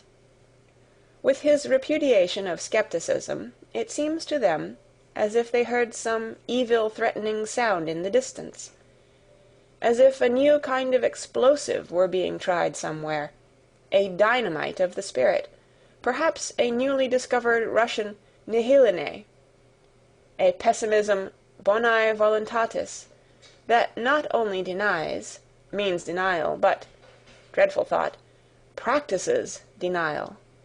Against this kind of good will, a will to the veritable, actual negation of life, there is, as is generally acknowledged nowadays, no better soporific and sedative than skepticism, the mild, pleasing, lulling poppy of skepticism. and Hamlet himself is now prescribed by the doctors of the day as an antidote to the spirit and its underground noises. Are not our ears already full of bad sounds, say the skeptics, as lovers of repose, and almost as a kind of safety police? This subterranean neigh is terrible. Be still, ye pessimistic moles. The skeptic, in effect that delicate creature, is far too easily frightened. His conscience is schooled so as to start at every neigh, and even at that sharp, decided yea, and feel something like a bite thereby. Yea and nay, they seem to him opposed to morality. He loves, on the contrary, to make a festival to his virtue by a noble aloofness, while perhaps he says with Montaigne, "What do I know?" Or with Socrates, "I know that I know nothing," or "Here I do not trust myself, no door is open to me," or "Even if the door were open, why should I enter immediately?" Or "What is the use of any hasty hypotheses? It might quite well be in good taste to make no hypotheses at all. Are you absolutely obliged to straighten at once what is crooked, to stuff every hole with some kind of oakum? Is there not time enough for that? Has not the time leisure? O ye demons, can ye not at all wait? The uncertain also has its charms. The Sphinx, too, is a Circe, and Circe too was a philosopher. Thus does a skeptic console himself, and in truth he needs some consolation. For skepticism is the most spiritual expression of a certain many-sided physiological temperament, which in ordinary language is called nervous debility and sickliness. It arises whenever races or classes, which have been long separated, decisively and suddenly blend with one another. In the new generation, which has inherited, as it were, different standards and valuations in its blood, everything is disquiet, derangement, doubt, and tentativeness. The best powers operate restrictively, the very virtues prevent each other growing and becoming strong. Equilibrium, ballast, and perpendicular stability are lacking in body and soul. That, however, which is most diseased and degenerated in such nondescripts is the will. They are no longer familiar with independence of decision, or the courageous feeling of pleasure in willing. They are doubtful of the freedom of the will, even in their dreams. Our present-day Europe, the scene of a senseless, precipitate attempt at a racial blending of classes, and consequently of races, is therefore skeptical in all its heights and depths, sometimes exhibiting the mobile skepticism which springs impatiently and wantonly from branch to branch, sometimes with gloomy aspect, like a cloud overcharged with interrogative signs, and often sick unto death of its will. Paralysis of will, where do we not find this cripple sitting nowadays? And yet how bedecked oftentimes, how seductively ornamented. There are the finest gala dresses and disguises for this disease, and that, for instance, most of what places itself nowadays in the showcases as objectiveness, the scientific spirit, l'art pour l'art, and pure voluntary knowledge, is only decked-out skepticism and paralysis of will. I am ready to answer for this diagnosis of the European disease. The disease of the will is diffused unequally over Europe. It is worst and most varied where civilization has longest prevailed. It decreases according as the barbarian still, or again, asserts his claims under the loose drapery of Western culture. It is therefore in the France of today, as can be readily disclosed and comprehended, that the will is most infirm, and France, which has always had a masterly aptitude for converting even the portentous crisis of its spirit into something charming and seductive, now manifests emphatically its intellectual ascendancy over Europe, by being the school and exhibition of all the charms of skepticism. The power to will and to persist, moreover, in a resolution, is already somewhat stronger in Germany, and again in the north of Germany it is stronger than in central Germany.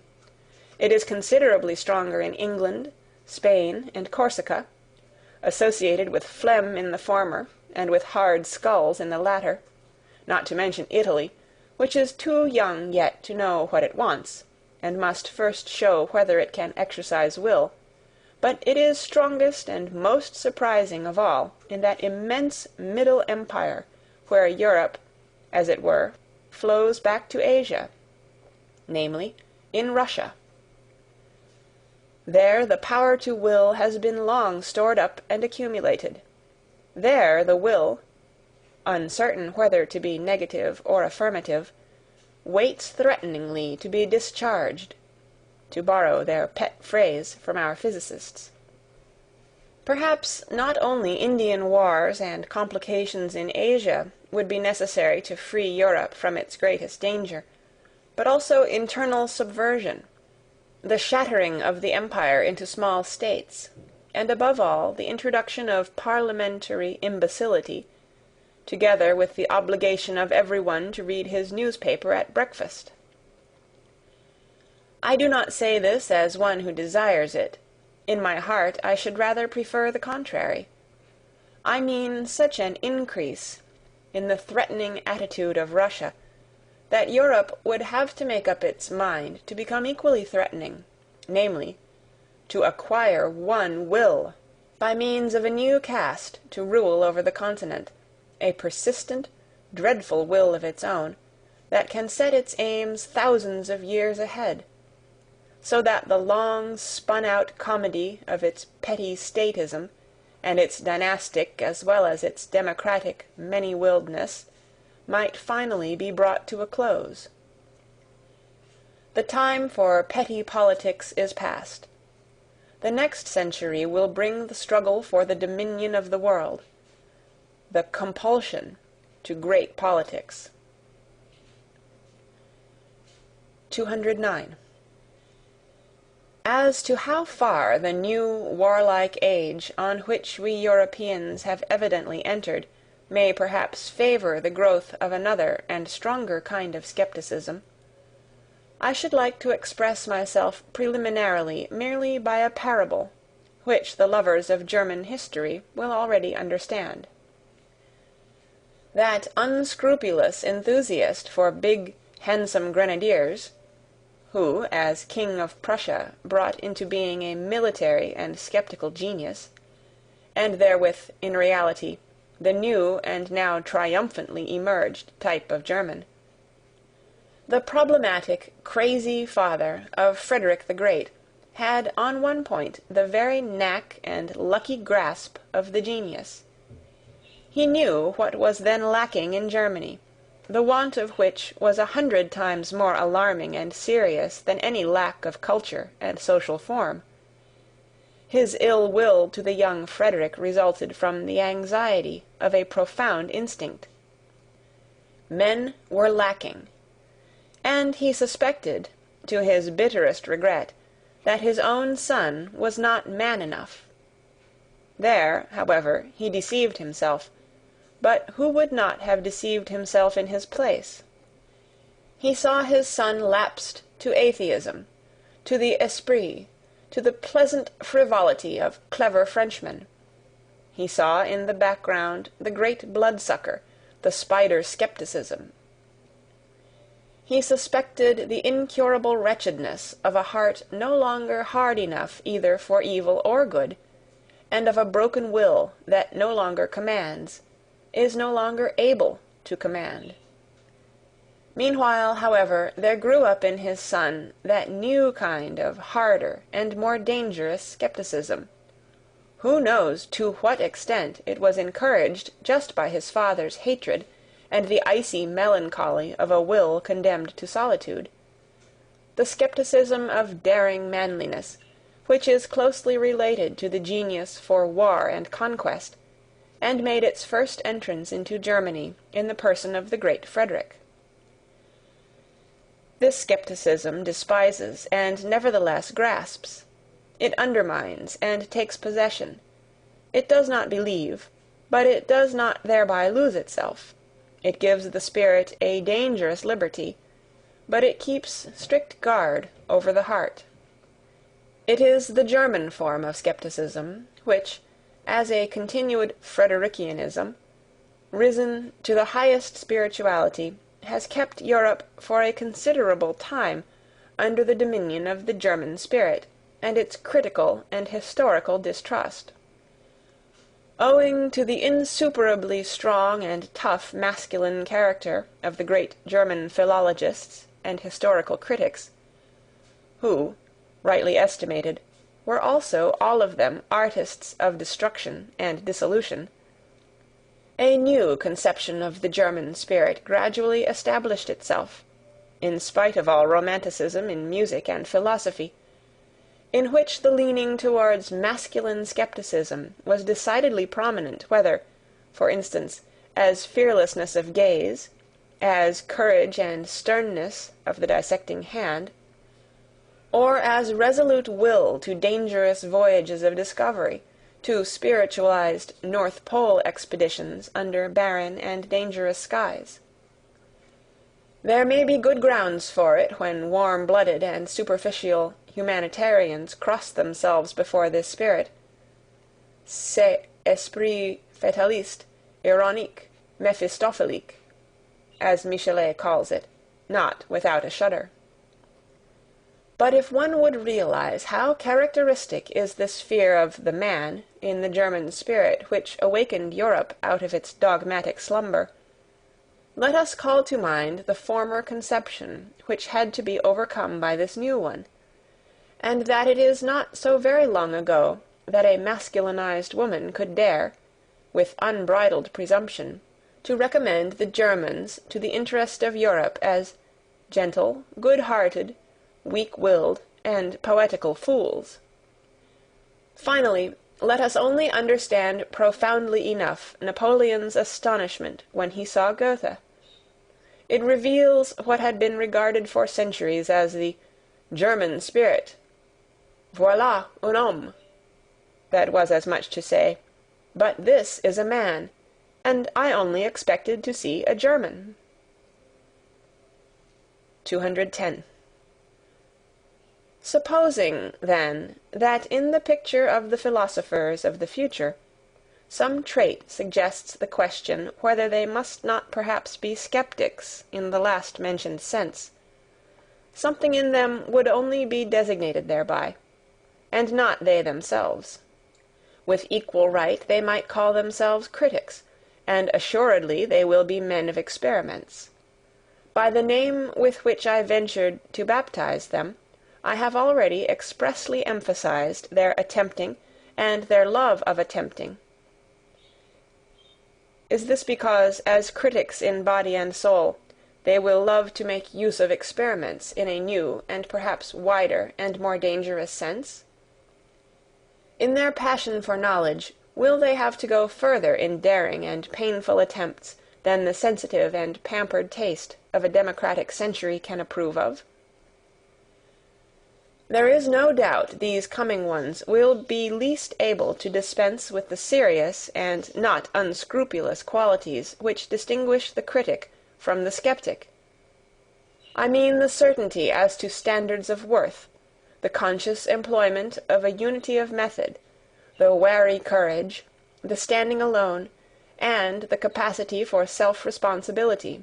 Indeed, they will avow among themselves a delight in denial and dissection, and a certain considerate cruelty which knows how to handle the knife surely and deftly, even when the heart bleeds. They will be sterner, and perhaps not always towards themselves only, than humane people may desire. They will not deal with the truth in order that it may please them, or elevate and inspire them, they will rather have little faith in truth, bringing with it such revels for the feelings. They will smile, those rigorous spirits, when anyone says in their presence, "That thought elevates me, why should it not be true?" or, "That work enchants me, why should it not be beautiful?" or, "That artist enlarges me, why should he not be great?"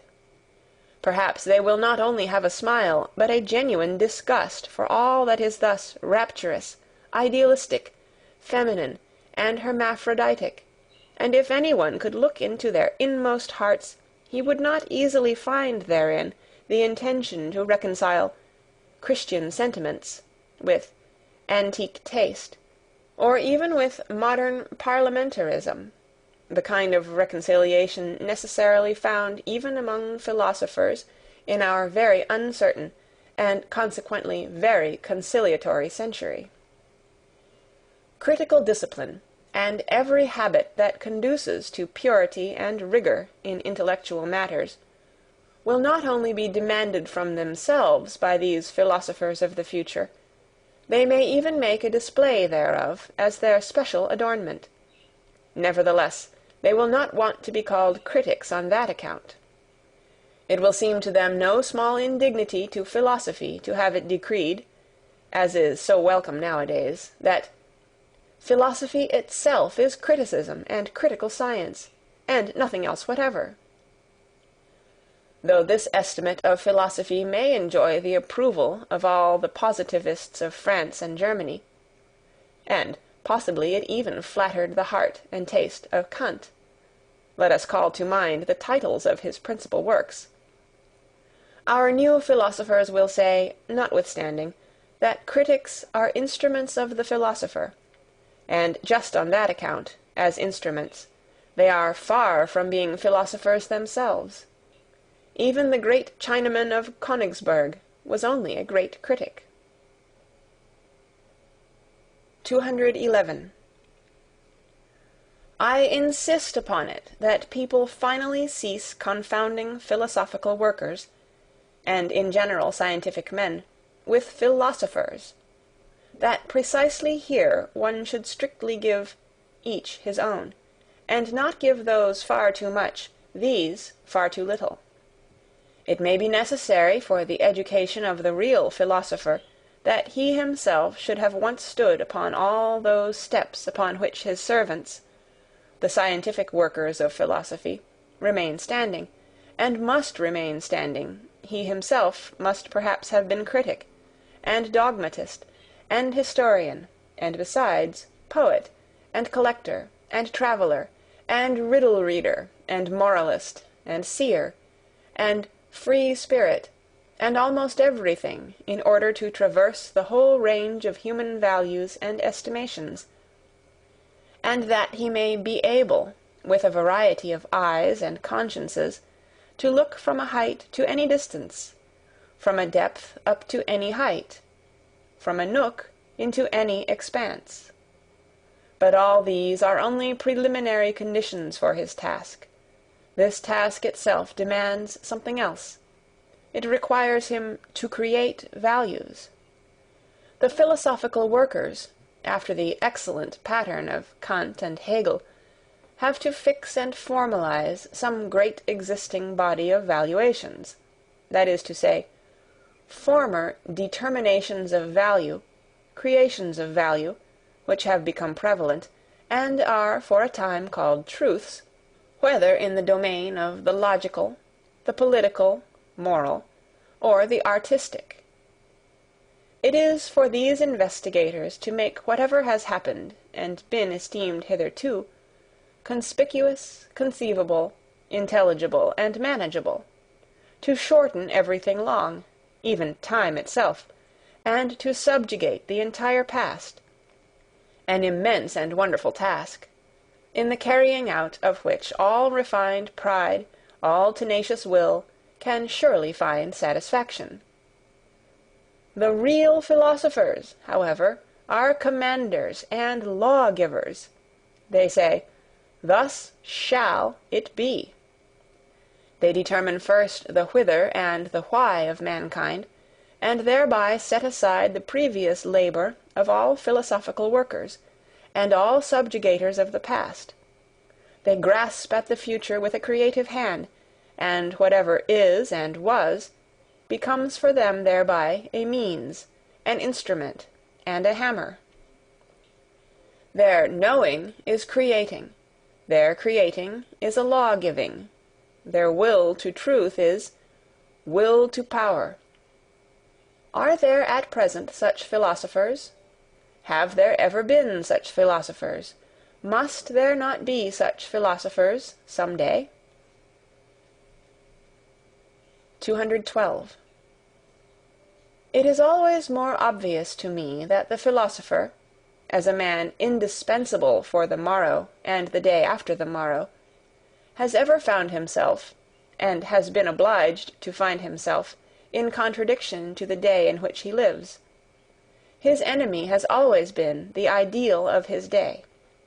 Hitherto all those extraordinary furtherers of humanity whom one calls philosophers, who rarely regarded themselves as lovers of wisdom, but rather as disagreeable fools and dangerous interrogators, have found their mission, their hard, involuntary, imperative mission, in the end, however, the greatness of their mission, in being the bad conscience of their age.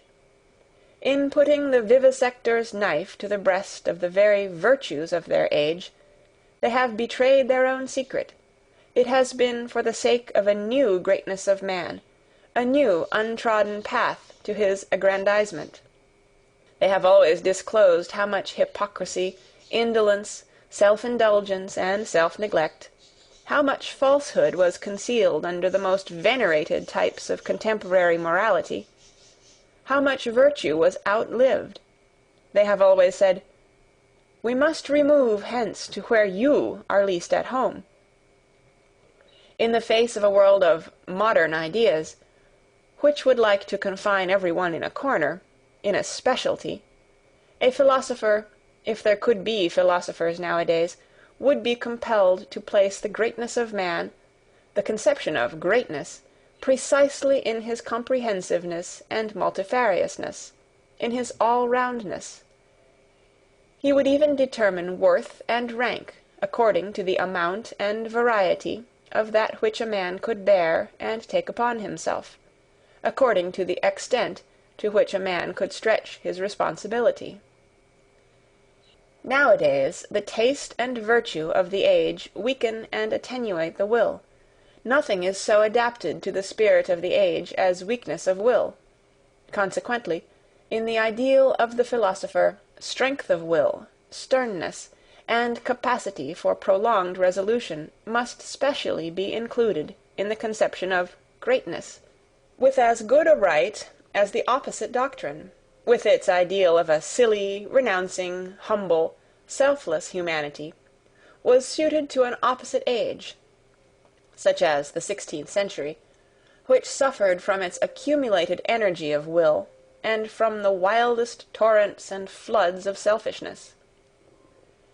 In the time of Socrates, among men only of worn-out instincts, old conservative Athenians who let themselves go, for the sake of happiness, as they said, for the sake of pleasure, as their conduct indicated, and who had continually on their lips the old pompous words to which they had long forfeited the right by the life they led, irony was perhaps necessary for greatness of soul, the wicked Socratic assurance of the old physician and plebeian, who cut ruthlessly into his own flesh, as into the flesh and heart of the noble, with a look that said plainly enough, "Do not dissemble before me.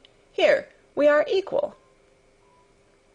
At present, on the contrary, when throughout Europe the herding animal alone attains to honours, and dispenses honours, when equality of right can too readily be transformed into equality in wrong, I mean to say into general war against everything rare, strange, and privileged, against the higher man, the higher soul, the higher duty, the higher responsibility, the creative plenipotence and lordliness, At present it belongs to the conception of greatness to be noble, to wish to be apart, to be capable of being different, to stand alone, to have to live by personal initiative, and the philosopher will betray something of his own ideal when he asserts, "He shall be the greatest who can be the most solitary, the most concealed, the most divergent, the man beyond good and evil, the master of his virtues, and of superabundance of will.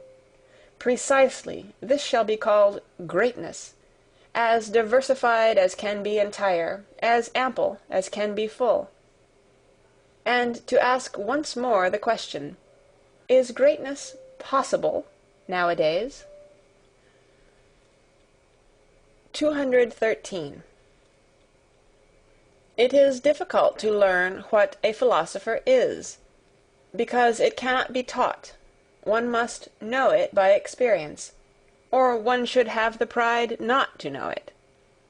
The fact that at present people all talk of things of which they cannot have any experience is true more especially and unfortunately as concerns the philosopher and philosophical matters. The very few know them, are permitted to know them, and all popular ideas about them are false.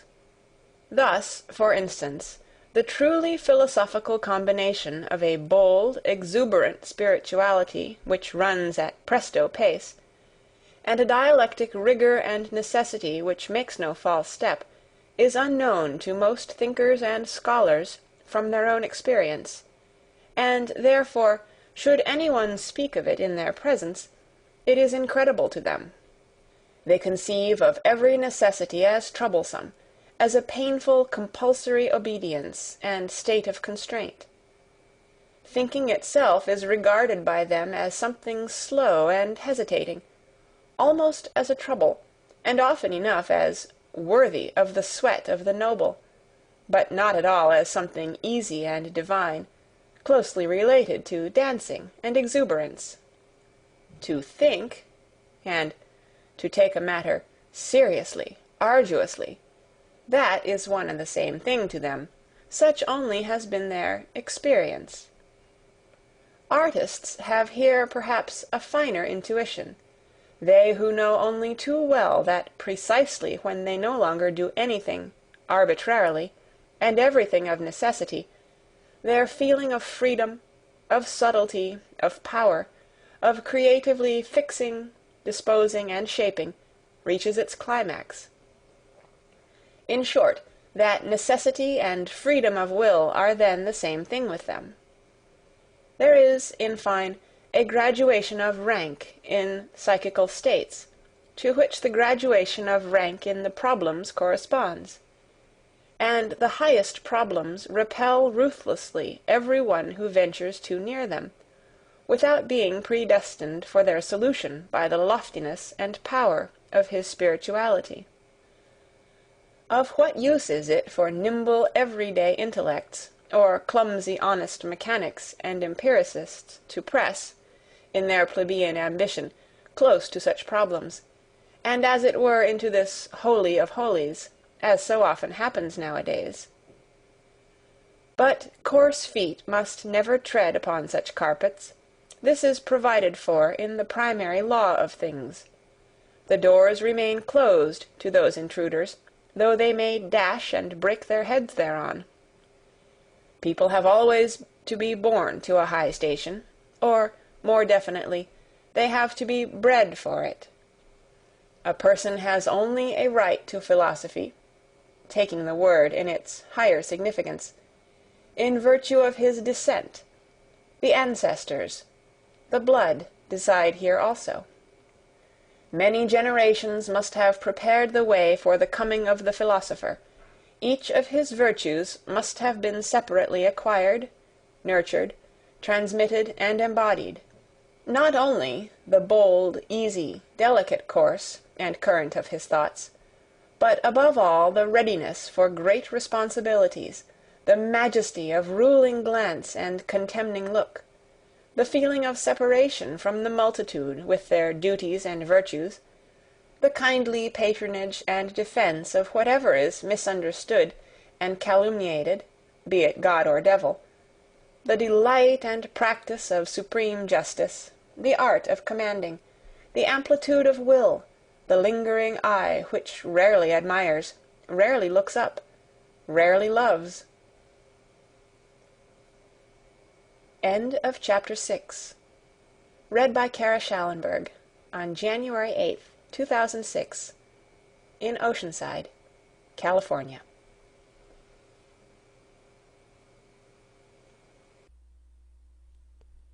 Beyond Good and Evil by Friedrich Nietzsche. Translated by Helen Zimmern. Chapter 7. Our Virtues. 214. Our virtues? It is probable that we, too, have still our virtues, although, naturally, they are not those sincere and massive virtues on account of which we hold our grandfathers in esteem, and also at a little distance from us. We Europeans of the day after tomorrow, we firstlings of the 20th century, with all our dangerous curiosity, our multifariousness and art of disguising, our mellow and seemingly sweetened cruelty in sense and spirit, we shall presumably, if we must have virtues, have those only which have come to agreement with our most secret and heartfelt inclinations, with our most ardent requirements. Well, then, let us look for them in our labyrinths, where, as we know, so many things lose themselves, so many things get quite lost. And is there anything finer than to search for one's own virtues? Is it not almost to believe in one's own virtues? But this believing in one's own virtues, is it not practically the same as what was formerly called one's good conscience, that long, respectable pigtail of an idea, which our grandfathers used to hang behind their heads, and often enough also behind their understandings? It seems, therefore, that however little we may imagine ourselves to be old-fashioned and grandfatherly respectable in other respects, in one thing we are nevertheless the worthy grandchildren of our grandfathers, we last Europeans with good consciences. We also still wear the pigtail. Ah, if you only knew how soon, so very soon, it will be different. 215. As in the stellar firmament there are sometimes two suns which determine the path of one planet, and in certain cases suns of different colors shine around a single planet, now with red light, now with green, and then simultaneously illumine and flood it with motley colors. So we modern men, owing to the complicated mechanism of our firmament, are determined by different moralities. Our actions shine alternately in different colors, and are seldom unequivocal. And there are often cases, also, in which our actions are motley colored. 216. To love one's enemies? I think that has been well learnt. It takes place thousands of times at present, on a large and small scale. Indeed, at times the higher and sublimer thing takes place. We learn to despise when we love, and precisely when we love best. All of it, however, unconsciously, without noise, without ostentation, with the shame and secrecy of goodness, which forbids the utterance of the pompous word and the formula of virtue. Morality, as attitude, is opposed to our taste nowadays. This is also an advance, as it was an advance in our fathers that religion as an attitude finally became opposed to their taste, including the enmity and Voltairean bitterness against religion, and all that formerly belonged to freethinker pantomime. It is the music in our conscience, the dance in our spirit, to which Puritan litanies, moral sermons, and goody-goodness won't chime. 217.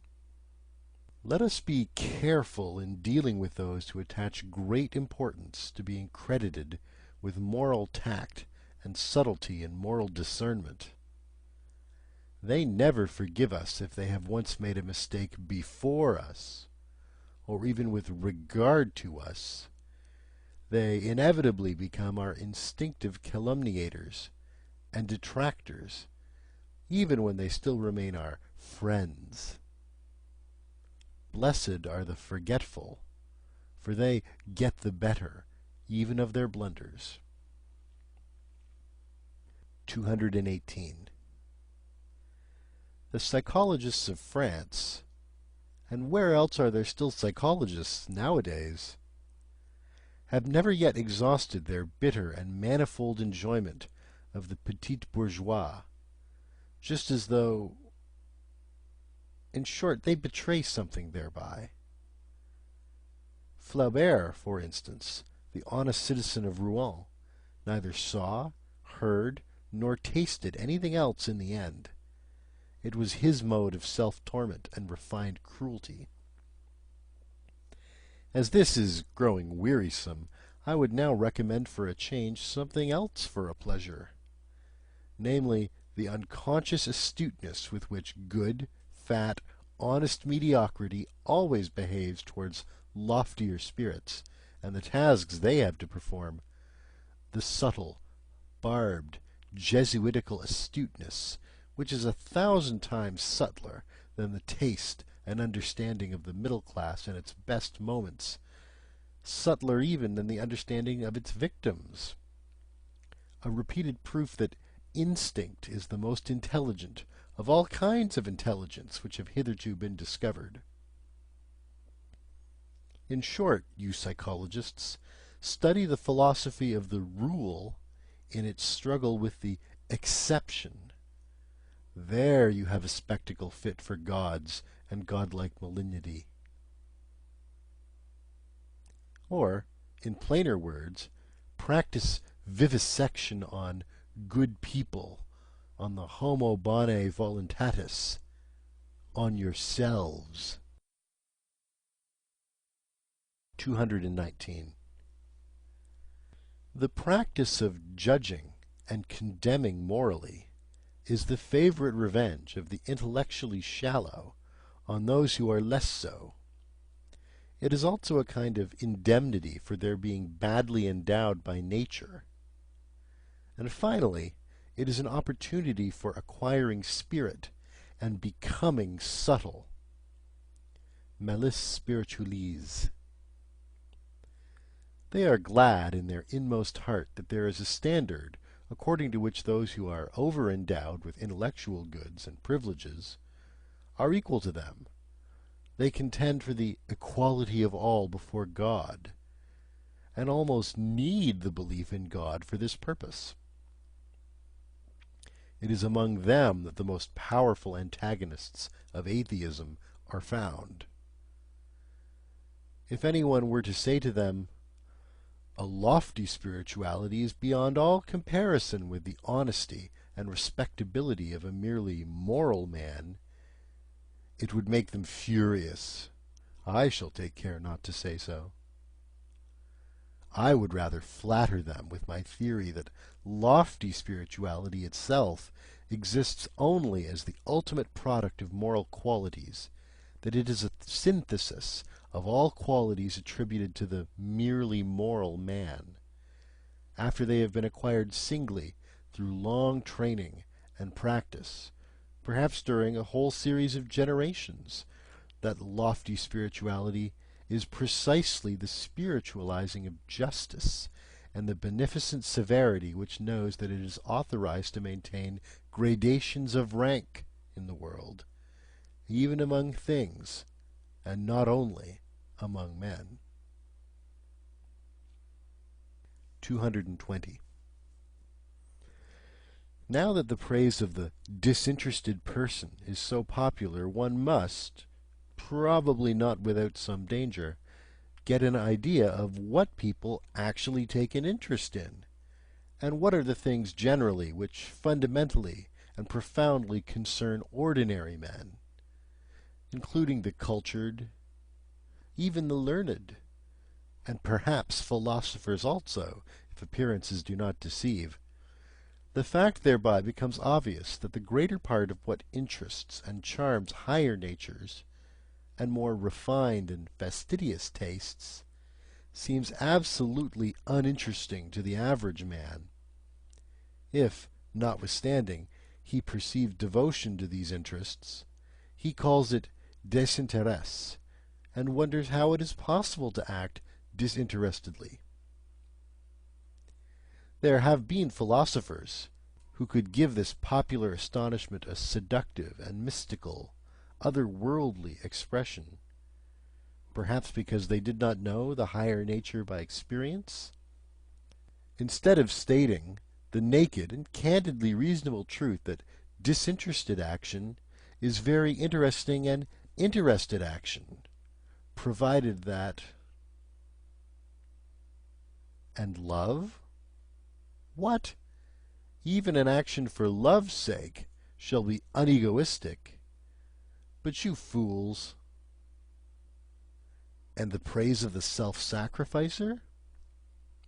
But whoever has really offered sacrifice knows that he wanted and obtained something for it, perhaps something from himself, for something from himself, that he relinquished here in order to have more there, perhaps in general to be more, or even feel himself more. But this is a realm of questions and answers in which a more fastidious spirit does not like to stay, for here truth has to stifle her yawns so much when she is obliged to answer. And, after all, truth is a woman. One must not use force with her. 221.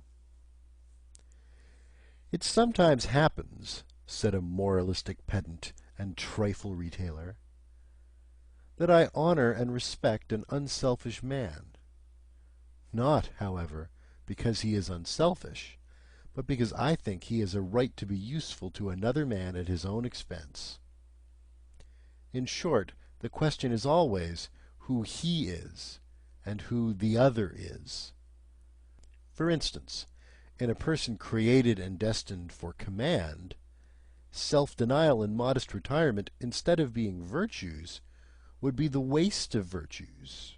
So it seems to me. Every system of unegoistic morality, which takes itself unconditionally and appeals to everyone, not only sins against good taste, but is also an incentive to sins of omission, an additional seduction under the mask of philanthropy, and precisely a seduction and injury to the higher, rarer, and more privileged types of men. Moral systems must be compelled, first of all, to bow before the gradations of rank.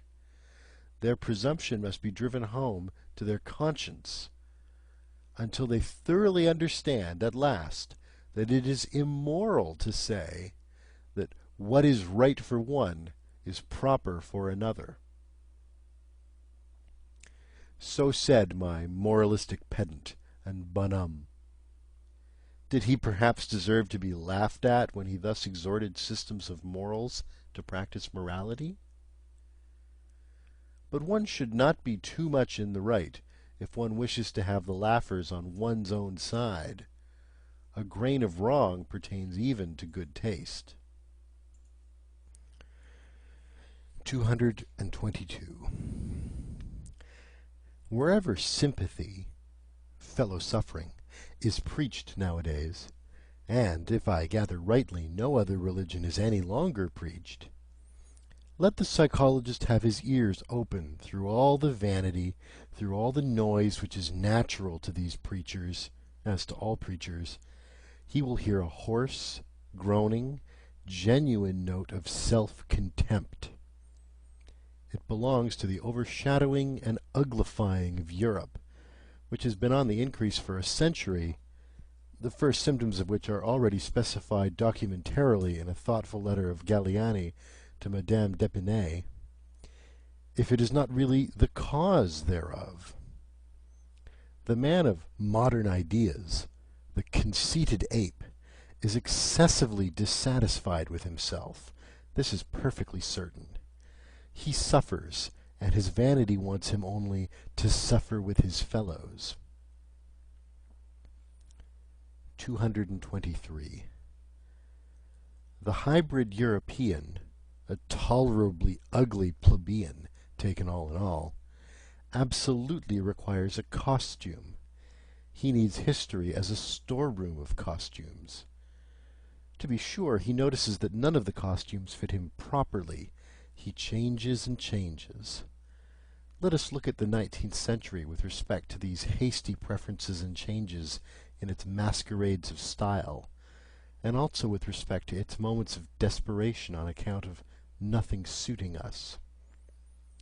It is in vain to get ourselves up as romantic, or classical, or Christian, or Florentine, or Barocco, or national in moribus et artibus. It does not clothe us. But the spirit, especially the historical spirit, profits even by this desperation.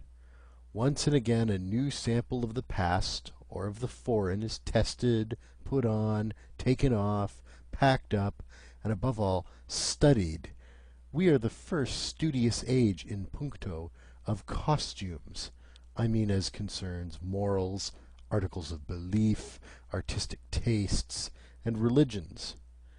We are prepared, as no other age has ever been, for a carnival in the grand style, for the most spiritual festival, laughter and arrogance, for the transcendental height of supreme folly and Aristophanic ridicule of the world. Perhaps we are still discovering the domain of our invention just here, the domain where even we can still be original, probably as parodists of the world's history and as God's Merry Andrews. Perhaps, though nothing else of the present have a future, our laughter itself may have a future. 224.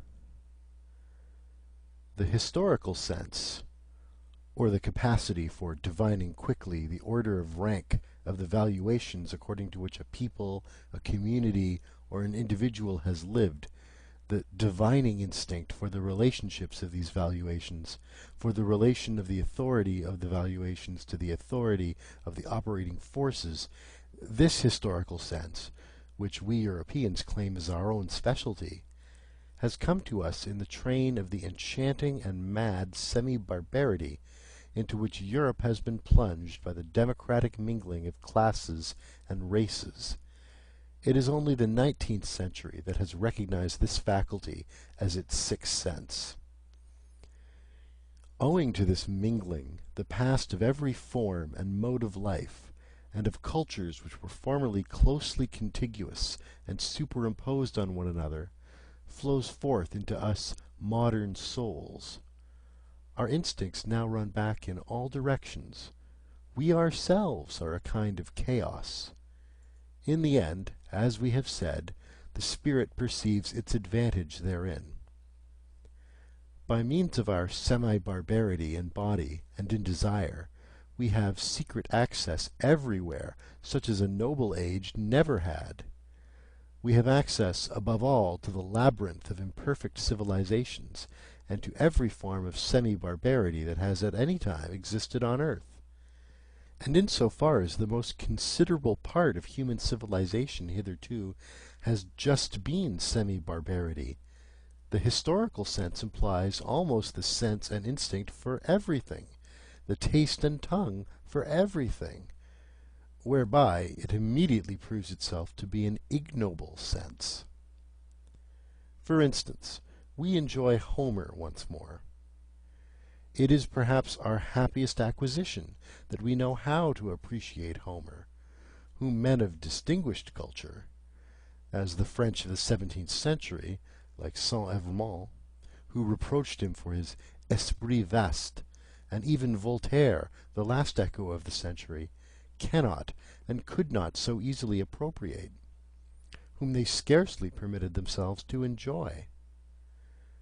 The very decided yea and nay of their palate, their promptly ready disgust, their hesitating reluctance with regard to everything strange, their horror of the bad taste even of lively curiosity, and in general the averseness of every distinguished and self-sufficing culture to avow a new desire, a dissatisfaction with its own condition, or an admiration of what is strange, all this determines and disposes them unfavourably even towards the best things of the world which are not their property, or could not become their prey. And no faculty is more unintelligible to such men than just this historical sense, with its truckling, plebeian curiosity. The case is not different with Shakespeare, that marvellous Spanish, Moorish, Saxon synthesis of taste, over whom an ancient Athenian of the circle of Aeschylus would have half killed himself with laughter or irritation. But we accept precisely this wild motleynesss, this medley of the most delicate, the most coarse, and the most artificial, with a secret confidence and cordiality.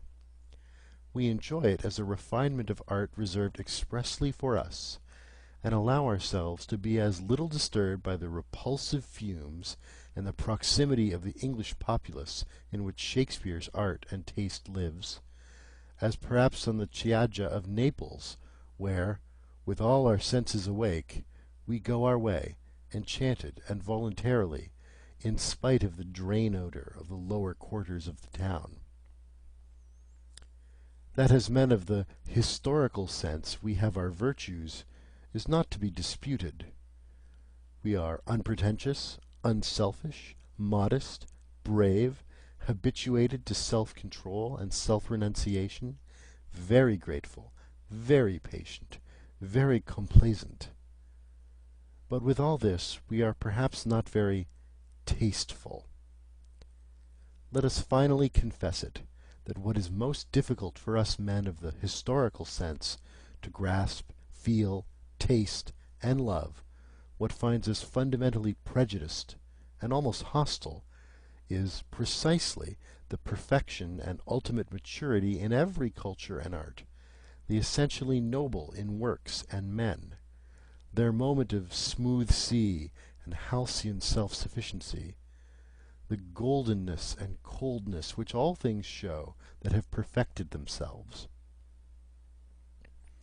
Perhaps our great virtue of the historical sense is in necessary contrast to good taste, at least to the very bad taste, and we can only evoke in ourselves imperfectly, hesitatingly, and with compulsion the small, short, and happy godsends and glorifications of human life as they shine here and there. Those moments and marvellous experiences when a great power has voluntarily come to a halt before the boundless and infinite. When a superabundance of refined delight has been enjoyed by a sudden checking and petrifying, by standing firmly and planting oneself fixedly on still trembling ground. Proportionateness is strange to us. Let us confess it to ourselves. Our itching is really the itching for the infinite, the immeasurable. Like the rider on his forward panting horse, we let the reins fall before the infinite, we modern men, we semi-barbarians, and are only in our highest bliss when we are in the most danger. 225. Whether it be hedonism, pessimism, utilitarianism, or eudaimonism, all those modes of thinking which measure the worth of things according to pleasure and pain, that is, according to accompanying circumstances and secondary considerations, are plausible modes of thought and naïvetés which everyone conscious of creative powers and an artist's conscience will look down upon with scorn, though not without sympathy. Sympathy for you. To be sure, that is not sympathy as you understand it. It is not sympathy for social distress, for society with its sick and misfortuned, for the hereditarily vicious and defective who lie on the ground around us. Still less is it sympathy for the grumbling, vexed, revolutionary slave classes who strive after power. They call it freedom. Our sympathy is a loftier and further-sighted sympathy. We see how man dwarfs himself, how you dwarf him. And there are moments when we view your sympathy with an indescribable anguish, when we resist it, when we regard your seriousness as more dangerous than any kind of levity. You want, if possible, and there is not a more foolish, if possible, to do away with suffering. And it really seems that we would rather have it increased and made worse than it has ever been. Well-being, as you understand it, is certainly not a goal.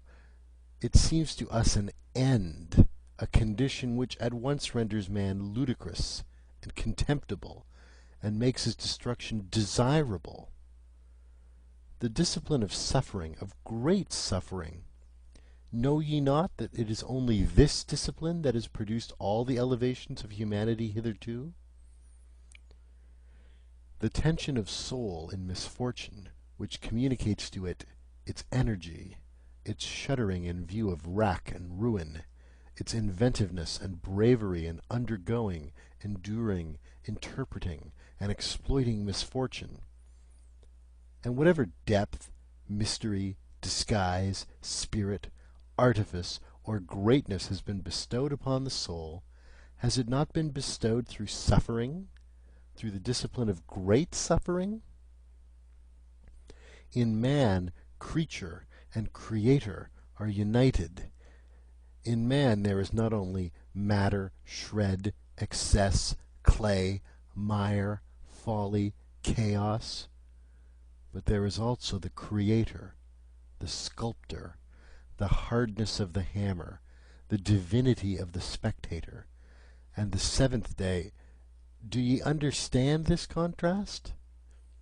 And that your sympathy for the creature in man applies to that which has to be fashioned, bruised, forged, stretched, roasted, annealed, refined, to that which must necessarily suffer, and is meant to suffer. And our sympathy, do ye not understand what our reverse sympathy applies to, when it resists your sympathy as the worst of all pampering and enervation? So it is sympathy against sympathy. But, to repeat it once more, there are higher problems than the problems of pleasure and pain and sympathy, and all systems of philosophy which deal only with these are naïvetés. 226. We immoralists. This world with which we are concerned, in which we have to fear and love, this almost invisible, inaudible world of delicate command and delicate obedience, a world of almost, in every respect, captious, insidious, sharp, and tender. Yes, it is well protected from clumsy spectators and familiar curiosity. We are woven into a strong net and garment of duties, and cannot disengage ourselves. Precisely here we are men of duty, even we.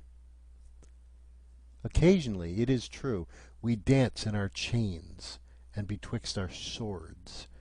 It is none the less true that more often we gnash our teeth under the circumstances, and are impatient at the secret hardship of our lot.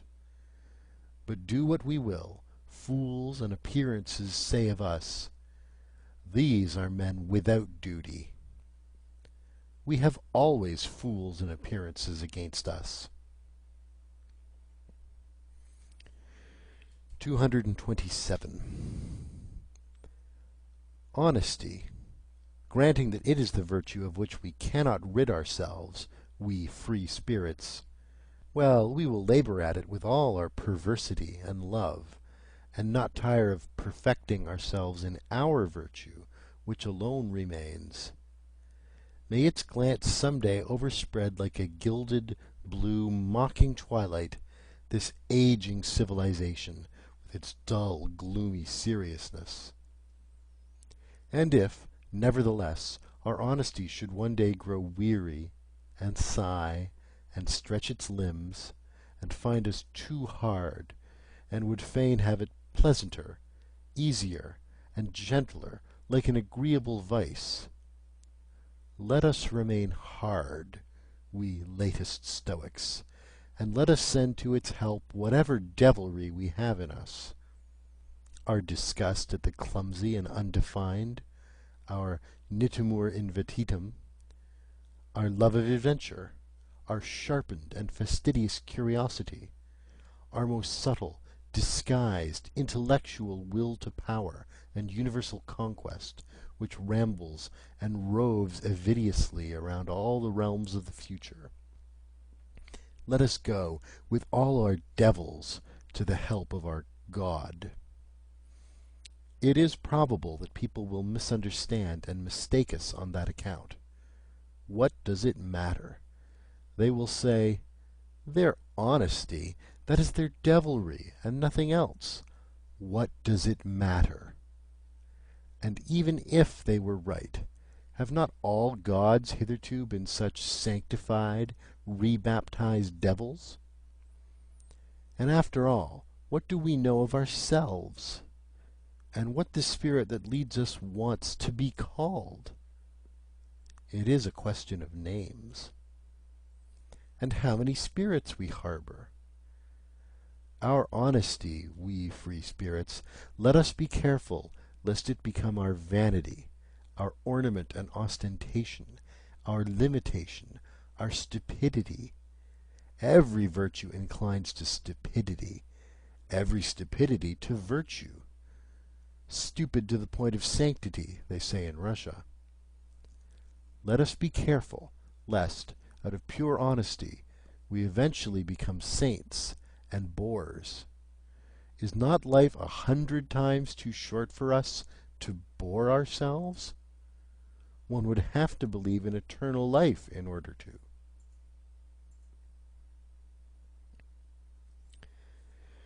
(228) I hope to be forgiven for discovering that all moral philosophy hitherto has been tedious and has belonged to the soporific appliances, and that virtue, in my opinion, has been more injured by the tediousness of its advocates than by anything else. At the same time, however, I would not wish to overlook their general usefulness. It is desirable that as few people as possible should reflect upon morals, and consequently it is very desirable that morals should not some day become interesting. But let us not be afraid. Things still remain today as they have always been.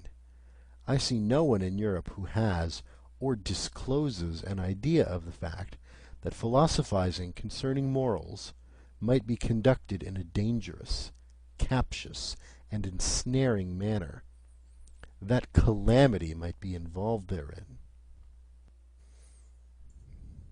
Observe, for example, the indefatigable, inevitable English utilitarians, how ponderously and respectably they stalk on, stalk along, a Homeric metaphor expresses it better, in the footsteps of Bentham, just as he had already stalked in the footsteps of the respectable Helvetius. No, he was not a dangerous man, Helvetius, ce sénateur poco courant, to use an expression of Galliani. No new thought, nothing of the nature of a finer turning or better expression of an old thought, not even a proper history of what has been previously thought on the subject, an impossible literature, taking it all in all, unless one knows how to leaven it with some mischief. In effect, the old English vice called cant, which is moral Tartuffism, has insinuated itself also into these moralists, whom one must certainly read with an eye to their motives, if one must read them. Concealed this time under the new form of the scientific spirit. Moreover, there is not absent from them a secret struggle with the pangs of conscience, from which a race of former Puritans must naturally suffer in all their scientific tinkering with morals. Is not a moralist the opposite of a Puritan? That is to say, as a thinker who regards morality as questionable, as worthy of interrogation, in short, as a problem, is moralizing not immoral? In the end, they all want English morality to be recognized as authoritative, inasmuch as mankind, or the general utility, or the happiness of the greatest number, no, the happiness of England, will be best served thereby. They would like, by all means, to convince themselves that the striving after English happiness, I mean after comfort and fashion, and, in the highest instance, a seat in Parliament, is at the same time the true path of virtue. In fact, that insofar as there has been virtue in the world hitherto, it has just consisted in such striving.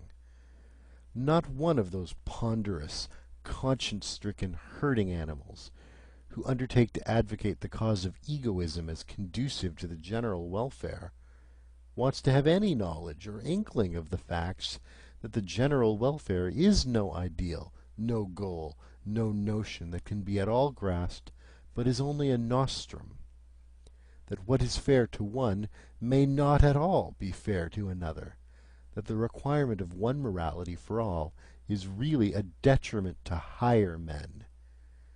In short, that there is a distinction of rank between man, and consequently between morality and morality. They are an unassuming and fundamentally mediocre species of men, these utilitarian Englishmen, and, as already remarked, in so far as they are tedious, one cannot think highly enough of their utility. One ought even to encourage them, as has been partially attempted in the following rhymes. Hail, ye worthies, barrow-wheeling, longer, better, aye, revealing, stiffer eye in head and knee, unenraptured, never jesting, mediocre, everlasting, sans génie et sans esprit.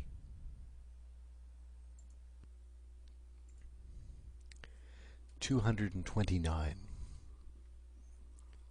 In these later ages, which may be proud of their humanity, there still remains so much fear, so much superstition of the fear, of the cruel wild beast, the mastering of which constitutes the very pride of these humaner ages, that even obvious truths, as if by the agreement of centuries, have long remained unuttered, because they have the appearance of helping the finally slain wild beast back to life again. I perhaps risk something when I allow such a truth to escape. Let others capture it again, and give it so much milk of pious sentiment. Footnote: an expression from Schiller's William Tell, Act 4, Scene 3. Let others capture it again and give it so much milk of pious sentiment to drink that it will lie down quiet and forgotten in its old corner. One ought to learn anew about cruelty, and open one's eyes. One ought at last to learn impatience, in order that such immodest gross errors, as, for instance, have been fostered by ancient and modern philosophers with regard to tragedy, may no longer wander about virtuously and boldly. Almost everything that we call higher culture is based upon the spiritualizing and intensifying of cruelty. This is my thesis. The wild beast has not been slain at all. It lives. It flourishes. It has only been transfigured. That which constitutes the painful delight of tragedy is cruelty. That which operates agreeably in so-called tragic sympathy, and at the basis even of everything sublime, up to the highest and most delicate thrills of metaphysics, obtains its sweetness solely from the intermingled ingredient of cruelty. What the Roman enjoys in the arena, the Christian in the ecstasies of the cross, the Spaniard at the sight of the faggot and stake, or of the bullfight, the present-day Japanese who presses his way to the tragedy, the workman of the Parisian suburbs who has a homesickness for bloody revolutions, the Wagnerian who, with unhinged will, undergoes the performance of Tristan and Isolde. What all these enjoy, and strive with mysterious ardour to drink in, is the philtre of the great Circe, cruelty. Here, to be sure, we must put aside entirely the blundering psychology of former times, which could only teach with regard to cruelty that it originated at the sight of the suffering of others. There is an abundant, superabundant enjoyment even, in one's own suffering, in causing one's own suffering. And wherever man has allowed himself to be persuaded to self-denial in the religious sense, or to self-mutilation, as among the Phoenicians and ascetics, or in general to desensualization, decarnalization, and contrition, to puritanical repentance spasms, to vivisection of conscience, and to Pascal-like sacrificia del intelletto, he is secretly allured and impelled forwards by his cruelty, by the dangerous thrill of cruelty towards himself. Finally, let us consider that even the seeker of knowledge operates as an artist and glorifier of cruelty, and that he compels his spirit to perceive against its own inclination, and often enough against the wishes of his heart. He forces it to say nay, where he would like to affirm, love, and adore. Indeed, every instance of taking a thing profoundly and fundamentally is a violation, an intentional injuring of the fundamental will of the spirit, which instinctively aims at appearance and superficiality. Even in every desire for knowledge there is a drop of cruelty. 230. Perhaps what I have said here about a fundamental will of the spirit may not be understood without further details. I may be allowed a word of explanation.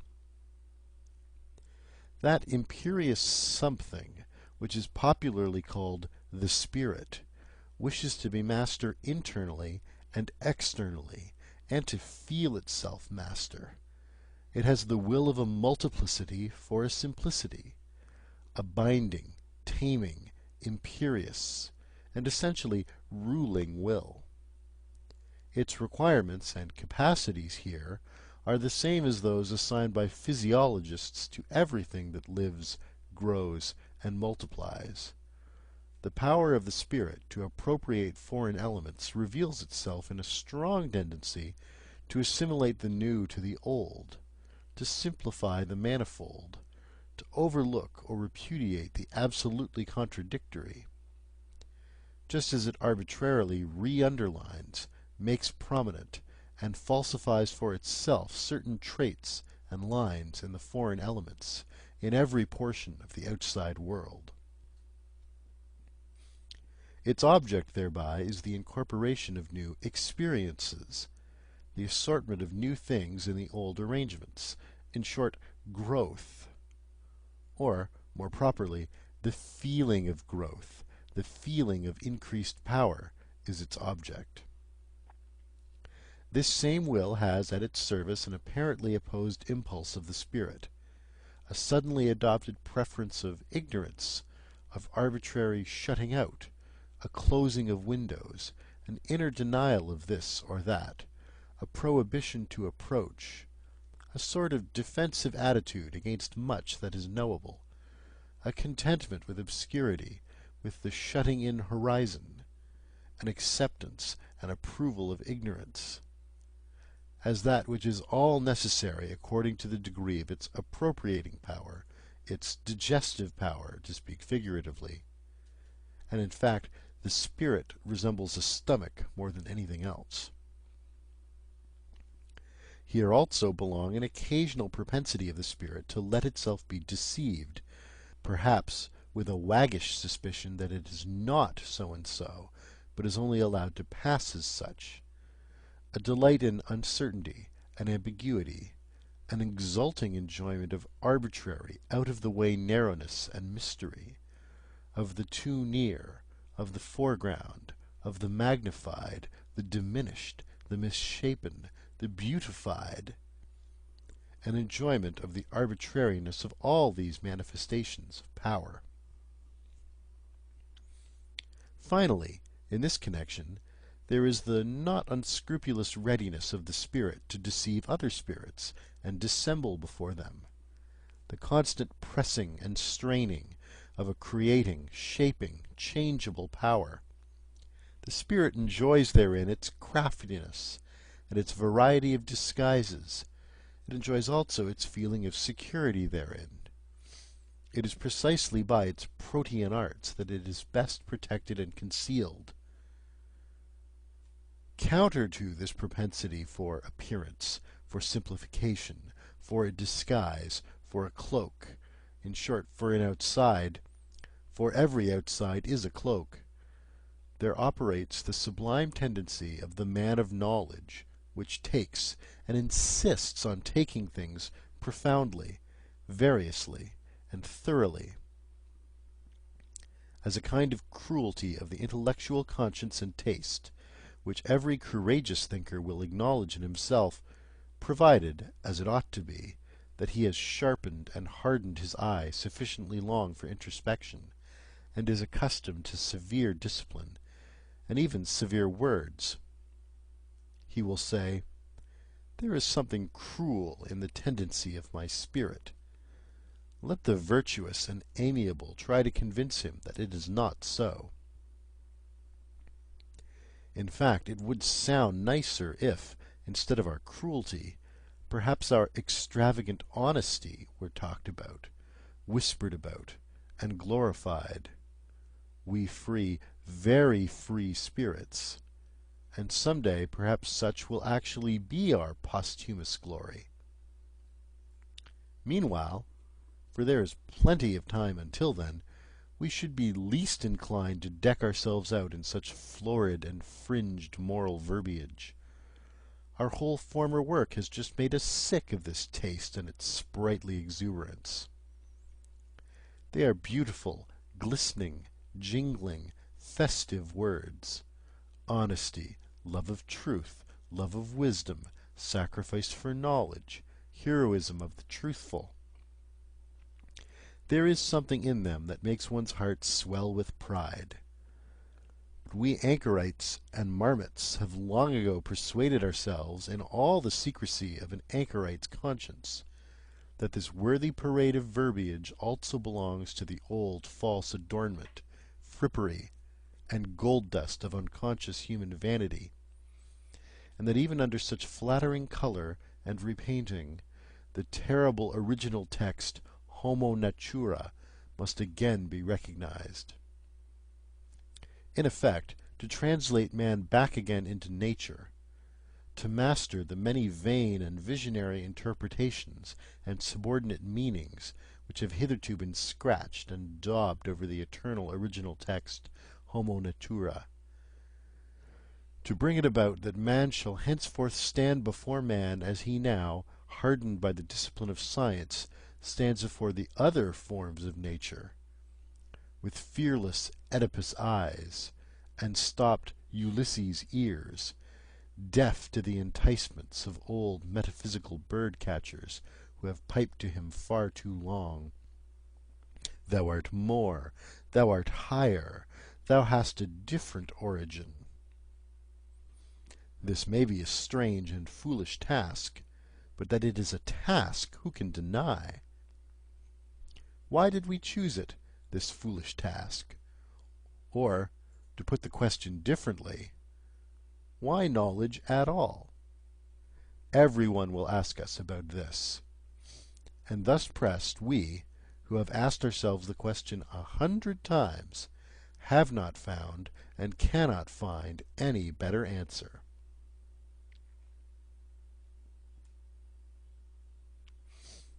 (231) Learning alters us. It does what all nourishment does that does not merely conserve, as the physiologist knows. But at the bottom of our souls, quite down below, there is certainly something unteachable, a granite of spiritual fate, of predetermined decision, an answer to predetermined chosen questions. In each cardinal problem there speaks an unchangeable I am this. A thinker cannot learn anew about man and woman, for instance, but can only learn fully. He can only follow to the end what is fixed about them in himself. Occasionally we find certain solutions of problems which make strong beliefs for us. Perhaps they are henceforth called convictions. Later on, one sees in them only footsteps to self-knowledge, guideposts to the problem which we ourselves are, or more correctly, to the great stupidity which we embody, our spiritual fate, the unteachable in us, quite down below. In view of this liberal compliment which I have just paid myself, permission will perhaps be more readily allowed me to utter some truths about woman as she is, provided that it is known at the outset how literally they are merely my truths.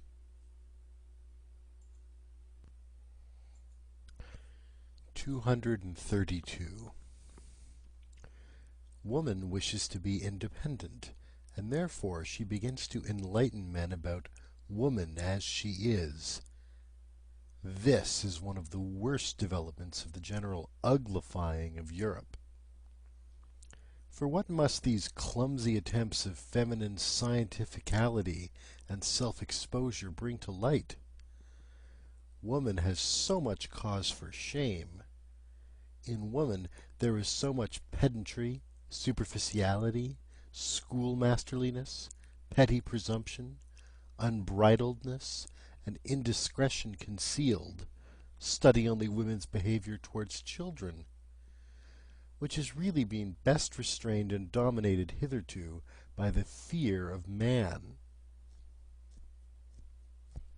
Alas, if ever the eternally tedious in woman, she has plenty of it, is allowed to venture forth, if she begins radically and on principle to unlearn her wisdom and art of charming, of playing, of frightening away sorrow, of alleviating and taking easily, if she forgets her delicate aptitude for agreeable desires?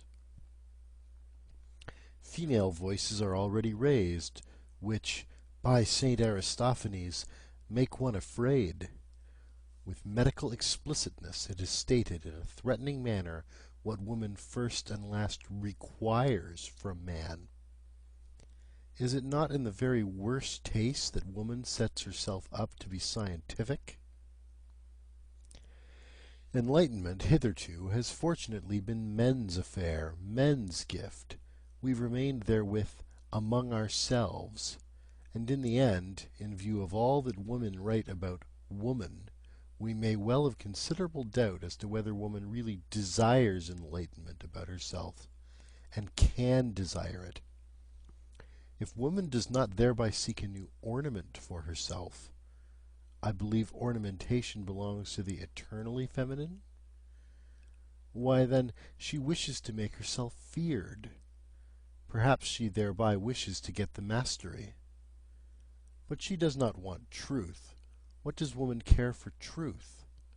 From the very first, nothing is more foreign, more repugnant, or more hostile to woman than truth. Her great art is falsehood.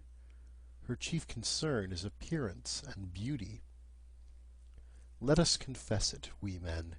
We honor and love this very art and this very instinct in woman. We who have the hard task, and for our recreation gladly seek the company of beings under whose hands, glances, and delicate follies our seriousness, our gravity, and profundity appear almost like follies to us. Finally, I ask the question, did a woman herself ever acknowledge profundity in a woman's mind, or justice in a woman's heart? And is it not true that on the whole woman has hitherto been most despised by woman herself, and not at all by us? We men desire that woman should not continue to compromise herself by enlightening us, just as it was man's care and the consideration for woman, when the Church decreed Mulier taceat in ecclesia. It was to the benefit of woman when Napoleon gave the too eloquent Madame de Staël to understand Mulier taceat in politicis. And in my opinion, he is a true friend of woman who calls out to woman today, Mulier taceat de mulieral. 233. It betrays corruption of the instincts, apart from the fact that it betrays bad taste, when a woman refers to Madame Roland, or Madame de Staël, or Monsieur Georges Sand, as though something was proved thereby in favor of woman as she is. Among men, these are the three comical women as they are, nothing more, and just the best involuntary counter-arguments against feminine emancipation and autonomy. 234. Stupidity in the kitchen, woman as cook, the terrible thoughtlessness with which the feeding of the family and the master of the house is managed. Woman does not understand what food means, and she insists on being cook. If woman had been a thinking creature, she should certainly, as cook for thousands of years, have discovered the most important physiological facts, and should likewise have got possession of the healing art. Through bad female cooks, through the entire lack of reason in the kitchen, the development of mankind has been longest retarded and most interfered with. Even today matters are very little better. A word to high school girls. 235. There are turns and casts of fancy, there are sentences, little handfuls of words, in which a whole culture, a whole society suddenly crystallizes itself. Among these is the incidental remark of Madame de Lambert to her son, Mon ami, ne vous permettez jamais que des folies, que vous feront grand plaisir. The motherliest and wisest remark, by the way, that was ever addressed to a son. 236. I have no doubt that every noble woman will oppose what Dante and Goethe believed about woman. The former when he sang Ella guardava suso ed io in lei, and the latter when he interpreted it, the eternally feminine draws us aloft. For this is just what she believes of the eternally masculine. 237. 7 apothegms for women. How the longest ennui flees when a man comes to our knees. Age, alas, and science staid furnish even weak virtue aid. Sombre garb and silence meet, dress for every dame discreet. Whom I thank when in my bliss? God, and my good tailoress. Young, a flower-decked cavern home. Old, a dragon thence doth roam. Noble title, leg that's fine, man as well, oh, were he mine! Speech in brief and sense in mass, slippery for the jenny ass. 237a. Woman has hitherto been treated by men like birds, which, losing their way, have come down among them from an elevation, as something delicate, fragile, wild, strange, sweet, and animating, but as something also which must be cooped up to prevent it flying away. 238. To be mistaken in the fundamental problem of man and woman, to deny here the profoundest antagonism and the necessity for an eternally hostile tension, to dream here perhaps of equal rights, equal training, equal claims and obligations, that is a typical sign of shallow-mindedness, and a thinker who has proved himself shallow at this dangerous spot, shallow in instinct, may generally be regarded as suspicious, nay more, as betrayed, as discovered. He will probably prove too short for all fundamental questions of life, future as well as present, and will be unable to descend into any of the depths. On the other hand, a man who has depth of spirit as well as of desires, and has also the depth of benevolence which is capable of severity and harshness, and easily confounded with them, can only think of woman as Orientals do. He must conceive of her as a possession, as confinable property, as being predestined for service, and accomplishing her mission therein.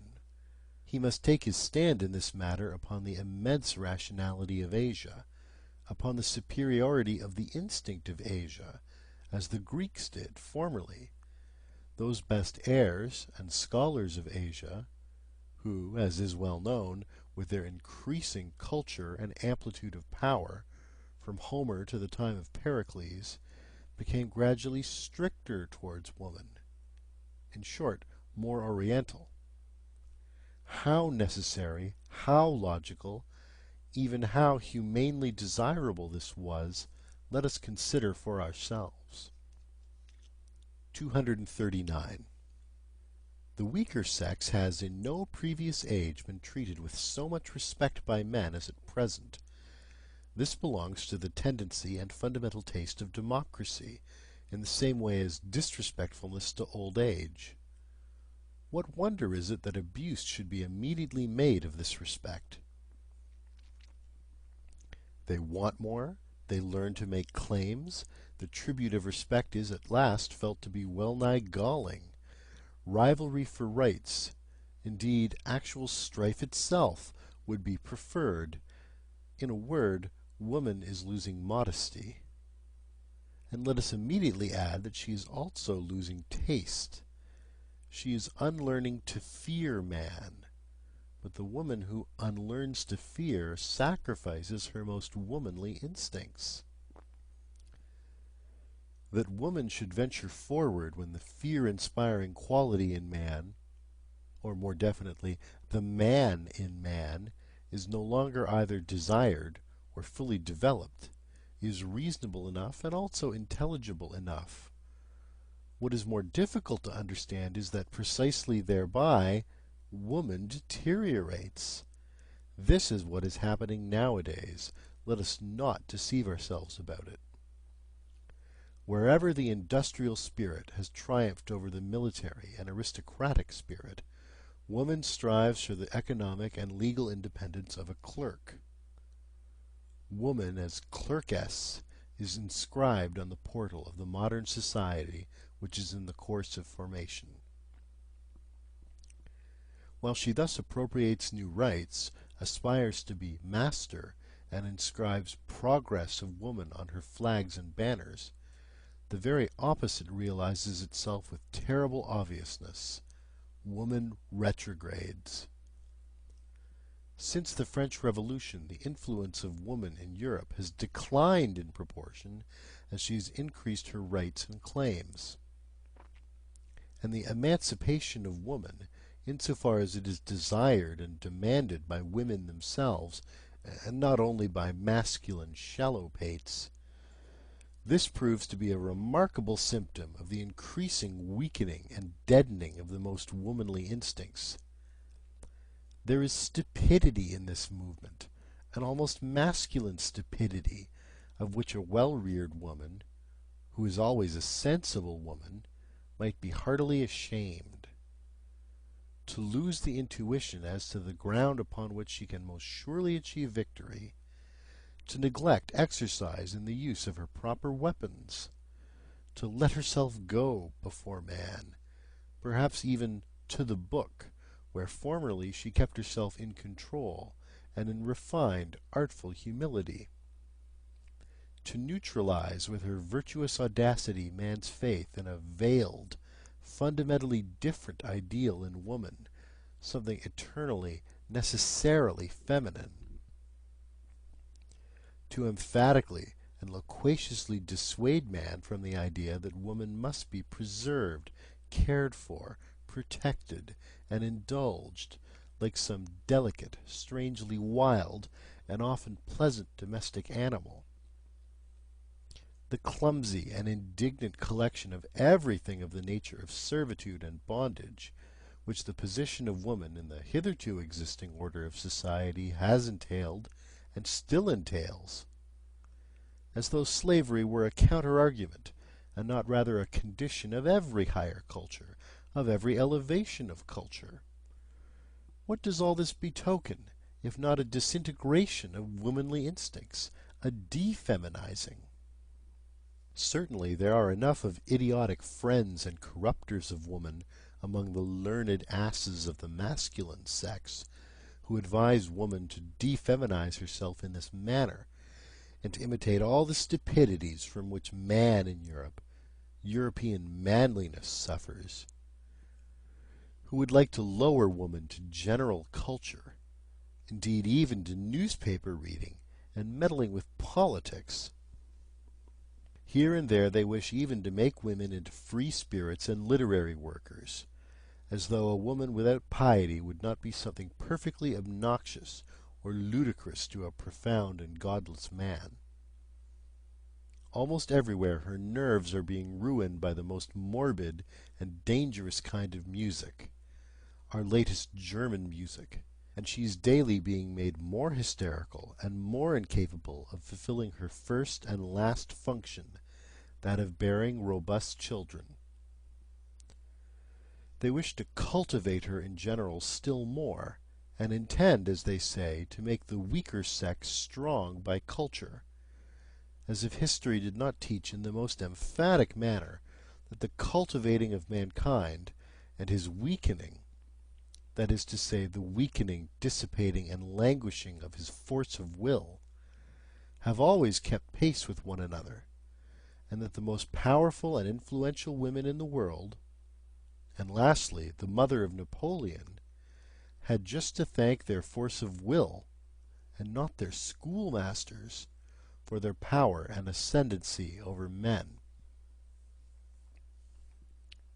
That which inspires respect in woman, and often enough fear also, is her nature, which is more natural than that of man, her genuine, carnivora-like, cunning flexibility, her tiger claws beneath the glove, her naivete and egoism, her untrainableness and innate wildness, the incomprehensibleness, extent, and deviation of her desires and virtues. That which, in spite of fear, excites one's sympathy for the dangerous and beautiful cat, woman, is that she seems more afflicted, more vulnerable, more necessitous of love, and more condemned to disillusionment than any other creature. Fear and sympathy it is with these feelings that man has hitherto stood in the presence of woman, always with one foot already in tragedy, which rends while it delights. What? And all that is now to be at an end? And the disenchantment of woman is in progress? The tediousness of woman is slowly evolving? Oh, Europe, Europe!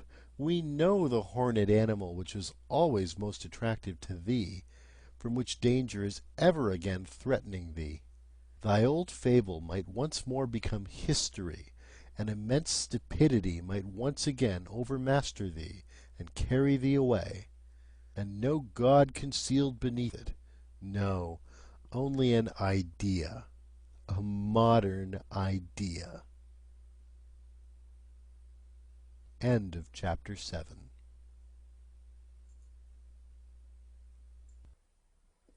Beyond Good and Evil by Friedrich Nietzsche. Translated by Helen Zimmern. Chapter 8. Peoples and Countries. 240. I heard, once again for the first time, Richard Wagner's overture to the Master Singer. It is a piece of magnificent, gorgeous, heavy, latter-day art, which has the pride to presuppose 2 centuries of music as still living, in order that it may be understood. It is an honor to Germans that such a pride did not miscalculate. What flavors and forces, what seasons and climes do we not find mingled in it? It impresses us at one time as ancient, at another time as foreign, bitter, and too modern. It is as arbitrary as it is pompously traditional. It is not infrequently roguish, still oftener rough and coarse. It has fire and courage, and at the same time the loose, dun-colored skin of fruits which ripen too late. It flows broad and full, and suddenly there is a moment of inexplicable hesitation, like a gap that opens between cause and effect, an oppression that makes us dream, almost a nightmare. But already it broadens and widens anew, the old stream of delight, the most manifold delight, of old and new happiness, including especially the joy of the artist in himself, which he refuses to conceal, his astonished, happy cognizance of his mastery of the expedients here employed, the newly acquired, imperfectly tested expedients of art, which he apparently betrays to us. All in all, however, no beauty, no south, nothing of the delicate southern clearness of the sky, nothing of grace, no dance, hardly a will to logic, a certain clumsiness even, which is also emphasized, as though the artist wishes to say to us, "It is part of my intention." A cumbersome drapery, something arbitrarily barbaric and ceremonious, a flaring of learned and venerable conceits and witticisms, something German in the best and worst sense of the word, something in the German style, manifold, formless, and inexhaustible, a certain German potency and superplenitude of soul, which is not afraid to hide itself under the raffinements of decadence, which perhaps feels itself more at ease there, a real, genuine token of the German soul, which is at the same time young and aged, too ripe and yet still too rich in futurity. This kind of music expresses best what I think of the Germans. They belong to the day before yesterday and the day after tomorrow. They have as yet no today. 241. We good Europeans, we also have hours when we allow ourselves a warm-hearted patriotism, a plunge and relapse into old loves and narrow views. I have just given an example of it. Hours of national excitement, of patriotic anguish, and all other sorts of old-fashioned floods of sentiment. Duller spirits may perhaps only get done with what confines its operations in us to hours and plays itself out in hours, in a considerable time, some in half a year, others in half a lifetime, according to the speed and strength with which they digest and change their material. Indeed, I could think of sluggish, hesitating races, which even in our rapidly moving Europe would require half a century ere they could surmount such atavistic attacks of patriotism and soil attachment, and return once more to reason, that is to say, to good Europeanism. And while digressing on this possibility, I happened to become an ear-witness of a conversation between two old patriots. They were evidently both hard of hearing, and consequently spoke all the louder. "He has as much, and knows as much, philosophy as a peasant or a corps student," said the one. "He is still innocent. But what does that matter nowadays? It is the age of the masses. They lie on their belly before everything that is massive. And so also in politics. A statesman who rears up for them a new Tower of Babel, some monstrosity of empire and power, they call great. What does it matter that we more prudent and conservative ones do not meanwhile give up the old belief that it is only the great thought that gives greatness to an action or affair? Supposing a statesman were to bring his people into the position of being obliged henceforth to practice high politics, for which they were by nature badly endowed and prepared, so that they would have to sacrifice their old and reliable virtues out of love to a new and doubtful mediocrity. Supposing a statesman were to condemn his people generally to practice politics, when they have hitherto had something better to do and think about, and when in the depths of their souls they have been unable to free themselves from a prudent loathing of the restlessness, emptiness, and noisy wranglings of the essentially politics-practising nations. Supposing such a statesman were to stimulate the slumbering passions and avidities of his people, were to make a stigma out of their former diffidence and delight in aloofness, an offence out of their exoticism and hidden permanency, were to depreciate their most radical proclivities, subvert their consciences, make their minds narrow and their tastes national. What! A statesman who should do all this, which his people would have to do penance for throughout their whole future, if they had a future, such a statesman would be great, would he? "Undoubtedly," replied the other old patriot vehemently. "Otherwise he could not have done it. It was mad perhaps to wish such a thing, but perhaps everything great has been just as mad as its commencement." "Misuse of words!" cried his interlocutor, contradictorily. "Strong, strong, strong and mad, not great."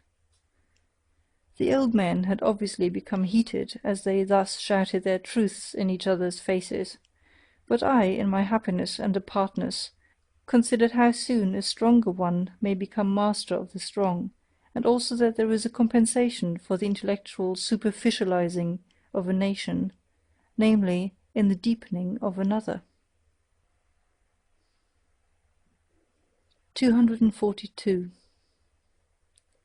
Whether we call it civilization, or humanizing, or progress, which now distinguishes the European, whether we call it simply, without praise or blame, by the political formula, the democratic movement in Europe, behind all the moral and political foregrounds pointed to by such formulas, an immense physiological process goes on, which is ever extending the process of the assimilation of Europeans, their increasing detachment from the conditions under which, climatically and hereditarily, united races originate, their increasing independence of every definite milieu, that for centuries would fain inscribe itself with equal demands on soul and body, that is to say, the slow emergence of an essentially supranational and nomadic species of man, who possesses, physiologically speaking, a maximum of the art and power of adaptation as his typical distinction. This process of the evolving European, which can be retarded in its tempo by great relapses, but will perhaps just gain and grow thereby in vehemence and depth, the still raging storm and stress of national sentiment, pertains to it, and also the anarchism which is appearing at present. This process will probably arrive at results on which its naive propagators and panegyrists, the apostles of modern ideas, would least care to reckon. The same new conditions under which on an average a levelling and mediocrising of man will take place. A useful, industrious, variously serviceable, and clever, gregarious man, are in the highest degree suitable to give rise to exceptional men of the most dangerous and attractive qualities. For while the capacity for adaptation, which is every day changing conditions, and begins a new work with every generation, almost with every decade, makes the powerfulness of the type impossible, while the collective impression of such future Europeans will probably be that of numerous, talkative, weak-willed, and very handy workmen who require a master, a commander, as they require their daily bread. While, therefore, the democratizing of Europe will tend to the production of a type prepared for slavery in the most subtle sense of the term, this strong man will necessarily, in individual and exceptional cases, become stronger and richer than he has perhaps ever been before, owing to the unprejudicedness of his schooling, owing to the immense variety of practice, art, and disguise. I meant to say that the democratizing of Europe is at the same time an involuntary arrangement for the rearing of tyrants, taking the word in all its meanings, even in its most spiritual sense. 243. I hear with pleasure that our sun is moving rapidly towards the constellation Hercules, and I hope that the men on this earth will do like the sun. And we foremost, we good Europeans. 244. There was a time when it was customary to call Germans deep by way of distinction, but now that the most successful type of new Germanism is covetous of quite other honours, and perhaps misses smartness in all that has depth, it is almost opportune and patriotic to doubt whether we did not formerly deceive ourselves with that commendation. In short, whether German depth is not at bottom something different and worse, and something from which, thank God, we are on the point of successfully ridding ourselves. Let us try, then, to relearn with regard to German depth. The only thing necessary for the purpose is a little vivisection of the German soul.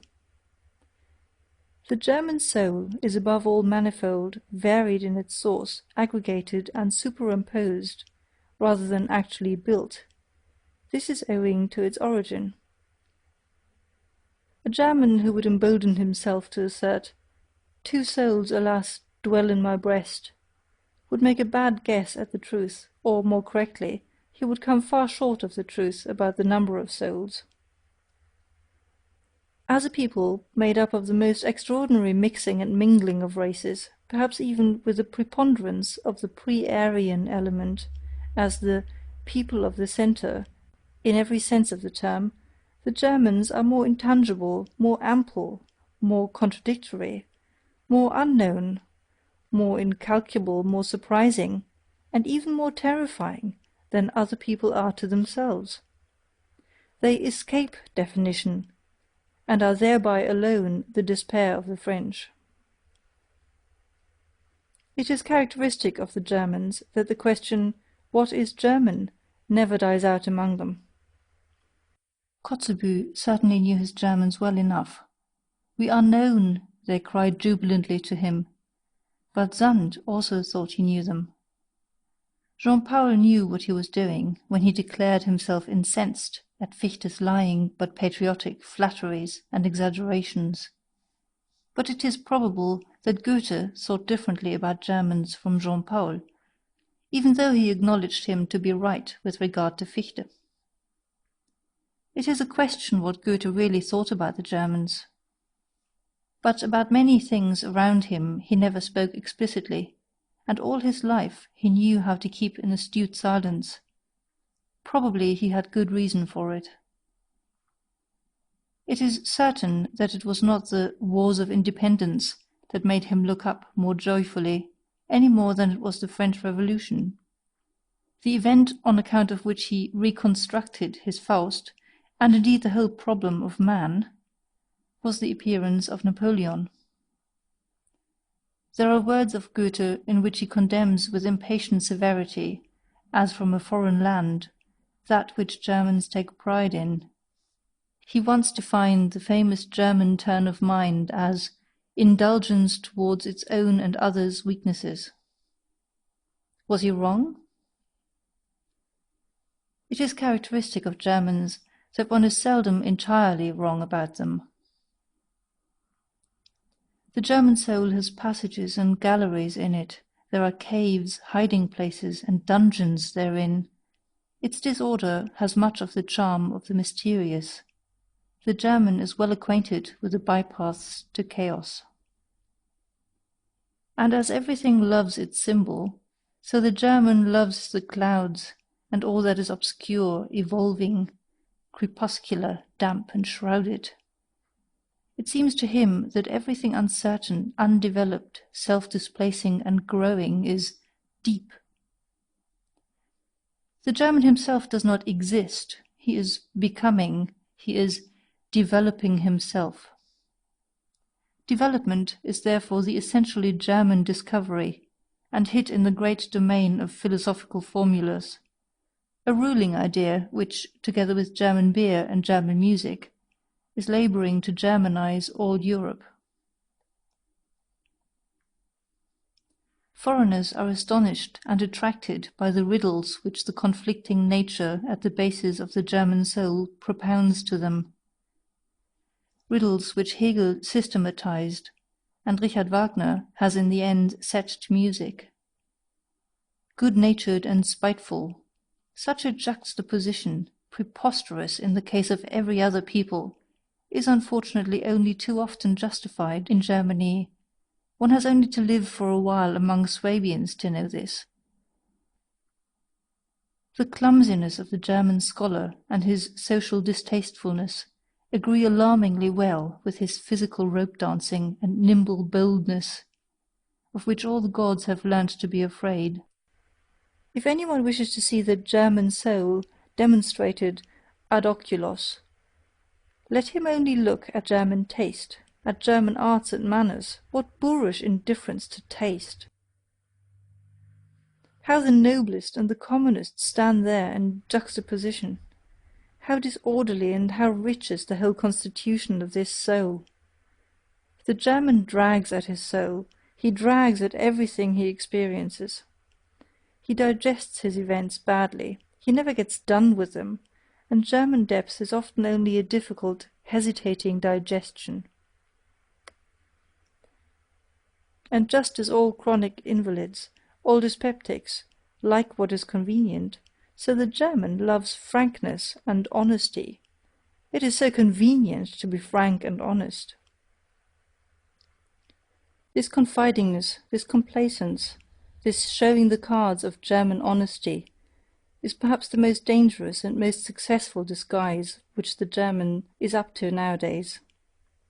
It is his proper Mephistophelian art. With this he can still achieve much. The German lets himself go, and thereby gazes with faithful blue empty German eyes, and other countries immediately confound him with his dressing-gown.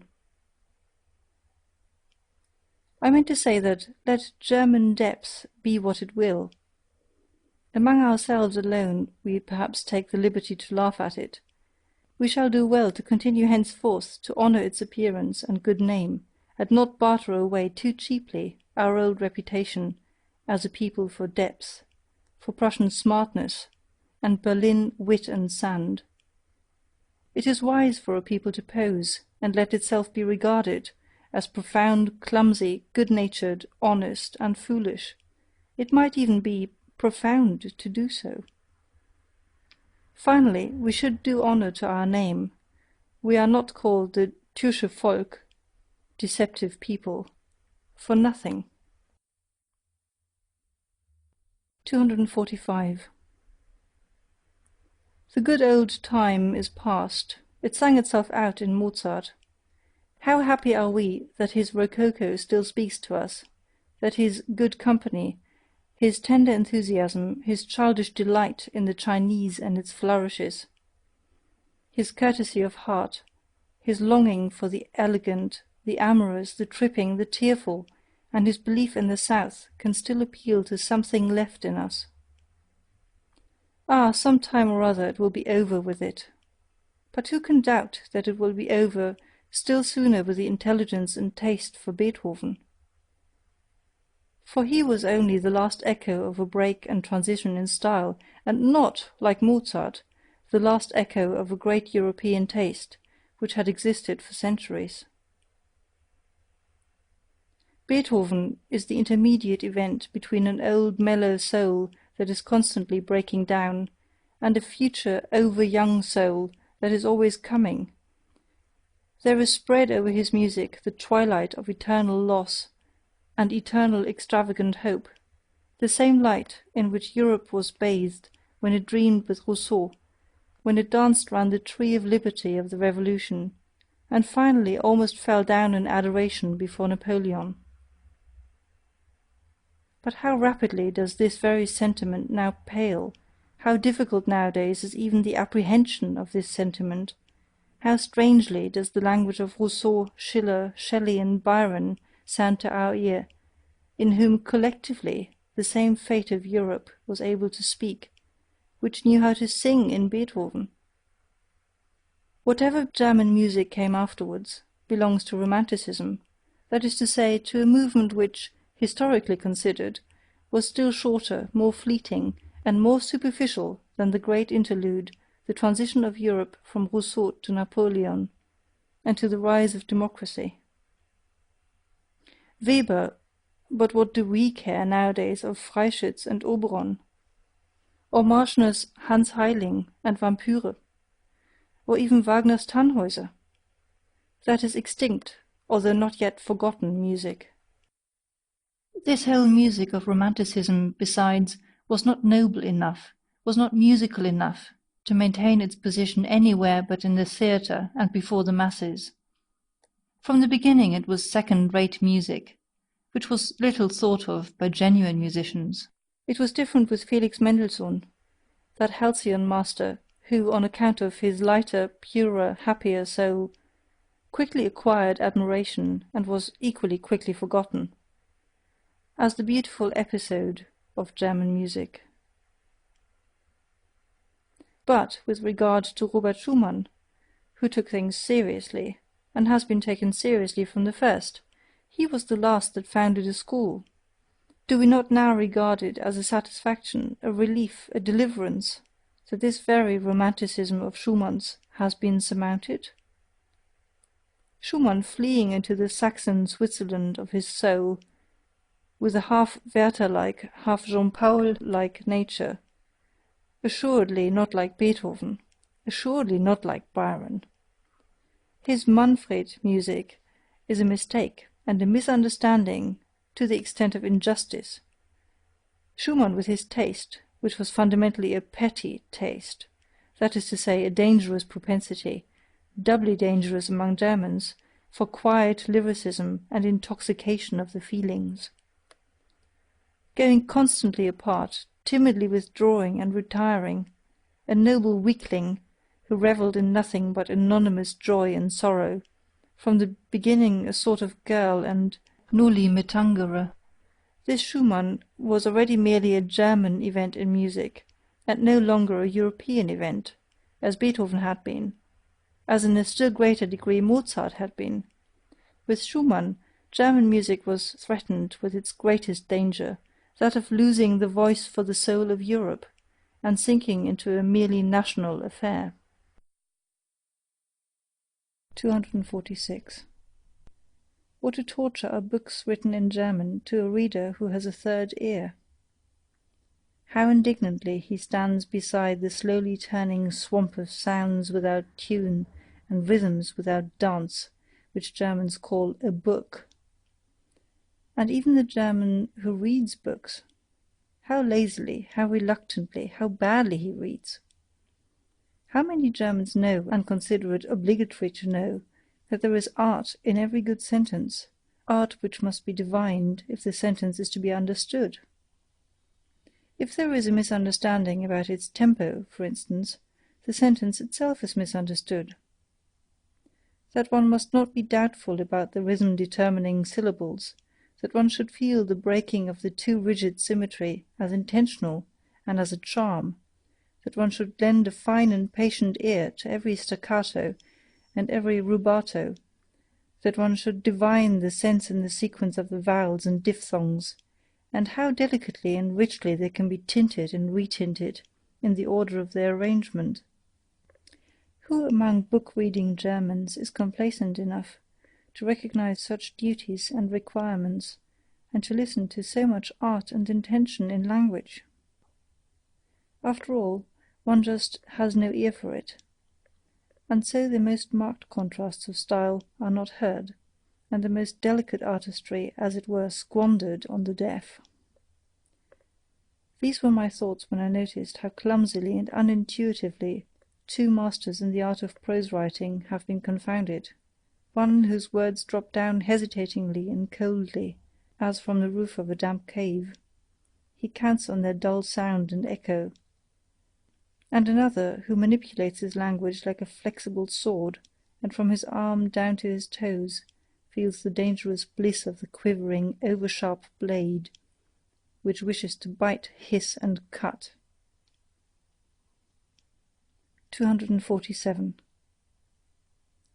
How little the German style has to do with harmony and with the ear is shown by the fact that precisely our good musicians themselves write badly. The German does not read aloud, he does not read for the ear, but only with his eyes. He has put his ears away in the drawer for the time. In antiquity, when a man read, which was seldom enough, he read something to himself, and in a loud voice. They were surprised when any one read silently, and sought secretly the reason of it. In a loud voice, that is to say, with all the swellings, inflections, and variations of key and changes of tempo, in which the ancient public world took delight. The laws of the written style were then the same as those of the spoken style, and these laws depended partly on the surprising development and refined requirements of the ear and larynx, partly on the strength, endurance, and power of the ancient lungs. In the ancient sense, a period is above all a physiological whole, inasmuch as it is comprised in one breath. Such periods as occur in Demosthenes and Cicero, swelling twice and sinking twice, and all in one breath, were pleasures to the men of antiquity, who knew by their own schooling how to appreciate the virtue therein, the rareness and the difficulty in the deliverance of such a period. We have really no right in the big period, we modern men, who are short of breath in every sense. These ancients, indeed, were all of them dilettanti in speaking, consequently connoisseurs, consequently critics. They thus brought their orators to the highest pitch, in the same manner as in the last century, when all Italian ladies and gentlemen knew how to sing.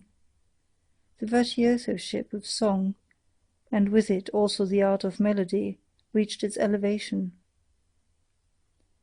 In Germany, however, until quite recently, when a kind of platform eloquence began shyly and awkwardly enough to flutter its young wings, there was, properly speaking, only one kind of public and approximately artistical discourse, that delivered from the pulpit. The preacher was the only one in Germany who knew the weight of a syllable or a word, in what manner a sentence strikes, springs, rushes, flows, and comes to a close. He alone had a conscience in his ears, often enough a bad conscience, for reasons are not lacking why proficiency in oratory should be especially seldom attained by a German, or almost always too late. The masterpiece of German prose is therefore with good reason the masterpiece of its greatest preacher. The Bible has hitherto been the best German book. Compared with Luther's Bible, almost everything else is merely literature, something which has not grown in Germany, and therefore has not taken and does not take root in German hearts, as the Bible has done. 248. There are two kinds of geniuses, one which above all engenders and seeks to engender, and another which willingly lets itself be fructified and brings forth. And similarly, among the gifted nations, there are those on whom the woman's problem of pregnancy has devolved, and the secret task of forming, maturing, and perfecting.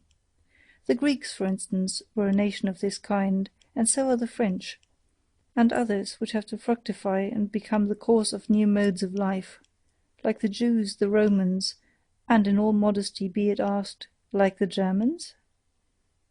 Nations tortured and enraptured by unknown fevers, and irresistibly forced out of themselves, amorous and longing for foreign races, such as let themselves be fructified, and withal imperious, like everything conscious of being full of generative force, and consequently empowered by the grace of God. These two kinds of geniuses seek each other like man and woman, but they also misunderstand each other, like man and woman. 249. Every nation has its own Tartuffery, and calls that its virtue. One does not know, cannot know, the best that is in one. 250. What Europe owes to the Jews?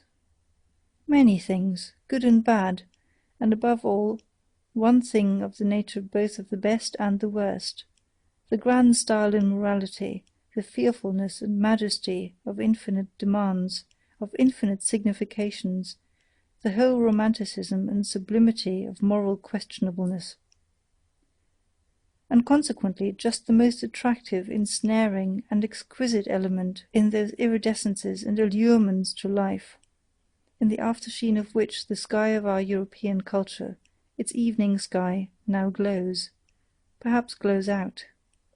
For this we artists among the spectators and philosophers are grateful to the Jews. 251. It must be taken into the bargain, if various clouds and disturbances, in short, slight attacks of stupidity, pass over the spirit of a people that suffers and wants to suffer from national nervous fever and political ambition.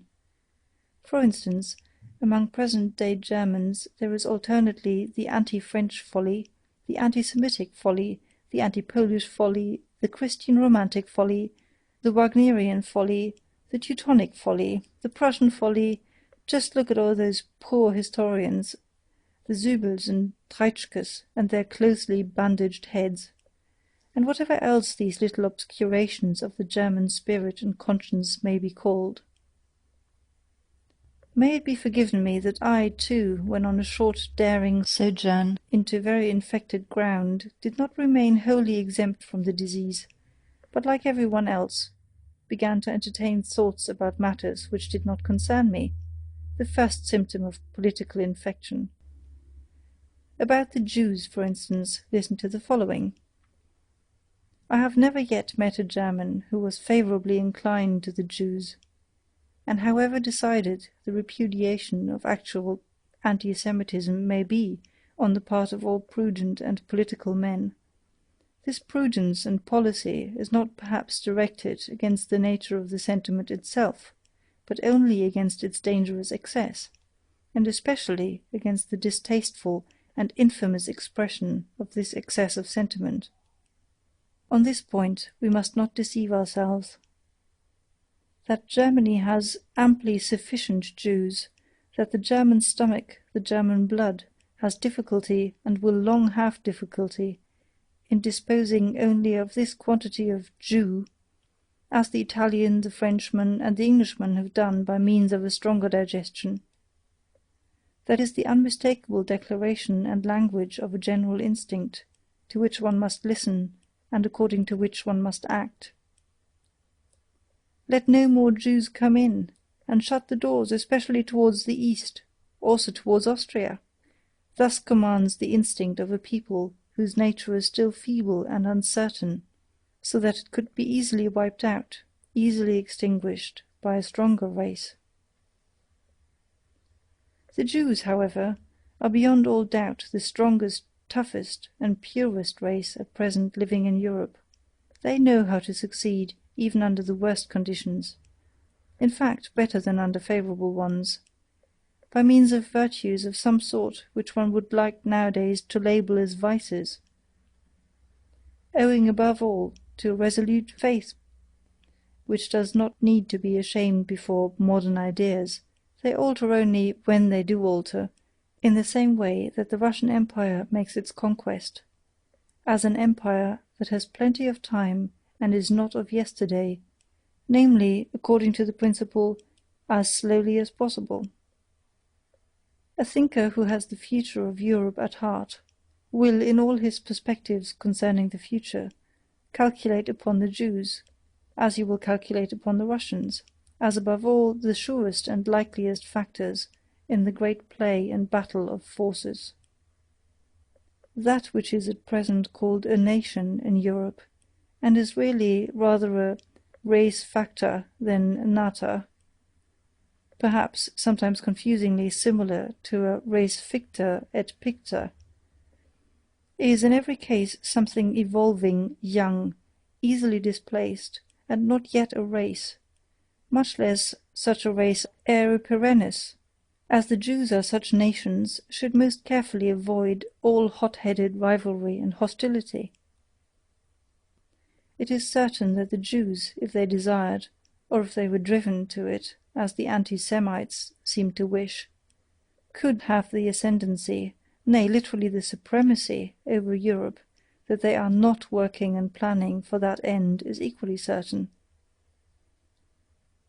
Meanwhile, they rather wish and desire, even somewhat importunely, to be insorbed and absorbed by Europe.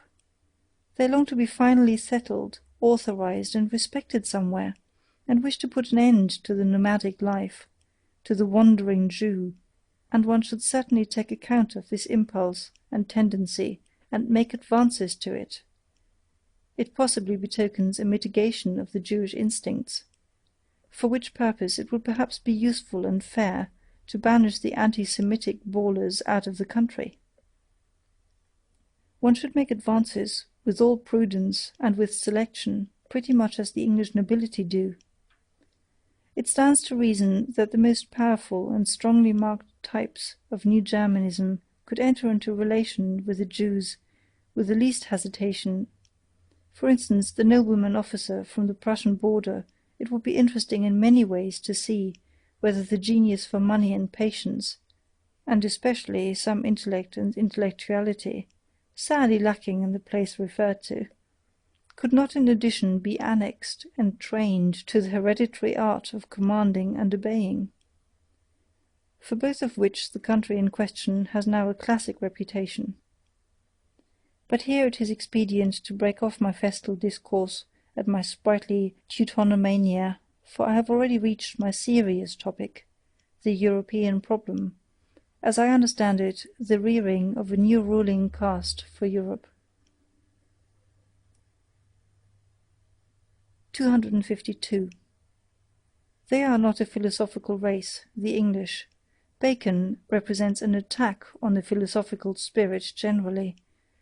Hobbes, Hume, and Locke, an abasement and a depreciation of the idea of a philosopher for more than a century. It was against Hume that Kant uprose and raised himself. It was Locke, of whom Schelling rightly said, "Je méprise Locke."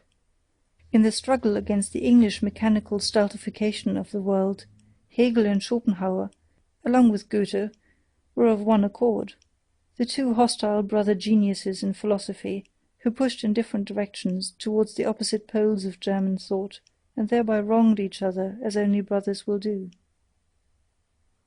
What is lacking in England, and has always been lacking, that half-actor and rhetorician knew well enough, the absurd muddlehead Carlyle, who sought to conceal under passionate grimaces what he knew about himself, namely, what was lacking in Carlyle, real power of intellect, real depth of intellectual perception, in short, philosophy. It is characteristic of such an unphilosophical race to hold on firmly to Christianity. They need its discipline for moralizing and humanizing. The Englishman, more gloomy, sensual, headstrong, and brutal than the German, is for that very reason, as the baser of the two, also the most pious, he has all the more need of Christianity. To finer nostrils, this English Christianity itself has still a characteristic English taint of spleen and alcoholic excess, for which, owing to good reasons, it is used as an antidote. The finer poison to neutralize the coarser, a finer form of poisoning, is in fact a step in advance with coarse-mannered people, a step towards spiritualization.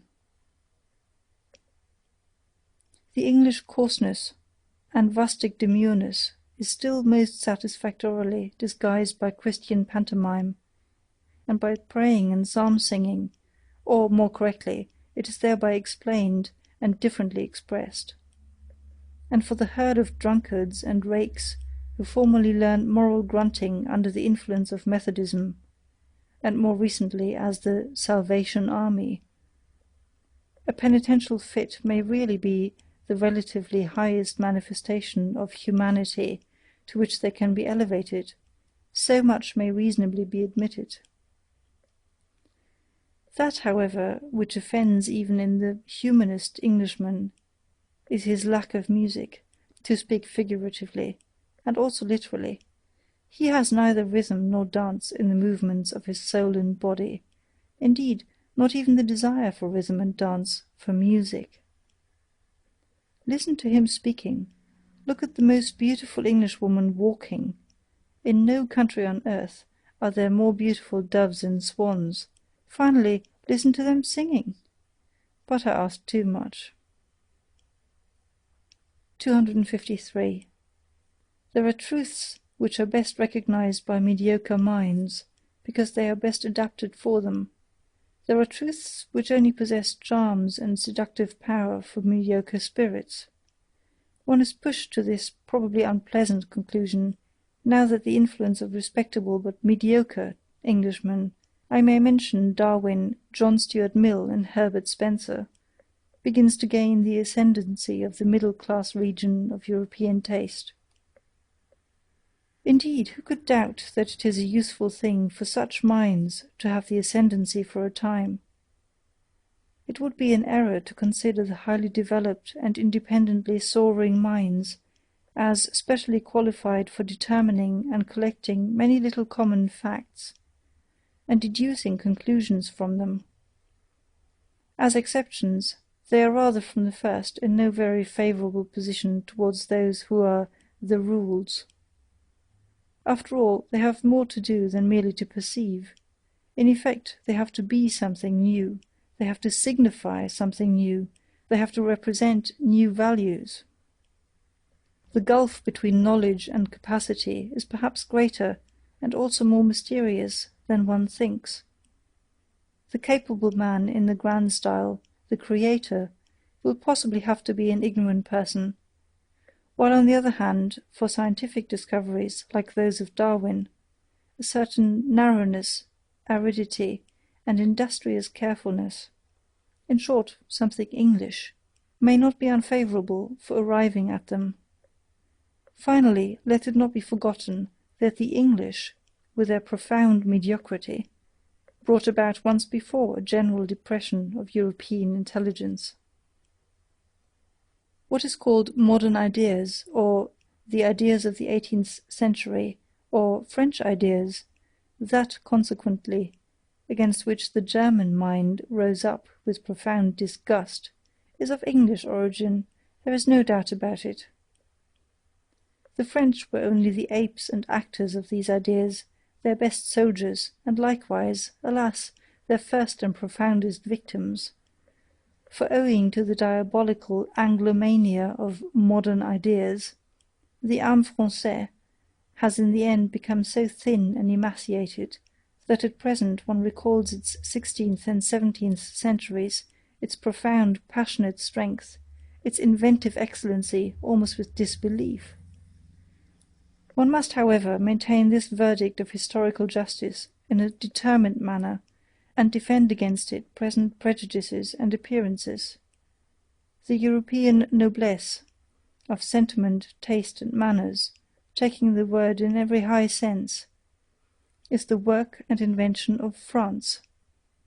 The European ignobleness, the plebeianism of modern ideas, is England's work and invention. 254. Even at present, France is still the seat of the most intellectual and refined culture of Europe. It is still the high school of taste. But one must know how to find this France of taste. He who belongs to it keeps himself well concealed. They may be a small number in whom it lives and is embodied. Besides, perhaps, being men who do not stand upon the strongest legs, in part fatalists, hypochondriacs, invalids, in part persons overindulged, over-refined, such as have the ambition to conceal themselves. They have all something in common. They keep their ears closed in presence of the delirious folly and noisy spouting of the democratic bourgeois. In fact, a besotted and brutalized France at present sprawls in the foreground. It recently celebrated a veritable orgy of bad taste, and at the same time of self-admiration, in the funeral of Victor Hugo. There is also something else common to them, a predilection to resist intellectual Germanizing, and a still greater inability to do so.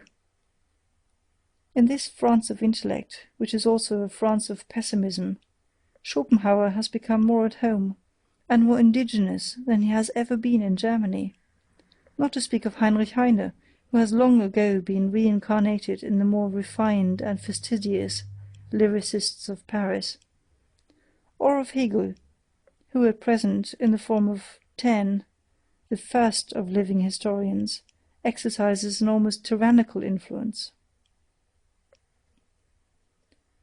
As regards Richard Wagner, however, the more French music learns to adapt itself to the actual needs of the âme moderne, the more will it Wagneride.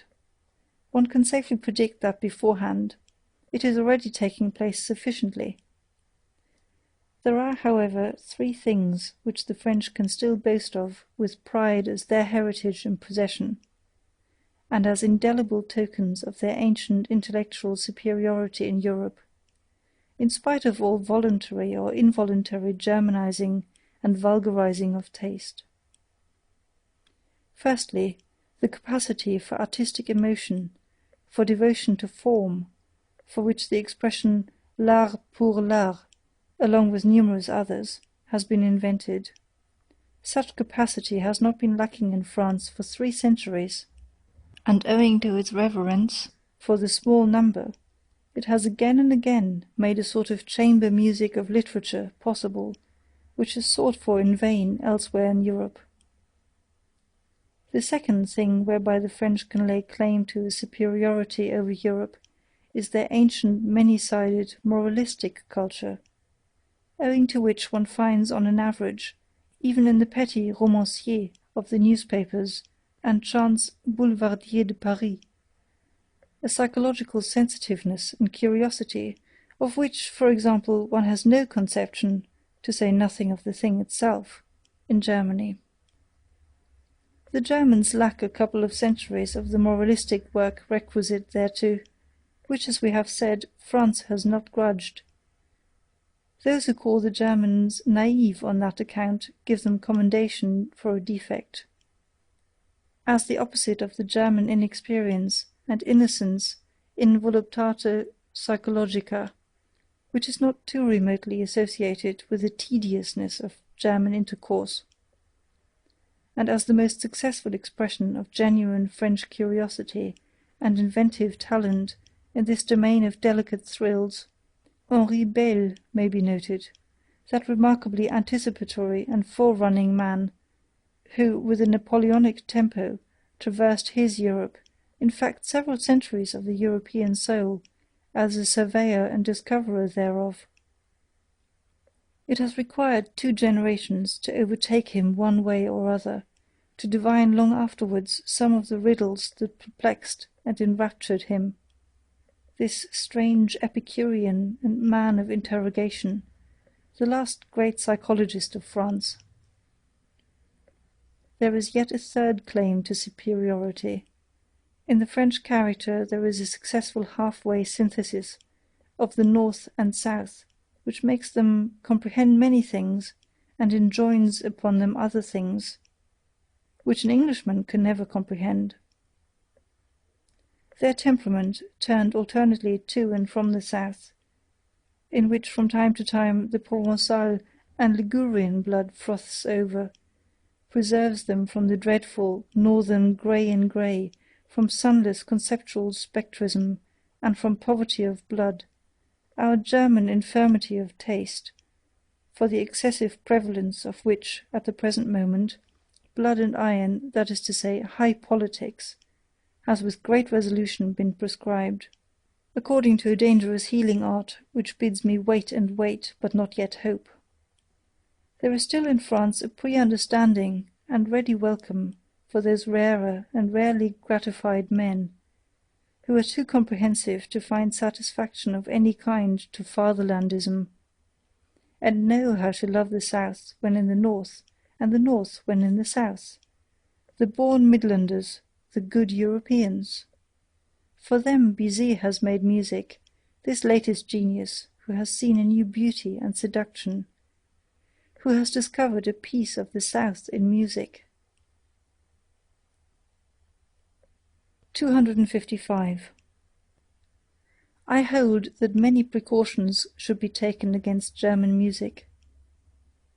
Suppose a person loves the South as I love it, as a great school of recovery for the most spiritual and the most sensuous ills, as a boundless solar profusion and effulgence which overspreads a sovereign existence believing in itself.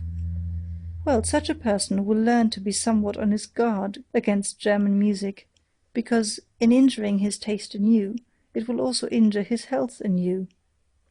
Such a southerner not by origin, but by belief, if he should dream of the future of music, must also dream of it being freed from the influence of a North, and must have in his ears the prelude to a deeper, mightier, and perhaps more perverse and mysterious music, a super-German music, which does not fade, pale, and die away, as all German music does, at the sight of the blue wanton sea and the Mediterranean clearness of sky, a super-European music, which holds its own even in presence of the brown sunsets of the desert, whose soul is akin to the palm tree, and can be at home and can roam with big, beautiful, lonely beasts of prey. I could imagine a music of which the rarest charm would be that it knew nothing more of good and evil, only that here and there perhaps some sailor's homesickness, some golden shadows and tender weaknesses, might sweep lightly over it, an art which, from the far distance, would see the colours of a sinking and almost incomprehensible moral world fleeing towards it, and would be hospitable enough and profound enough to receive such belated fugitives. 256. Owing to the morbid estrangement which the nationality craze has induced and still induces among the nations of Europe, owing also to the short-sighted and hasty-handed politicians, who with the help of this craze are at present in power, and do not suspect to what extent the disintegrating policy they pursue must necessarily be only an interlude policy. Owing to all this, and much else that is altogether unmentionable at present, the most unmistakable signs that Europe wishes to be one are now overlooked or arbitrarily and falsely misinterpreted. With all the more profound and large-minded men of this century, the real general tendency of the mysterious labour of their souls was to prepare the way for that new synthesis, and tentatively to anticipate the European of the future. Only in their simulations, or in their weaker moments, in old age perhaps, did they belong to the Fatherlands. They only wrested from themselves when they became patriots. I think of such men as Napoleon, Goethe, Beethoven, Stendhal, Heinrich Heine, Schopenhauer. It must not be taken amiss if I also count Richard Wagner among them. about whom one must not let oneself be deceived by his own misunderstandings. Geniuses like him have seldom the right to understand themselves. Still less, of course, by the unseemly noise with which he is now resisted and opposed in France. The fact remains, nevertheless, that Richard Wagner and the later French Romanticism of the 40s are most closely and intimately related to one another. They are akin, fundamentally akin, in all the heights and depths of their requirements. It is Europe, the one Europe, whose soul presses urgently and longingly outwards and upwards in their multifarious and boisterous art. Whither? Into a new light? Towards a new sun? But who would attempt to express accurately what all these masters of new modes of speech could not express distinctly? It is certain that the same storm and stress tormented them, that they sought in the same manner, these last great seekers. All of them steeped in literature to their eyes and ears, the first artists of universal literary culture, for the most part even themselves writers, poets, intermediaries and blenders of the art and the senses. Wagner as musician is reckoned among painters, as poet among musicians, as artist generally among actors. All of them fanatics for expression at any cost. I especially mention Delacroix, the nearest related to Wagner, all of them great discoverers of the realm of the sublime, also of the loathsome and dreadful, yet greater discoverers in effect, in display, in the art of the show-shop, all of them talented far beyond their genius, out-and-out virtuosi, with mysterious accesses to all that seduces, allures, constrains and upsets, born enemies of logic and the straight line, hankering after the strange, the exotic, the monstrous, the crooked and the self-contradictory. As men, Tantalises of the will, plebeian parvenus, who knew themselves to be incapable of a noble tempo or of a lento in life and action. Think of Balzac, for instance, unrestrained workers, almost destroying themselves by work. Antinomians and rebels in manners, ambitious and insatiable, without equilibrium and enjoyment, all of them finally shattering and sinking down at the Christian cross. And with right and reason, for who of them would have been sufficiently profound and sufficiently original for an anti-Christian philosophy? On the whole, a boldly daring, splendidly overbearing, high-flying and aloft-up-dragging class of higher men, who had first to teach their century, and it is the century of the masses, the conception higher man. Let the German friends of Richard Wagner advise together as to whether there is anything purely German in the Wagnerian art, whether its distinction does not consist precisely in coming from super-German sources and impulses, in which connection it may not be underrated how indispensable Paris was in the development of his type, which the strength of his instincts made him long to visit at the most decisive time, and how the whole style of his proceedings, of his self-apostolate, could only perfect itself in sight of the French socialistic original. On a more subtle comparison it will perhaps be found, to the honour of Richard Wagner's German nature, that he has acted in everything with more strength, daring, severity and elevation than a 19th century Frenchman could have done, owing to the circumstance that we Germans are as yet nearer to barbarism than the French. Perhaps even the most remarkable creation of Richard Wagner is not only at present, but forever inaccessible, incomprehensible, and inimitable to the whole latter-day Latin race. The figure of Siegfried, that very free man, who was probably far too free, too hard, too cheerful, too healthy, too anti-Catholic for the taste of old and mellow civilized nations. He may even have been a sin against Romanticism, this anti-Latin Siegfried.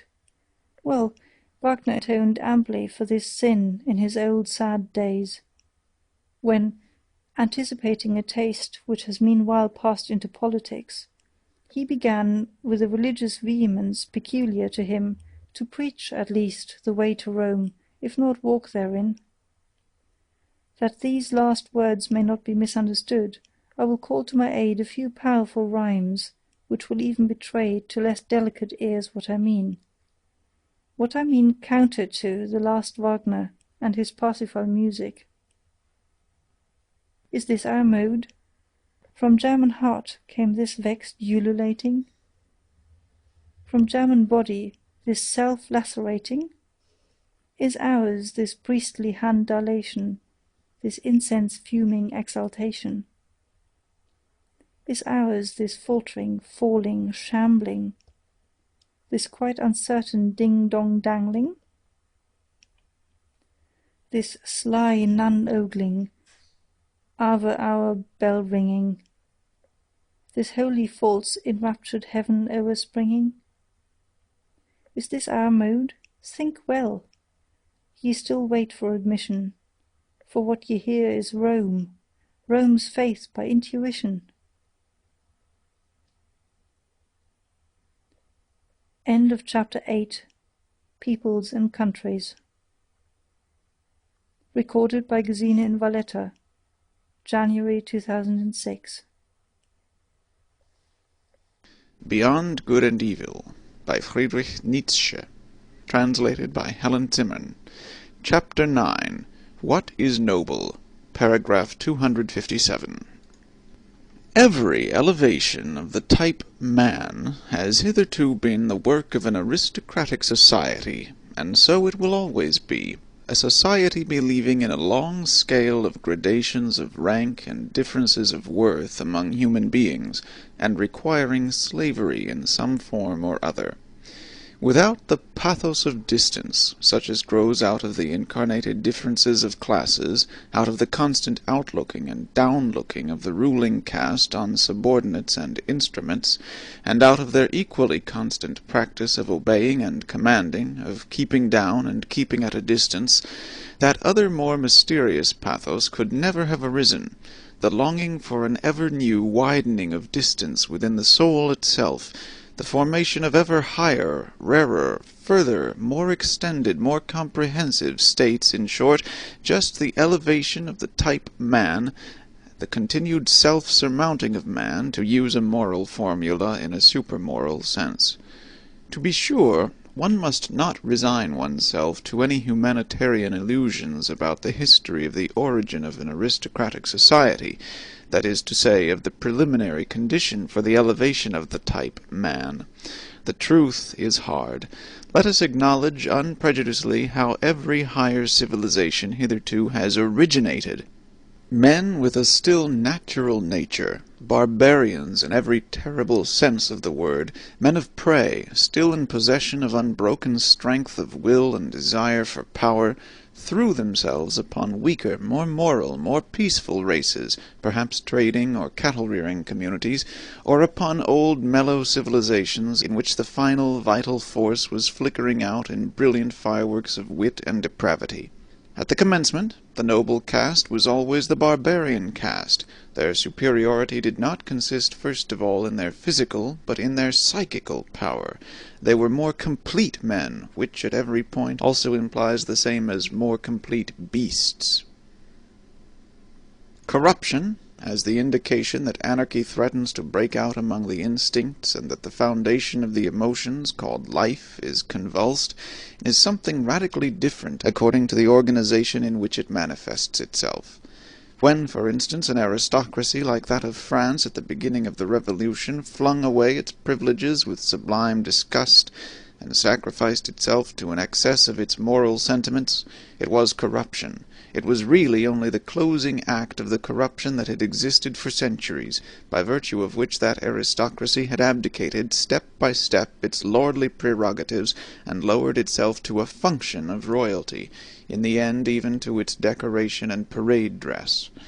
The essential thing, however, in a good and healthy aristocracy, is that it should not regard itself as a function either of the kingship or the commonwealth, but as the significance and highest justification thereof, that it should therefore accept with a good conscience the sacrifice of a legion of individuals who for its sake must be suppressed and reduced to imperfect men, to slaves and instruments. Its fundamental belief must be precisely that society is not allowed to exist for its own sake, but only as a foundation and scaffolding, by means of which a select class of beings may be able to elevate themselves to their higher duties, and in general to a higher existence. Like those sun-seeking climbing plants in Java, they are called sipo matador, which encircle an oak so long and so often with their arms, until at last, high above it, but supported by it, they can unfold their tops in the open light, and exhibit their happiness. To refrain mutually from injury, from violence, from exploitation, and put one's will on a par with that of others, this may result in a certain rough sense in good conduct among individuals when the necessary conditions are given, namely, the actual similarity of the individuals in amount of force and degree of worth, and their correlation within one organization. As soon, however, as one wished to take this principle more generally, and, if possible, even as the fundamental principle of society, it would immediately disclose what it really is, namely a will to the denial of life, a principle of dissolution and decay. Here one must think profoundly to the very basis, and resist all sentimental weakness. Life itself is essentially appropriation, injury, conquest of the strange and weak, suppression, severity, obtrusion of peculiar forms, incorporation, and, at the very least, putting it mildest, exploitation. But why should one forever use precisely these words on which for ages a disparaging purpose has been stamped? Even the organization within which, as was previously supposed, the individuals treat each other as equal, it takes place in every healthy aristocracy, must itself, if it be a living and not a dying organization, do all that towards other bodies that the individuals within it refrain from doing to each other.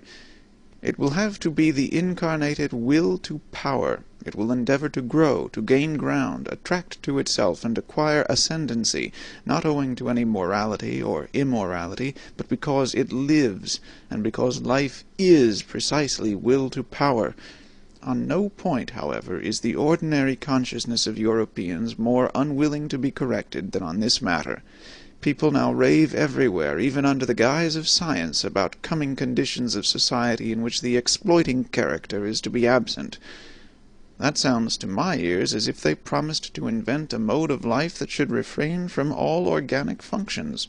Exploitation does not belong to a depraved or imperfect and primitive society. It belongs to the nature of the living being as a primary organic function. It is a consequence of the intrinsic will to power, which is precisely the will to life. Granting that as a theory this is a novelty, as a reality it is the fundamental fact of all history. Let us be so far honest towards ourselves. In a tour through the many finer and coarser moralities that have hitherto prevailed or still prevail on the earth, I found certain traits recurring regularly together, and connected with one another, until finally two primary types revealed themselves to me, and a radical distinction was brought to light. There is master morality and slave morality. I would at once add, however, that in all higher and mixed civilizations there are also attempts at the reconciliation of the two moralities, but one finds still oftener the confusion and mutual misunderstanding of them, indeed sometimes their close juxtaposition, even in the same man, within one soul. The distinctions of moral values have either originated in a ruling caste, pleasantly conscious of being different from the ruled, or among the ruled class, the slaves and dependents of all sorts. In the first case, when it is the rulers who determine the conception good, it is the exalted, proud disposition that is regarded as the distinguishing feature, and that determines the order of rank. The noble type of man separates from himself the beings in whom the opposite of this exalted, proud disposition displays itself. He despises them. Let it at once be noted that in this first kind of morality the antithesis good and bad means practically the same as noble and despicable. The antithesis good and evil is of a different origin. The cowardly, the timid, the insignificant, and those thinking merely of narrow utility are despised. Moreover, also the distrustful, with their constrained glances, the self-abasing, the dog-like kind of men who let themselves be abused, the mendicant flatterers, and above all the liars. It is a fundamental belief of all aristocrats that the common people are untruthful.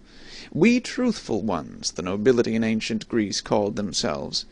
It is obvious that everywhere the designations of moral value were at first applied to men, and were only derivatively and at a later period applied to actions.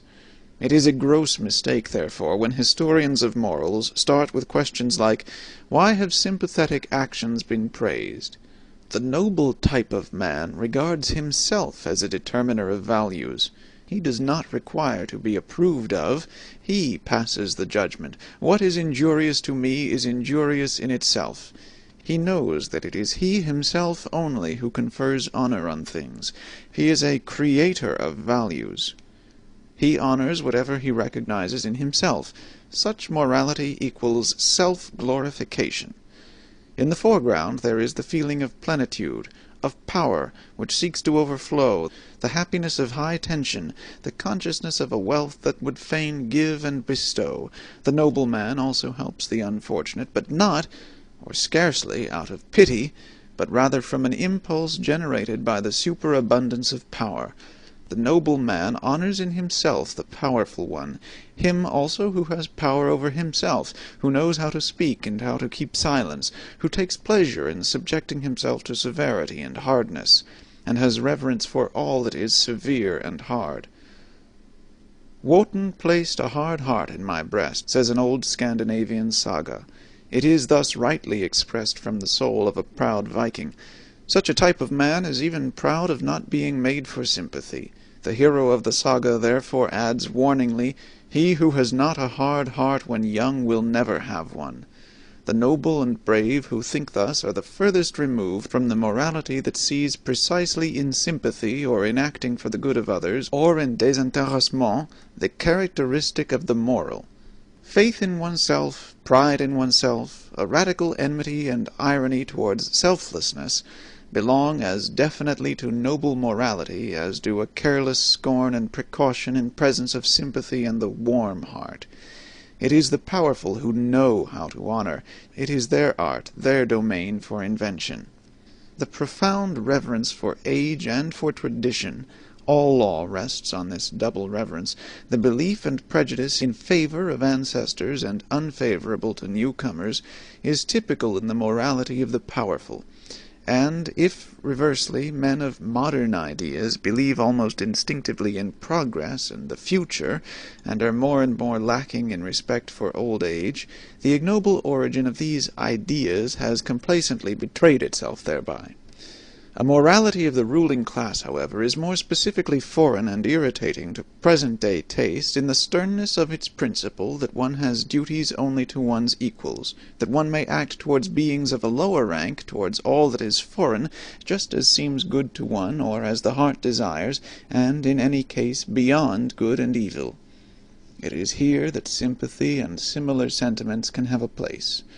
The ability and obligation to exercise prolonged gratitude and prolonged revenge, both only within the circle of equals, artfulness in retaliation, raffinement, the idea in friendship, a certain necessity to have enemies, as outlets for the emotions of envy, quarrelsomeness, arrogance, in fact, in order to be a good friend, all these are typical characteristics of the noble morality, which, as has been pointed out, is not the morality of modern ideas, and is therefore at present difficult to realize, and also to unearth and disclose. It is otherwise with the second type of morality. slave morality.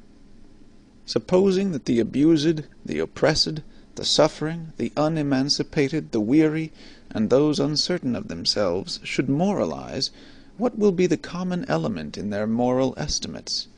Probably a pessimistic suspicion with regard to the entire situation of man will find expression, perhaps a condemnation of man, together with his situation. The slave has an unfavorable eye for the virtues of the powerful.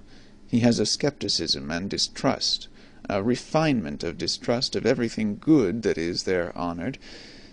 He would fain persuade himself that the very happiness there is not genuine.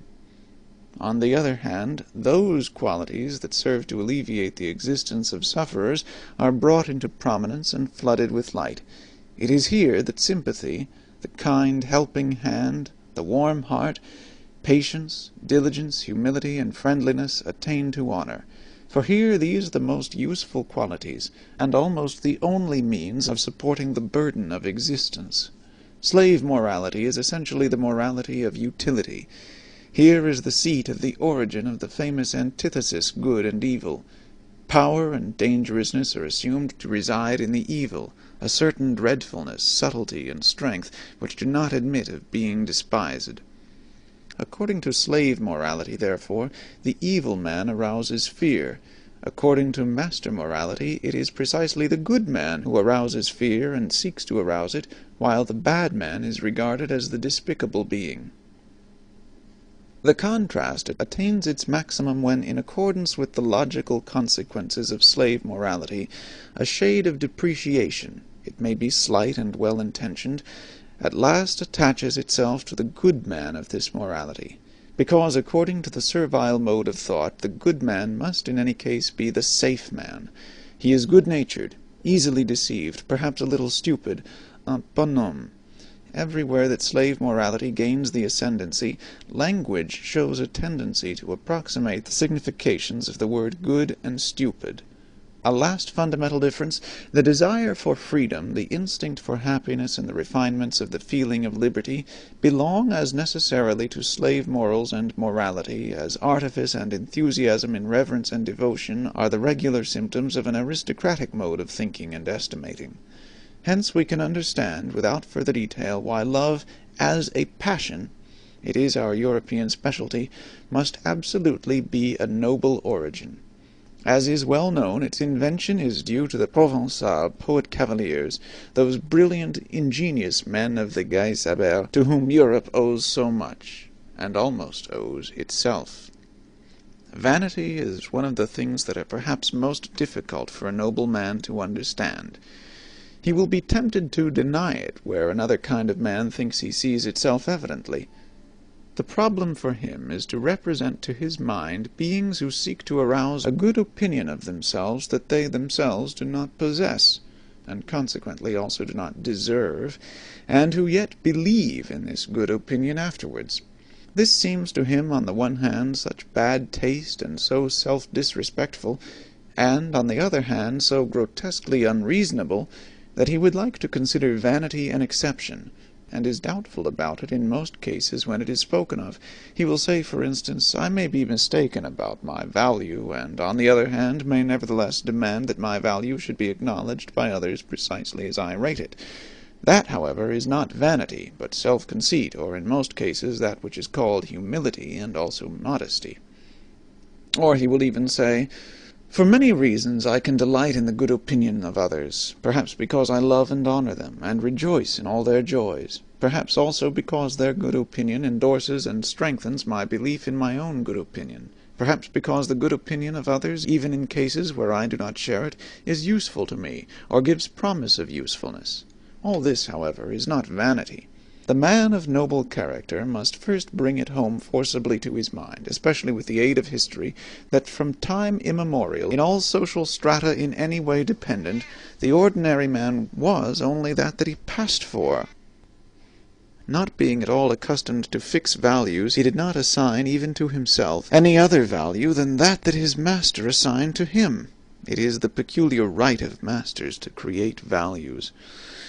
it may be looked upon as an extraordinary atavism that the ordinary man, even at present, is still always waiting for an opinion about himself, and then instinctively submitting himself to it, yet by no means only to a good opinion, but also to a bad and unjust one.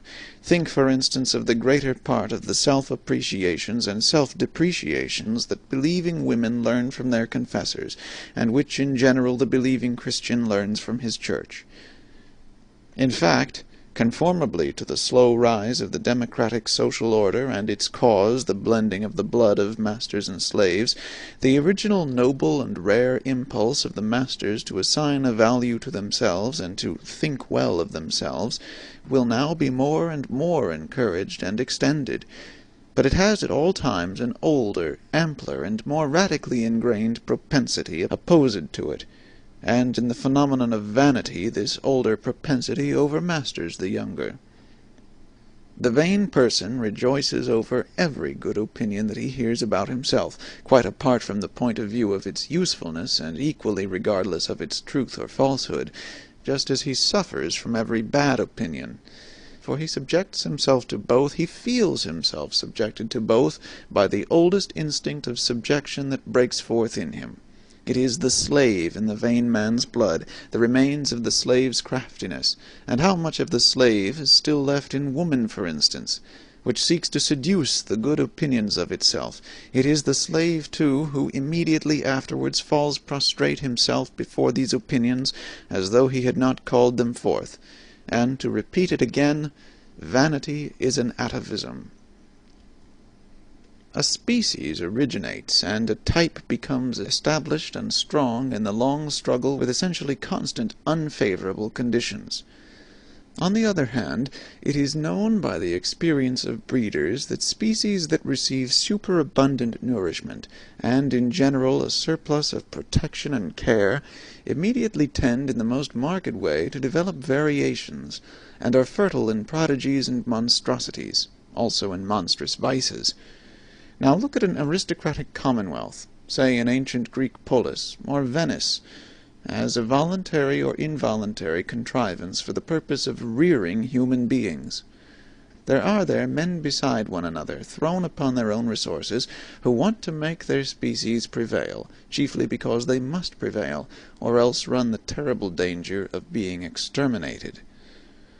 The favor, the superabundance, the protection are there lacking under which variations are fostered.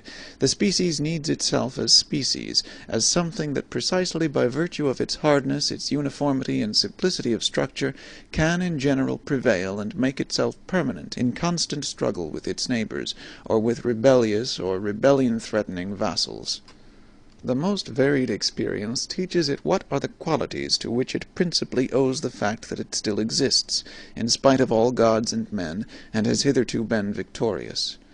These qualities it calls virtues, and these virtues alone it develops to maturity. It does so with severity, indeed it desires severity.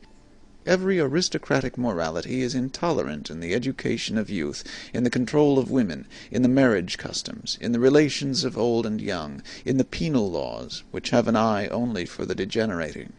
It counts intolerance itself among the virtues under the name of justice.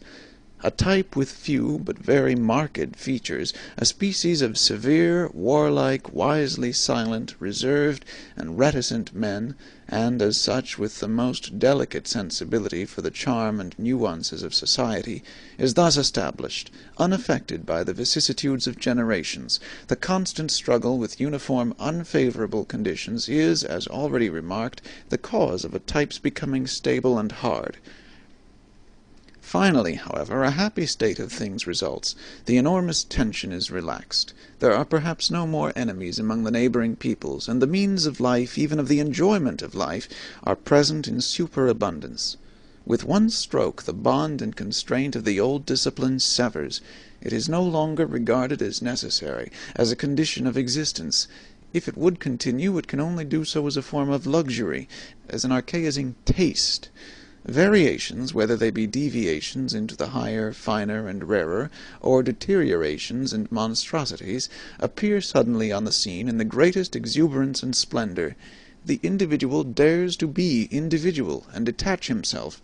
At this turning point of history there manifest themselves, side by side, and often mixed and entangled together, a magnificent, manifold, virgin forest-like upgrowth and upstriving, a kind of tropical tempo in the rivalry of growth, and an extraordinary decay and self-destruction, owing to the savagely opposing and seemingly exploding egoisms, which strive with one another for sun and light, and can no longer assign any limit, restraint, or forbearance for themselves by means of the hitherto existing morality. It is this morality itself that piled up the strength so enormously, which bent the bow in so threatening a manner. It is now out of date, it is getting out of date. The dangerous and disquieting point has been reached when the greater, more manifold, more comprehensive life is lived beyond the old morality. The individual stands out, and is obliged to have recourse to his own law-giving, his own arts and artifices for self-preservation, self-elevation, and self-deliverance. Nothing but new whys, nothing but new hows, no common formulas any longer, misunderstanding and disregard in league with each other, decay, deterioration, and the loftiest desires frightfully entangled, the genius of the race overflowing from all the cornucopias of good and bad, a portentous simultaneousness of spring and autumn, full of new charms and mysteries peculiar to the fresh, still exhausted, still unwearied corruption. Danger is again present, the mother of morality, great danger, this time shifted into the individual, into the neighbor and friend, into the street, into their own child, into their own heart, into all the most personal and secret recesses of their desires and volitions. What will the moral philosophers who appear at this time have to preach? They discover, these sharp onlookers and loafers, that the end is quickly approaching, that everything around them decays and produces decay, that nothing will endure until the day after tomorrow, except one species of man, the incurably mediocre. The mediocre alone have a prospect of continuing and propagating themselves. They will be the men of the future, the sole survivors. Be like them, become mediocre, is now the only morality that has still a significance, which still obtains a hearing. But it is difficult to preach this morality of mediocrity. It can never avow what it is and what it desires. It has to talk of moderation and dignity and duty and brotherly love. It will have difficulty in concealing its irony. There is an instinct for rank, which, more than anything else, is already the sign of a high rank. There is a delight in the nuances of reverence that leads one to infer noble origin and habits. The refinement, goodness, and loftiness of a soul are put to a perilous test when something passes by that is of the highest rank, but is not yet protected by the awe of the authority from obtrusive touches and incivilities. Something that goes its way like a living touchstone, undistinguished, undiscovered, and tentative, perhaps voluntarily veiled and disguised. He whose task and practice is to investigate souls will avail himself of many varieties of this very art to determine the ultimate value of a soul, the unalterable innate order of rank to which it belongs. He will test it by its instinct for reverence. Differences engender haine. That's French hate there. The vulgarity of many a nature spurts up suddenly like dirty water, when any holy vessel, any jewel from closed shrines, any book bearing the marks of great destiny, is brought before it. While, on the other hand, there is an involuntary silence, a hesitation of the eye, a cessation of all gestures, by which it is indicated that a soul feels the nearness of what is worthiest of respect. The way in which, on the whole, the reverence for the Bible has hitherto been maintained in Europe is perhaps the best example of discipline and refinement of manners that Europe owes to Christianity. Books of such profoundness and supreme significance require for their protection an external tyranny of authority, in order to acquire the period of thousands of years that is necessary to exhaust and unriddle them. Much has been achieved when the sentiment has been at last instilled into the masses, the shallow pates and the boobies of every kind, that they are not allowed to touch everything, that there are holy experiences before which they must take off their shoes and keep away the unclean hand. It is almost their highest advance towards humanity. On the contrary, in the so-called cultured classes, the believers in modern ideas, nothing is perhaps so repulsive as their lack of shame, their easy insolence of eye and hand with which they touch, taste, and finger everything. And it is possible that even yet there is more relative nobility of taste, and more tact for reverence among the people, among the lower classes of the people, especially among peasants, than among the newspaper-reading demi-monde of intellect, the cultured class. It cannot be effaced from a man's soul what his ancestors have preferably and most constantly done. Whether they were perhaps diligent economizers attached to a desk and a cash-box, modest and citizen-like in their desires, modest also in their virtues, or whether they were accustomed to commanding from morning till night, fond of rude pleasures and probably of still ruder duties and responsibilities, or whether, finally, at one time or another, they have sacrificed old privileges of birth and possession in order to live wholly for their faith, for their God, as men of an inexorable and sensitive conscience which blushes at every compromise. It is quite possible for a man not to have the qualities and predilections of his parents and ancestors in his constitution, whatever appearances may suggest to the contrary. This is the problem of race. Granted that one knows something of the parents, it is admissible to draw a conclusion about the child. Any kind of offensive incontinence, any kind of sordid envy, or of clumsy self-vaunting, the three things that together have constituted the genuine plebeian type in all times, such must pass over to the child as surely as bad blood. And with the help of the best education and culture one will only succeed in deceiving with regard to such heredity. And what else do education and culture try to do nowadays? In our very democratic, or rather very plebeian age, education and culture must be essentially the art of deceiving with regard to origin, with regard to the inherited plebeianism in body and soul. An educator who nowadays preaches truthfulness above everything else, and called out constantly to his pupils, "Be true, be natural, show yourselves as you are," even such a virtuous and sincere ass would learn in a short time to have recourse to the furca of Horace, naturam expellere. With what results? Plebeianism. Usque recurret. Footnote. Horace's Epistles, 1:10-24. At the risk of displeasing innocent ears, I submit that egoism belongs to the essence of a noble soul. I mean the unalterable belief that to a being such as we, other beings must naturally be in subjection and have to sacrifice themselves. The noble soul accepts the fact of his egoism without question, and also without consciousness of harshness, constraint, or arbitrariness therein, but rather as something that may have its basis in the primary law of things. If he sought a designation for it, he would say, "It is justice itself." He acknowledges, under certain circumstances, which made him hesitate at first, that there are other equally privileged ones. As soon as he has settled this question of rank, he moves among those equals and equally privileged ones with the same assurance as regards modesty and delicate respect that he enjoys in intercourse with himself, in accordance with an innate heavenly mechanism that all the stars understand. It is an additional instance of his egoism, this artfulness and self-limitation in intercourse with his equals. Every star is a similar egoist. He honors himself in them, and in the rights that he concedes to them he has no doubt that the exchange of honors and rights, as the essence of all intercourse, belongs also to the natural condition of things.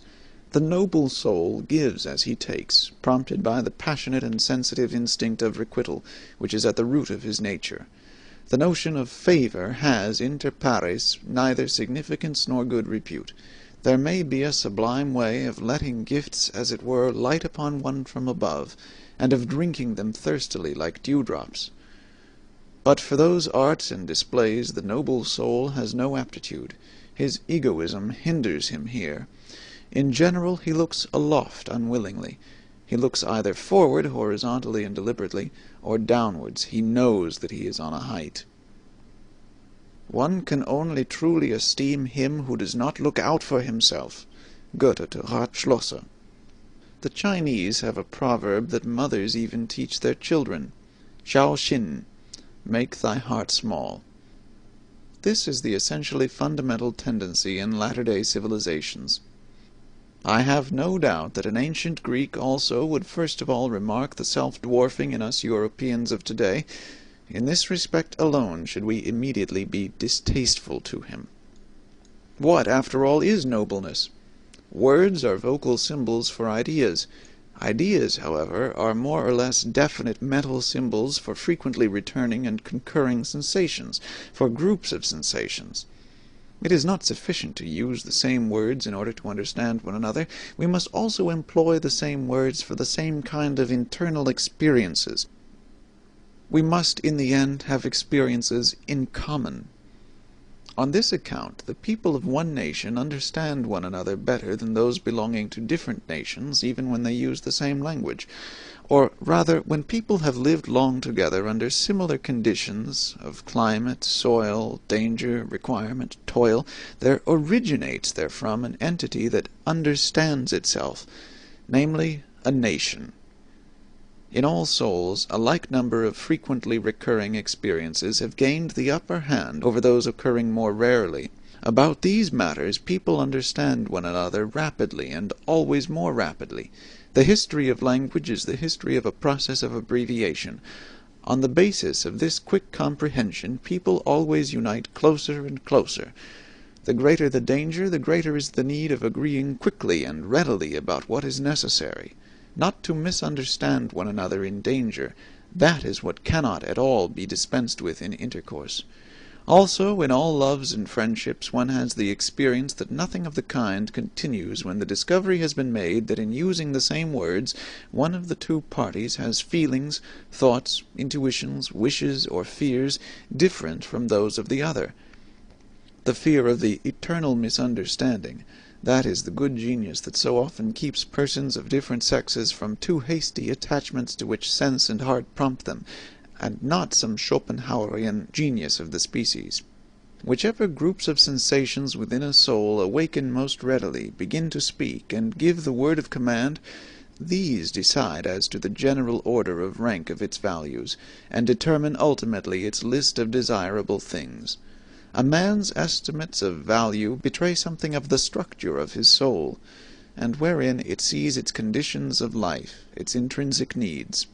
Supposing now that necessity has from all time drawn together only such men as could express similar requirements and similar experiences by similar symbols, it results on the whole that the easy communicability of need, which implies ultimately the undergoing only of average and common experiences, must have been the most potent of all the forces that have hitherto operated upon mankind.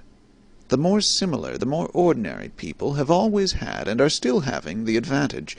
The more select, more refined, more unique, and difficultly comprehensible, are liable to stand alone.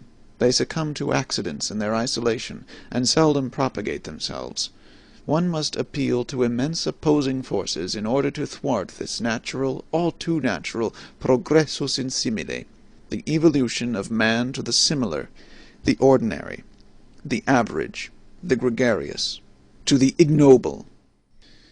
The intellectual haughtiness and loathing of every man who has suffered deeply, it almost determines the order of rank how deeply men can suffer, the chilling certainty with which he is thoroughly imbued and coloured that by virtue of his suffering he knows more than the shrewdest and wisest can ever know, that he has been familiar with and at home in many distant dreadful worlds of which you know nothing. This silent intellectual haughtiness of the sufferer, this pride of the elect of knowledge, of the initiated, of the almost sacrificed, finds all forms of disguise necessary to protect itself from contact with officious and sympathizing hands, and in general from all that is not its equal in suffering. Profound suffering makes noble. It separates.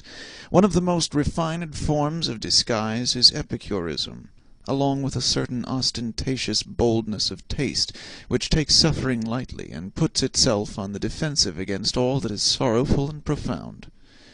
They are gay men who make use of gaiety because they are misunderstood on account of it. They wish to be misunderstood.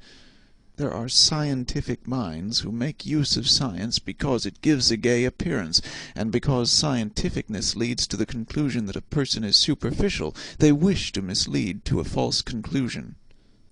There are free, insolent minds which would fain conceal and deny that they are broken, proud, incurable hearts, the cynicism of Hamlet, the case of Galliani, and occasionally folly itself is the mask of an unfortunate over-assured knowledge, from which it follows that it is the part of a more refined humanity to have reverence for the mask, and not to make use of psychology and curiosity in the wrong place.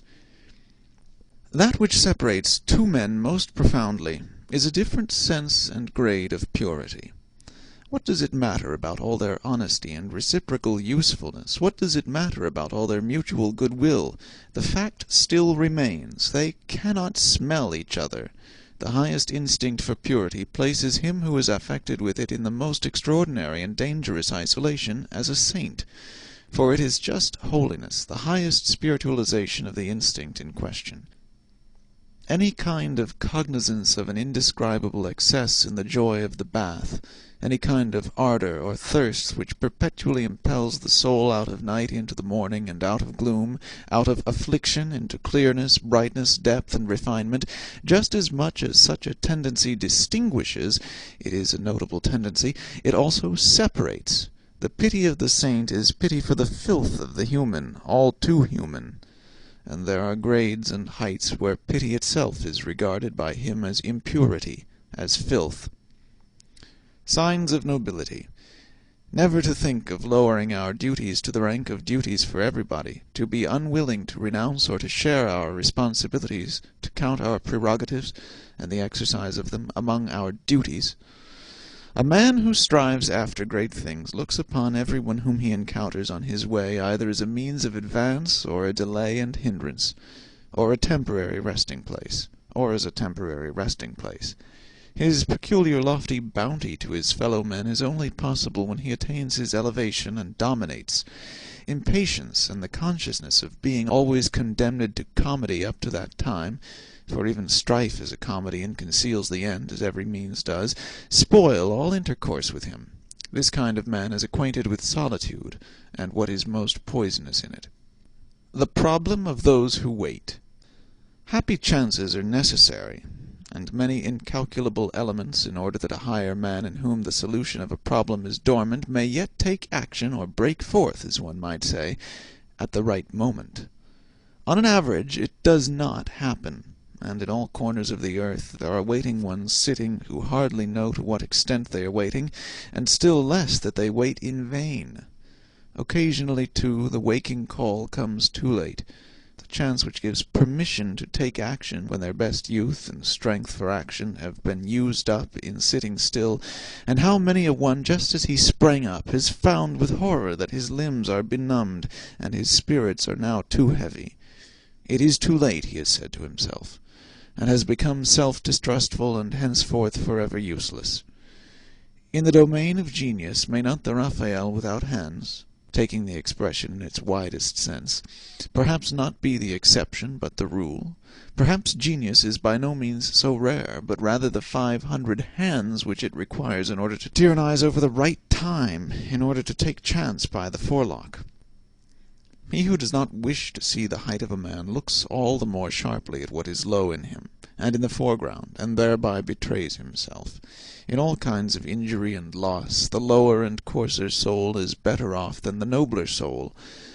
The dangers of the latter must be greater. The probability that it will come to grief and perish is, in fact, immense, considering the multiplicity of the conditions of its existence. In a lizard a finger grows again which has been lost. Not so in man. It is too bad. Always the old story. When a man has finished building his house, he finds that he has learnt unawares something which he ought absolutely to have known before he began to build. The eternal fatal too late, the melancholia of everything completed. Wanderer, who art thou? I see thee follow thy path without scorn, without love, without unfathomable eyes, wet and sad as a plummet which is returned to the light, insatiated out of every depth. What did it seek down there? With a bosom that never sighs, with lips that conceal their loathing, with a head which only slowly grasps. Who art thou? What hast thou done? Rest thee here. This place has hospitality for every one. Refresh thyself. And whoever thou art, what is it that now pleases thee? What will serve to refresh thee? Only name it. Whatever I have, I offer thee. To refresh me? To refresh me? O thou prying one, what sayest thou? But give me, I pray thee— What? Speak out. Another mask. A second mask. Men of profound sadness betray themselves when they are happy. They have a mode of seizing upon happiness as though they would choke and strangle it out of jealousy. Ah, they know only too well that it will flee from them. Bad? Bad? What? Does he not go back? Yes, but you misunderstand him when you complain about it. He goes back like everyone who is about to make a big spring. Will people believe it of me? But I insist that they believe it of me. I have always thought very unsatisfactorily of myself and about myself, only in very rare cases, only compulsorily, always without delight in the subject, ready to digress from myself, and always without faith in the result, owing to the unconquerable distrust of the possibility of self-knowledge, which has led me so far to feel a contradictio in adjecto even in the idea of direct knowledge which theorists allow themselves. This matter of fact is almost the most certain thing I know about myself. There must be a sort of repugnance in me to believe anything definite about myself. Is there, perhaps, some enigma therein? Probably, but fortunately nothing for my own teeth. Perhaps it betrays the species to which I belong, but not to myself, as it is sufficiently agreeable to me. But what has happened to you? I do not know, he said hesitatingly. Perhaps the harpies have flown over my table. It sometimes happens nowadays that a gentle, sober, retiring man becomes suddenly mad, breaks the plates, upsets the table, shrieks, raves, and shocks everybody, and finally withdraws, ashamed, and raging at himself. Whither? For what purpose? To famish apart? To suffocate with his memories? To him who has the desires of a lofty and dainty soul, and only seldom finds his table laid and his food prepared, the danger will always be great. Nowadays, however, it is extraordinarily so. Thrown into the midst of a noisy and plebeian age, with which he does not like to eat out of the same dish, he may readily perish of hunger and thirst, or should he nevertheless finally fall to, of sudden nausea. We have probably all sat at tables to which we did not belong, and precisely the most spiritual of us, who are most difficult to nourish, know the dangerous dyspepsia that originates from a sudden insight and disillusionment about our food and our messmates, the after-dinner nausea. If one wishes to praise at all, it is a delicate and at the same time a noble self-control to praise only where one does not agree. Otherwise, in fact, one would praise oneself, which is contrary to good taste. A self-control, to be sure, which offers excellent opportunity and provocation to constant misunderstanding. To be able to allow oneself this veritable luxury of taste and morality, one must not live among intellectual imbeciles, but rather among men whose misunderstandings and mistakes amuse by their refinement, or one will have to pay dearly for it. He praises me, therefore he acknowledges me to be right. This asinine method of inference spoils half of the life of us recluses, for it brings the asses into our neighborhood and friendship. To live in a vast and proud tranquillity, always beyond. To have, or not to have, one's emotions, one's for and against, according to choice. To lower oneself to them for hours. To seat oneself on them as upon horses, and often as upon asses, for one must know how to make use of their stupidity as well as of their fire. To conserve one's 300 foregrounds, also one's black spectacles, for there are circumstances when nobody must look into our eyes, still less into our motives, and to choose for company that roguish and cheerful vice, politeness, and to remain master of one's 4 virtues, courage, insight, sympathy, and solitude. For solitude is a virtue with us, as a sublime bent and bias to purity, which divines that in the contact of man and man in society it must be unavoidably impure. All society makes one somehow, somewhere, or sometime commonplace. The greatest events and thoughts, the greatest thoughts, however, are the greatest events, are longest in being comprehended.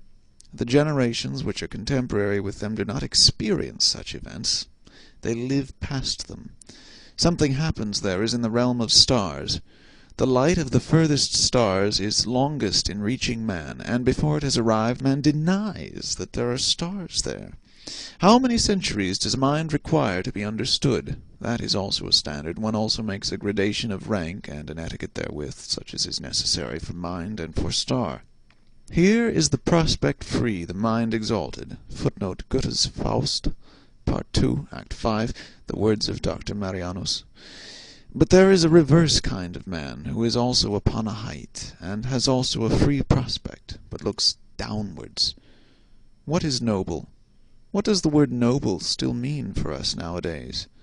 How does the noble man betray himself? How does he recognize it under this heavy overcast sky of the commencing plebeianism, by which everything is rendered opaque and leaden? It is not his actions which establish his claim. Actions are always ambiguous, always inscrutable. Neither is it his works. One finds nowadays among artists and scholars plenty of those who betray by their works that a profound longing for nobleness impels them. But this very need of nobleness is radically different from the needs of the noble soul itself, and it is in fact the eloquent and dangerous sign of the lack thereof. It is not the works, but the belief which is here decisive and determines the order of rank. And to employ once more an old religious formula with a new and deeper meaning, it is some fundamental certainty which a noble soul has about itself, something which is not to be sought, is not to be found, and perhaps also is not to be lost. The noble soul has reverence for itself. There are men who are unavoidably intellectual. Let them turn and twist themselves as they will, and hold their hands before their treacherous eyes, as though the hand were not a betrayer. It always comes out at last that they have something which they hide, namely, intellect. One of the subtlest means of deceiving at least as long as possible, and of successfully representing oneself to be stupider than one really is, which in everyday life is often as desirable as an umbrella, is called enthusiasm, including what belongs to it, for instance, virtue. For as Galiani said, virtu est enthusiasmi. In the writings of a recluse, one always hears something of the echo of the wilderness, something of the murmuring tones and timid vigilance of solitude. In his strongest words, even in his cry itself, there sounds a new and more dangerous kind of silence, of concealment. He who has sat day and night, from year's end to year's end, alone with his soul in familiar discord and discourse, he who has become a cave-bear, or a treasure-seeker, or a treasure-guardian and dragon in his cave, it may be a labyrinth, but can also be a gold-mine, his ideas themselves eventually acquire a twilight color of their own, and an odor as much of the depth as of the mould, something uncommunicative and repulsive, which blows chilly upon every passer-by. The recluse does not believe that a philosopher, supposing that a philosopher has always in the first place been a recluse, ever expressed his actual and ultimate opinions in books. Are not books written precisely to hide what is in us?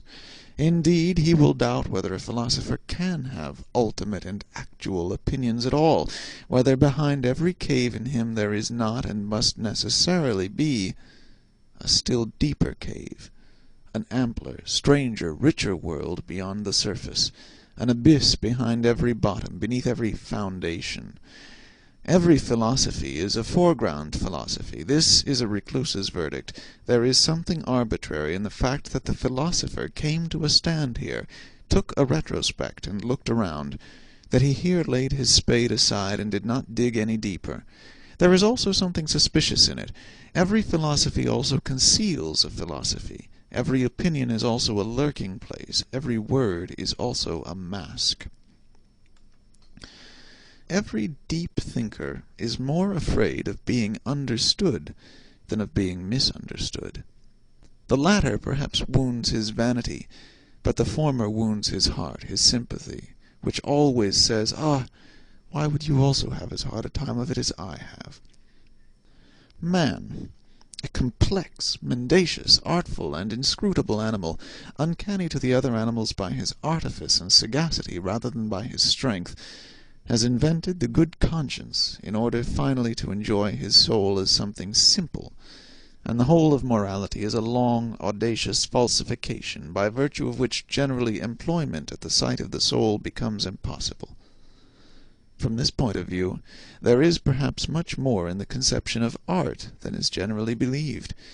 A philosopher, that is, a man who constantly experiences, sees, hears, suspects, hopes, and dreams extraordinary things, who is struck by his own thoughts as if they came from the outside, from above and below, as a species of events and lightning flashes peculiar to him, who is perhaps himself a storm pregnant with new lightnings, a portentous man around whom there is always rumbling and mumbling and gaping and something uncanny going on, a philosopher, alas, a being who often runs away from himself, is often afraid of himself, but whose curiosity always makes him come to himself again. A man who says, "I like that, I take it for my own, and mean to guard and protect it from every one," a man who can conduct a case, carry out a resolution, remain true to an opinion, keep hold of a woman, punish and overthrow insolence, a man who has his indignation and his sword, and to whom the weak, the suffering, the oppressed, and even the animals willingly submit and naturally belong, in short, a man who is a master by nature. When such a man has sympathy, well, that sympathy has value. But of what account is the sympathy of those who suffer, or of those even who preach sympathy? There is nowadays, throughout almost the whole of Europe, a sickly irritability and sensitiveness towards pain, and a repulsive irrestrainableness in complaining, an effeminizing, which, with the aid of religion and philosophical nonsense, seeks to deck itself out as something superior. There is a regular cult of suffering. The unmanliness of that which is called sympathy by such groups of visionaries is always, I believe, the first thing that strikes the eye. One must resolutely and radically taboo this latest form of bad taste. And finally, I wish people to put the good amulet, gay saber, gay science in ordinary language, on heart and neck as a protection against it. The Olympian Vice. Despite the philosopher who as a genuine Englishman tried to bring laughter into bad repute in all thinking minds, laughing is a bad infirmity of human nature which every thinking mind will strive to overcome, Hobbes, I would even allow myself to rank philosophers according to the quality of their laughing, up to those who are capable of golden laughter. And supposing that gods also philosophize, which I am strongly inclined to believe, owing to many reasons, I have no doubt that they also know how to laugh thereby in an overman-like and new fashion, and at the expense of all serious things. Gods are fond of ridicule. It seems that they cannot refrain from laughter even in holy matters. The genius of the heart, as that great mysterious one possesses it, the tempter god and born rat-catcher of consciences, whose voice can descend into the nether-world of every soul, who neither speaks a word nor casts a glance in which there may not be some motive or touch of allurement, to whose perfection it pertains that he knows how to appear not as he is, but in a guise which acts as an additional constraint on his followers to press ever closer to him, to follow him more cordially and thoroughly. The genius of the heart, which imposes silence and attention on everything loud and self-conceited, which smooths rough souls and makes them taste a new longing, to lie placid as a mirror, that the deep heavens may be reflected in them. The genius of the heart, and to grasp more delicately, which scents the hidden and forgotten treasure, the drop of goodness and sweet spirituality under thick dark ice, and is a divining rod for every grain of gold long buried and imprisoned in mud and sand. The genius of the heart, from contact with which every one goes away richer, not favored or surprised, not as though gratified and oppressed by the good things of others, but richer in himself, newer than before, broken up, blown upon, and sounded by a thawing wind, more uncertain perhaps, more delicate, more fragile, more bruised, but full of hopes which as yet lack names, full of a new will and current, full of a new ill-will and counter-current. But what am I doing, my friends? Of whom am I talking to you? Have I forgotten myself so far that I have not even told you his name? unless it be that you have already divined of your own accord who this questionable God and spirit is that wishes to be praised in such a manner. For as it happens to every one who from childhood onward has always been on his legs, and in foreign lands, I have also encountered on my path many strange and dangerous spirits. Above all, however, and again, the one whom I have just spoken, in fact no less a personage than the god Dionysus, the great equivocator and tempter, to whom, as you know, I once offered in all secrecy and reverence my first fruits, the last, as it seems to me, who has offered a sacrifice to him, for I have found no one who could understand what I was then doing. In the meantime, however, I have learned much, far too much, about the philosophy of this god, and, as I said, from mouth to mouth, I, the last disciple and initiate of the god Dionysus, and perhaps I might at last begin to give you, my friends, as far as I am allowed, a little taste of this philosophy, in a hushed voice, as is but seemly, for it has to do with much that is secret, new, strange, wonderful, and uncanny. The very fact that Dionysus is a philosopher, and that therefore gods also philosophize, seems to me a novelty that is not unensnaring, and might perhaps arouse suspicion precisely among philosophers.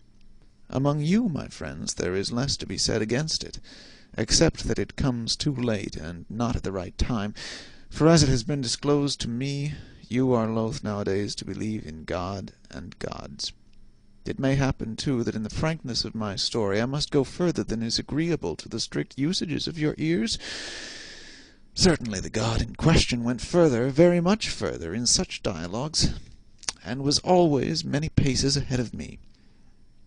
Indeed, if it were allowed, I should have to give him, according to human usage, fine ceremonious tides of lustre and merit. I should have to extol his courage as investigator and discoverer, his fearless honesty, truthfulness, and love of wisdom. But such a god does not know what to do with all that respectable trumpery and pomp. Keep that, he would say, for thyself, and those like thee, and whoever else require it. I have no reason to cover my nakedness. One suspects that this kind of divinity and philosopher perhaps lacks shame. He once said, "Under certain circumstances I love mankind," and referred thereby to Ariadne, who was present. In my opinion, man is an agreeable, brave, inventive animal that is not his equal upon earth. He makes his way even through all labyrinths. I like man, and often think how I can still further advance him and make him stronger, more evil, and more profound. Stronger, more evil, and more profound? I asked in horror. Yes, he said again. Stronger, more evil, and more profound. Also more beautiful. And thereby the tempter god smiled with his halcyon smile, as though he had just paid some charming compliment. One here sees at once that it is not only shame that this divinity lacks, and in general there are good grounds for supposing that in some things the gods could all of them come to us men for instruction. We men are more human. Alas, what are you, after all, my written and painted thoughts? Not long ago you were so variegated, young and malicious, so full of thorns and secret spices, that you made me sneeze and laugh. And now?